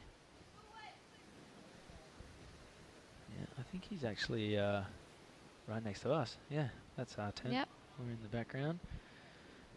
And Daiki's just studying conditions because they've definitely changed a little bit since this morning. It was picture perfect, not a drop out of place. Now that wind started to come up a little bit from the north, straight up the face of the rights. Hence we're seeing these airs thrown on the right. Here goes Yuji Nishi flying down the line. Wow, that was a better version of the last wave. That's what we wanted to see. So he got a 6.47 for the wave before that featured exactly the same, a top turn into a layback. I said at the time I thought he could have pushed the layback a lot more. He has done exactly that. So talk us through this, Gia. A little check turn to get ready for this amazing layback. The fins went all the way around. He stood up tall, looked at the judges. Is that what you guys want? I'm pretty sure that's what he was thinking. That's the best turn we've seen in this heat. Maybe not the best air. That's with Oni Anwar for the 7.67. But that turn, he kept it on the face. He dropped the shoulder. He really got that extension and absolutely smashed it. I think that's going to be a pretty big number and really tighten this one up with 7 minutes to run. Yeah, it looks a little bit like it's an air versus turn heat.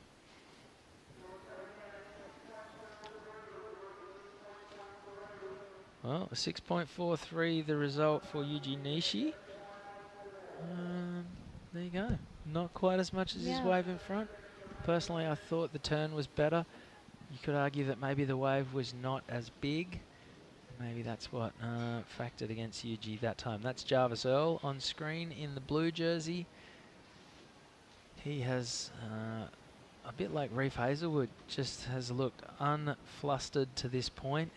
Seems to be smiling his way through the rounds. Just a silent assassin, letting his surfing do the talking.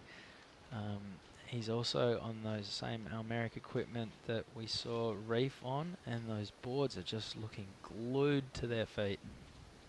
Yeah, Jarvis Earl is another surfer that I expect will be taken to the sky with this type of wind, just like Oni has. And yeah, Yuji is sticking to those rail turns, which, you know, do not disappoint at all. Okay, we are inside the last 6 minutes. Yuji Nishi knows that he needs to find a long right-hander that stands up and lets him unleash 3 or 4 turns, because the 2-turn combos at the moment are not doing it for him. And he's signaled his intent that he wants to go about it on his forehand. Oni sitting slightly inside him. Is that a tactic to try and keep Yuji off the rights? We see Yuji sneaking to the north to try and get away from Oni now. He knows if he can get on the other side of the peak, there's nothing Oni can do with priority to keep him off a wave. Had a look at this wave, the left, not to be. Yeah, as we reach the 5-minute mark, we see Oni starting to inch closer to Yuji, you know, trying to make sure he doesn't get onto another one. Yuji does take a look at this one, and he takes off. We see him not convinced with what that wave had up to offer. Well, there's a reason that Oni let him have it clearly with priority. Oni had one look at it and said, nah, there's nothing here. It's all yours if you'd like it. Yuji Nishi vindicated on his decision there, got to his feet and kicked out straight away. So just a little bit of jostling, a little bit of cat and mouse. Yuji heading north again to try and get away from Oni Anwar. Oni not looking too phased. He's sitting on a 7.67 and a 6.67. One of the best 2 wave totals of the morning so far. 4 minutes to go. Yeah, as we start going down with time, Oni's gonna try be as picky as possible with any wave he goes, because having priority and being in the lead is a really great situation for Oni.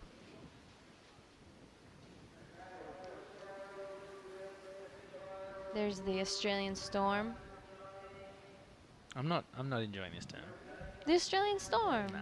Why? Because it's, you know, there's already a Brazilian Storm for starters. Well, because that's the OG. Yeah, but like the Aussies have been a presence for years. It's not like a new thing, whereas the Brazilian Storm was like this new front of Brazilians that came on. All right, so we have to make a new term for it. It's just the Aussies, mate. They're just getting around their boys. It's about having each other's backs. 3 minutes to go. And right now, the Aussies are watching an Indonesian and a Japanese surfer in combat. 2:45. There's a great spirit around this event. There's been 3 main nations represented: Australia, Japan, and Indonesia. The Taiwanese have been a great presence. They're hanging around, getting to know everyone. Lots of friendly banter and encouragement in the water. We saw Jarvis Earl on screen a second ago. He came here a week before the event started and filmed for Red Bull with some local Taiwanese surfers, hunting out a few spots up and down the coast. There's a town called Kenting, which is a couple hours south of here. That's where the McDonald's come from, Leanne and Rory. And that seems to be kind of the surfing hub, in that it's more of a city than out here in Jinzun Harbour. Here we're about 40 minutes drive away from Taitung. We're in Taitung County. Taitung itself doesn't have a huge sort of surfing culture. That's all based here in the little village of Jinzun, whereas Kenting is a big city that also has that surfing culture and surfing population. I was talking to Devlin, who's a French Taiwanese surfer who we saw competing the other day. I think he's a fantastic potential, got a lot of potential, and yeah, he was saying that it's a bit more of a city down there with the city vibe, but also the big surfing culture as well.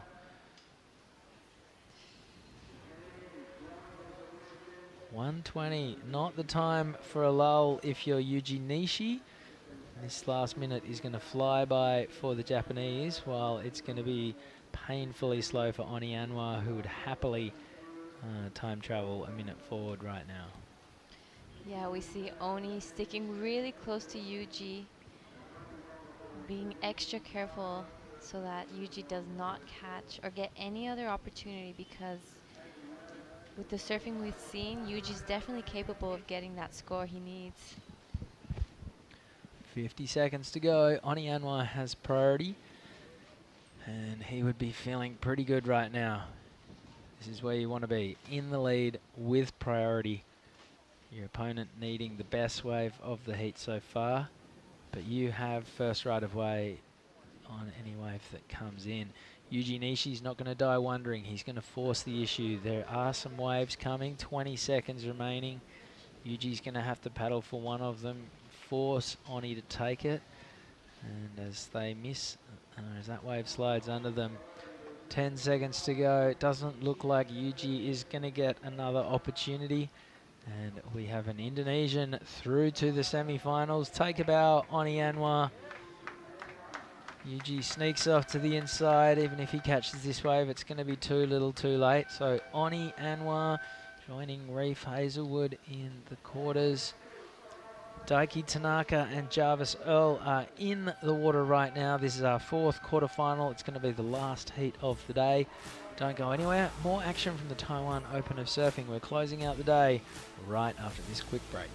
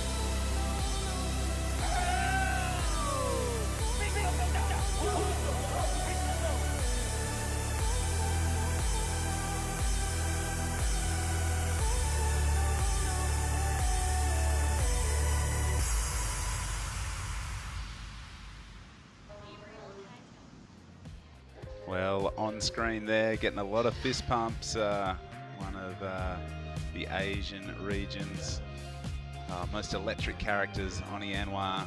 Broke a board, but he's through to the semi-finals, and that is a big result from the boy from Lakey Peak. Super, super stoked. We were sharing dumplings and dinner with him last night, and he's such a cool guy. As we see live action, this is Jarvis Earl, hucks the tail out, throws it into reverse. How easy did that look? Yeah, he makes it look so easy. I wish I could do something like that. Maybe I'll whip one out at the expression session after this. Well, I hope Jarvis isn't in the expression session, because he doesn't even have to try to, do something really impressive like that. So there's a lot of froth and excitement amongst the officials. Everyone's waxing up boards, putting new fins in. So I think some people are taking this a little bit too seriously. Well, I'm excited because it's my first expression session. Well, as we see the replay here, this is the opening score for Jarvis Earl. Nice first turn. Second carving manoeuvre in the pocket. Third one, so, well, obviously he's keeping busy. So this is the wave we saw on live action before. So he started with an absolute firecracker up his behind, and he's locked in my opinion, two really good scores to get this one started. This is live action. Japanese surfer Taiki Tanaka up and riding. Wow, that was a great finishing from our surfer in red. Not sure if he did anything before we saw him, but Jarvis, first wave, already starting off with a 6.33. Wow. There we have the winner of our last heat, Oni Anwar, with his brand new epoxy and a coffee in hand. Oh, I'm not sure if he needs that coffee right now. I thought he would have had the coffee before the heat, not after it, but just saying cheers to the guys, and wow, he is pumped. I'm sure we'll hear from him very shortly with Chris Binns. But 5 minutes has gone by, and right now some impressive numbers in, a 6.33 and a 3.33 for Jarvis Earl to establish a pretty good position. This is the replay of the first of reds. This is red on his backhand, a nice vertical hit in the pocket and straight into that second one as he goes down the line. This wave did flatten out a little bit, but a really strong finishing. So great wave from red. Yeah, it's locked in at a 4.67, so a really electric start to this, the final quarterfinal here in this QS 3000 event, the Taiwan Open of Surfing. We've seen some really good performances throughout the morning on the women's side of the draw and also the men's side of the draw. So right now, Japanese surfer chasing a flat 5.0 to move into first position. But the bird's eye point of view, as we see Jarvis scratching into this one, the Cronulla surfer up and riding, spots a section, tags it nicely. Inside's a little bit foamy, but that is not going to stop him. That was a great turn. Leaned back into it and got the board above the coping rail, slid along the lip a bit, and this guy is looking on fire. Wow, that last turn has got to be one of my favorite turns of this event, I think. So much speed, and he surfed that so well, in control. And here's a replay of that first turn, keeping that variety alive, and this one. Oh. Leaned back into it, and like nothing ever happened. Yeah, it was really, really easy from Jarvis Earl. He's it's just good to watch. I think his surfing is really easy on the eye and easy for the judges to throw that really good number, a 7.50. So I like the speed, the power and the flow, ticking a lot of boxes on the criteria there. So Jarvis Earl out to a really comfortable early lead, and right now Taiki Tanaka in the red with first priority, needs an excellent score, a 9.16 his current requirement. He's only got one score on the board, so if he locks in a second wave, that requirement will reduce. But wow, Jarvis Earl, he has not put a foot wrong all event. Yeah, that was some spectacular surfing from Jarvis. And he hasn't taken to the air just yet, so it would be interesting if he does towards the end of this heat. Well, a guy that did take to the air was Oceania. He's with Chris Binns. Over to you, Binnsy. With the king of West Nusa Tenggara, the prince of Lakey Peak, you name it, Oceania, you're through to the semi-finals. Congratulations. Thank you, Binzi. Thank you so much. I had really, excited. The waves is fun today. The beautiful day, blue sky. I woke up this morning. Jagger picked me up. Man, I'm so lucky to have him on my side, and he's been helping me coming down here. Yeah, man, it's tough because these Japanese guys are looking sharp the whole event, and yeah, I'm really happy to make it through. We've had a few heats today where, despite the good conditions, surfers have struggled to get waves, and there haven't been the biggest two-wave totals. You got a great wave straight off the bat. Was that your plan, to go out and get busy from the start? Yeah, I think everybody get really complicated with waiting for a good wave, and then there's a lot of wave coming inside. That I see Jeffers Errol in the water right now is ripping it apart. This just fall off. But you can see like the wave is hugging toward the rocks a little bit. That's probably the sketchy part. That's how I broke my board, because I went to that section where it's kind of steep, and there's a lot of wave, man. It's fun, but just stay busy and get excited, Well, you got the score on that wave. Just the one turn. It was a big air. You broke your board. We've got it down here. Run us through the damage, because that's the crease. Yeah, this is one of my favorite board. I just got it right before I come here, thanks to James Chill and all the guys in Bali, Berto, Shallow, and the guys just have made my board really fast. But unfortunately, my magic board just broke. But I don't know. You guys can see this. I have a little buckle right here. That's exactly where your front foot landed, so straight through it. You can't really see it, but when you're out there, you stand up on the wave. I think you can. It slows you down a bit. So I was like, oh no! I was like, come on! Maybe it looked like I'm climbing the wave, but I was like, hey! It was the claim into the. Hang on, no, I'm done. So what's the plan with this board? Are you going to take it back to Bali and fix it, or maybe donate it to a local grom here? I gotta talk to my boss first, because he has the power, and I would love to donate to the local here, because that would be good for them to, inspiring the younger kid to surf more and have my board here. But I don't know. I have to talk to my boss first, and whoever I get the lucky one, this is a magic board. Speaking of groms, Jarvis Earl's a young Aussie who's starting to make a name for himself. He's in the next heat trying to win himself a match-up with you. What have you thought about his performances this week? Mate, this guy is such a big, bright future for him. Good-looking kid, blonde hair. I think he's going to be... And he's a skill, It's not about the look, but he's surf really, really good the last... He and Reef Hazelwood seem to share a bit of similarities in their style. Yeah, I think Reef is older, yeah. But Jarvis is young, man. He can do, like, crazy airs, too. So I was just with Reef Hazelwood in Lakey Peak for the Stab High. Man, this Reef is gnarly, too. So I'm excited to see what these boys are putting on in the finals. Hey, Sammy, sorry. And Stab High, the final goes live today. Bit different having all those maniacs staying at your hometown to coming and travelling to Taiwan, but you love it here and you love being around all the boys the same? Yeah, I'm so happy to have the boys over there, and they're all going big, and that's what surfing is all about, like going big, and nobody remembers you going small or average. And I was talking to Nathan Fletcher in that commentary, and he just said, man, you gotta go big, otherwise nobody remembers you. So yeah, that's a really good advice, and being there with the whole crew around the world. So, and coming here, good to travel, and travel is all about meeting new people too. So yeah, man, really stoked. Thanks, Bincy. No worries, congratulations, and see you tomorrow for the morning of the finals. Semi-final, ayok, teman-teman. Indonesia maju, let's go. Up to you guys. Well, a great interview there with Chris Binns and Oceania. Such a legend. I love the vibe he puts out. He's just got great energy, and just such a great ambassador for Indonesian surfing.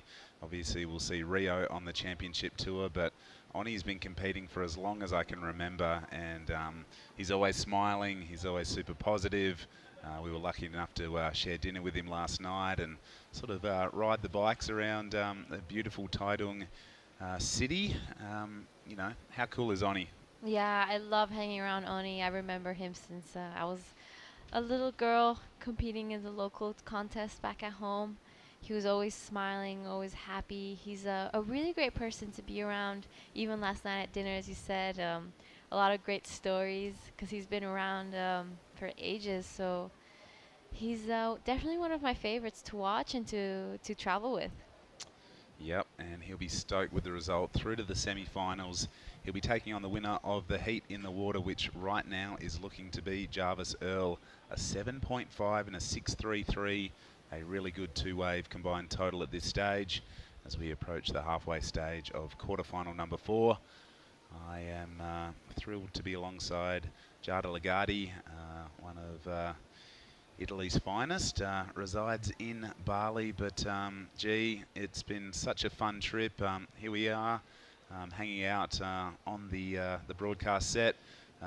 It's been a pleasure to sit alongside you. Your insight has been really, really valuable. You competed in the event, which has provided great opportunity to give you some insight into you know, your heat tactics and what goes on out in the water. You're going to compete in your first expression session as well. Yes, I'm so excited. I've never competed in an expression session, so it looks great out there, and I'm excited to get it started. So any insights on what I should and shouldn't do? No, not really. Just have fun. I think expression sessions, that's what it's all about, is just enjoying yourself and going a bit loose. Can you do aerial maneuvers? Have you stuck in air before? Oh, no comment. Well, yeah, there's a little bit of expression going on in this wave. This is Jarvis Earl, 2 really high-speed turns, and goes for that beautiful sort of layback fin ditch slice that he scored a 7.50 on his third last wave. There's the competitors area. Everyone's getting out of the sun. It's a glorious day here at Jinzun Harbour. I was just out there for a little bit, and once that cloud cover burns off, it's actually really warm, isn't it? It's so warm. I'm actually glad there's this wind, because otherwise it would be absolutely boiling. I remember the first day we got here, it was so glassy all day with this sun out, and I definitely saw a few burnt backs. Well, here we go. Japanese surfer, a little bit of work to do. His backup score just a 177. That wave is not going to give him what he wants, so he's going to paddle back out and try and find something that will allow him to get into the good, very good or excellent range in the next 14 and a half minutes. That big boat has been sitting out the back. I think it's trying to keep all the fishing boats out of the area. It's a beautiful setup we've got. It's an active harbour behind us, a lot of cool little fishing boats, but that is, I don't know if it's Coast Guard or the Port Authority or what it is, but it's a big boat, and we haven't seen any other boats come into the lineup over the last few days. Yeah, they've been parked out the back for a while, so I'm not sure if they're all here watching the action, or maybe there's no fish around, or but you know, they're a very unique design as well. I've never seen any boats like that. The whole bottom part is literally just big tubes, big empty tubes. Yeah, unique setup. They look like floating pontoons. Like you said, very unique, but obviously they get the job done. And on screen there is a couple of the Indonesia's finest, Made, Ketut, it looks like Rayuki, and one of the absolute legends of Indonesian surfing, Tipi Jabrik, one of our co-commentators. How good is Tipi and what he's done for surfing in Asia? Yeah, Tipi is definitely someone I look up to a lot. He's taking Indonesia to the next level in surfing. You know, he's a big promoter for it, and I love everything he does. He's so humble and always very friendly, and I see him taking Indonesia even farther up. Yep, so good what he's been able to do. Obviously, Indonesia competed at the Olympics. They've got their first full-time championship tour surfer locked and loaded for 2023. And I think that is just the spark that the surfing throughout the Indonesian archipelago needs to motivate the amazing young boys and girls who are coming through the ranks just to take their surfing that next step. And talking about taking the next step, looks like we've got a split peak here. This guy is going to look to get loose and free, and that just looks so easy for Jarvis Earl. That just looked like almost effortless from him. Yeah, watch out, Jarvis. I'm coming out soon, so. I might have to take a few notes.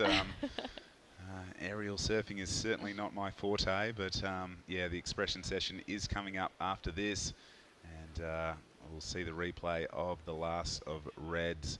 He really needs to be on a good wave, and unfortunately, it feels like the pressure is starting to get to Daiki Tanaka. Yeah, it's funny to see how different surfers react to being in that pressure situation. For some people, it really fuels a fire, and for others, like, it just starts to crumble. Your confidence just crumbles a little bit. But I'm sure Daiki can still get back into this heat. We've seen so many heats where that they do come back, so just needs to build that confidence again. Yes, it's great advice, and we're going to see Japanese surfers, Australian surfers and Indonesian surfers feature on finals day.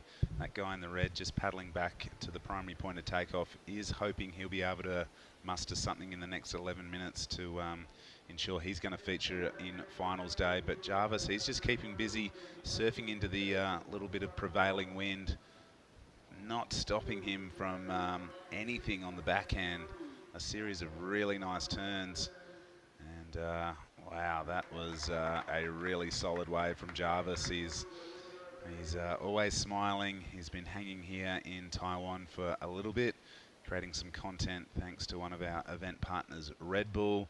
They had the big Red Bull four-wheel drive set up and driving around, and he was really stoked with the opportunity to get to this beautiful country early and check out some of the scenery and some of the waves off the beaten path.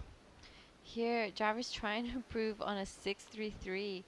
Such smooth and powerful surfing. I love how precise he is, and it's so hard to see Jarvis make mistakes in heats. Even being so young, like, his surfing is so mature.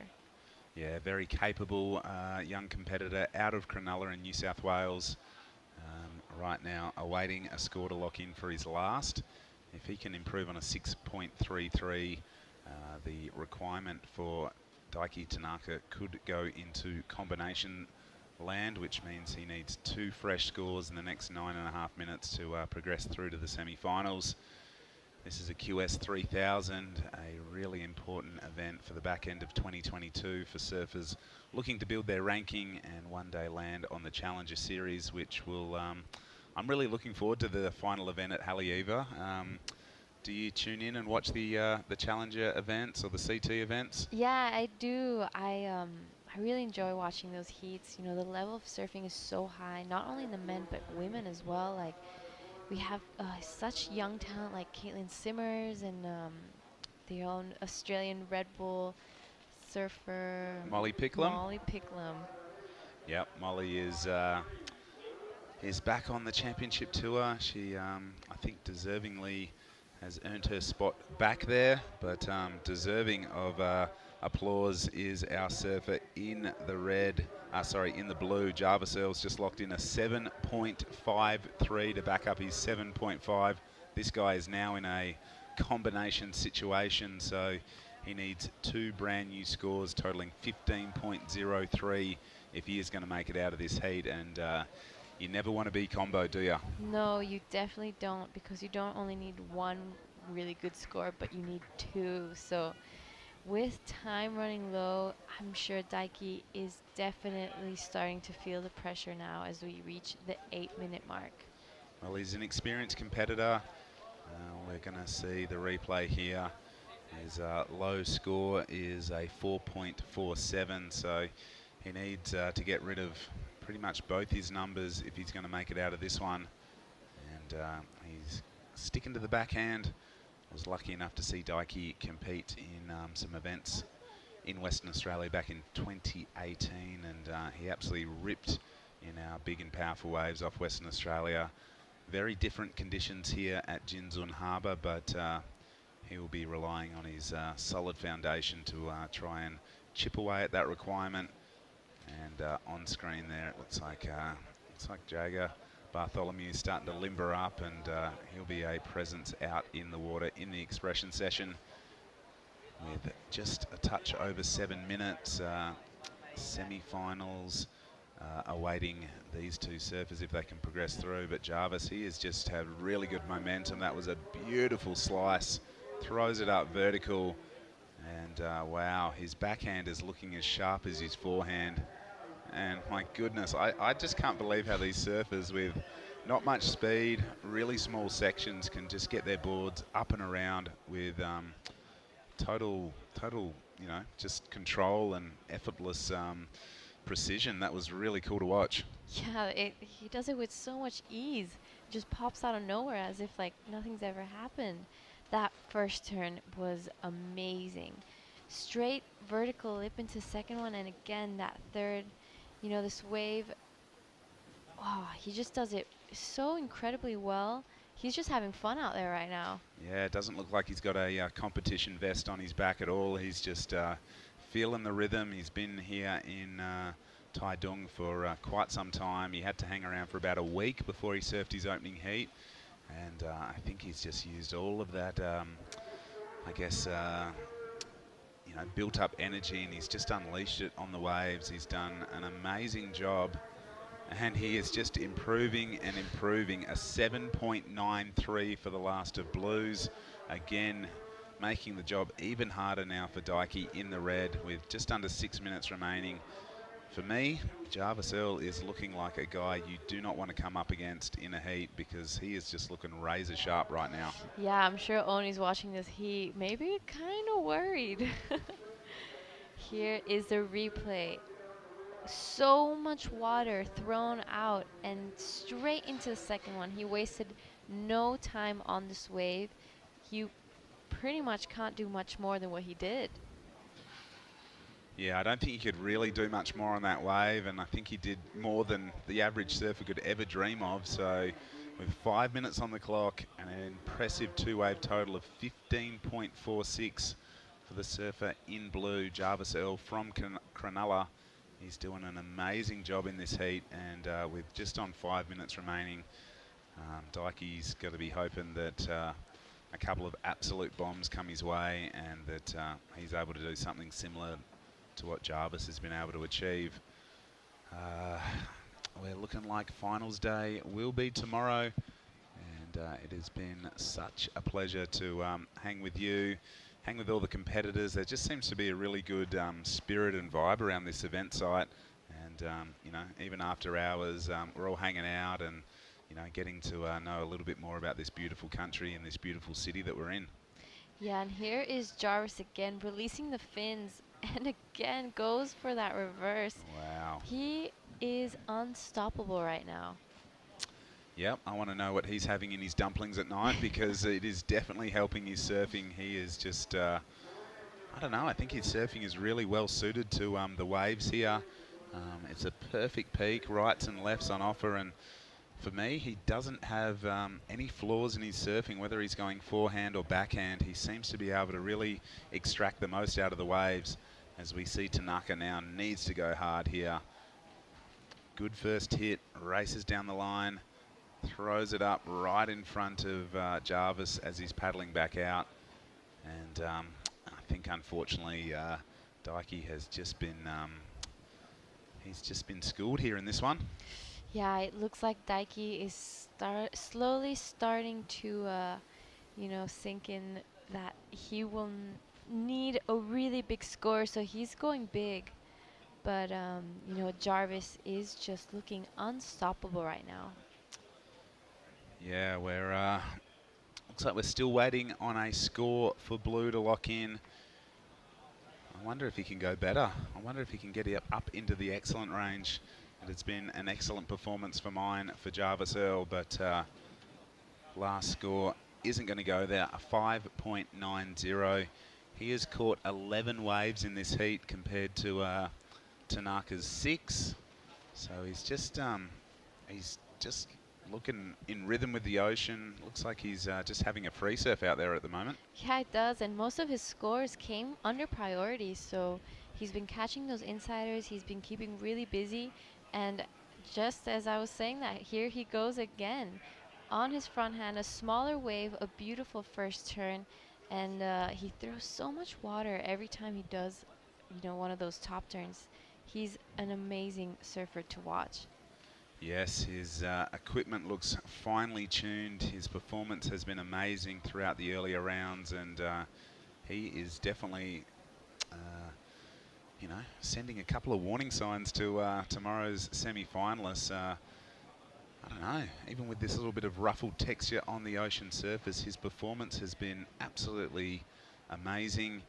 And right now, final heat of the day playing out. The beautiful and stunning backdrop here at Jinzun Harbour is like anywhere tropical in the world. Hawaii, Tahiti, there's been a lot of calls being made, but I think the best view is when you're out in the water looking back, and the mountain ranges and everything is so, so cool. So here is the final bracket of the Taiwan Open of Surfing. It'll be Hiroto Arai taking on Reef Hazelwood in semi-final number 1. Oni Anwar from Indonesia in semi-final number 2. And right now it looks like Jarvis Earl will be joining him. The final 4 surfers on the men's side of the draw will be surfing through to a man-on-man final, which will go down sometime tomorrow. Yeah, we just under a minute.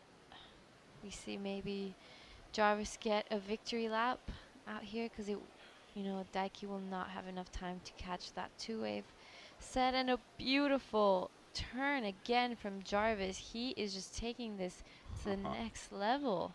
Wow, this guy is looking well and truly in contention for a win here at the Taiwan Open of Surfing. I'm sure we'll get that replay of that opening maneuver. That was like a hot knife through butter, just slice the board all the way around and break it down for us, G. Here is the replay. That first turn, he whips it all the way around and then straight into that cutty.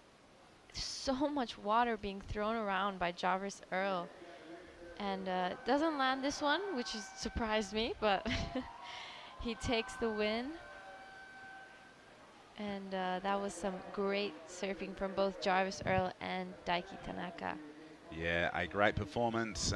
Well done to Jarvis Earl. He will join our final 4 surfers in contention for the win here at the Taiwan Open of Surfing. We're going to throw to the highlights, and we look forward to you all joining us for finals action tomorrow here in Taiwan. It's been a great day, and we can't wait to call it all tomorrow.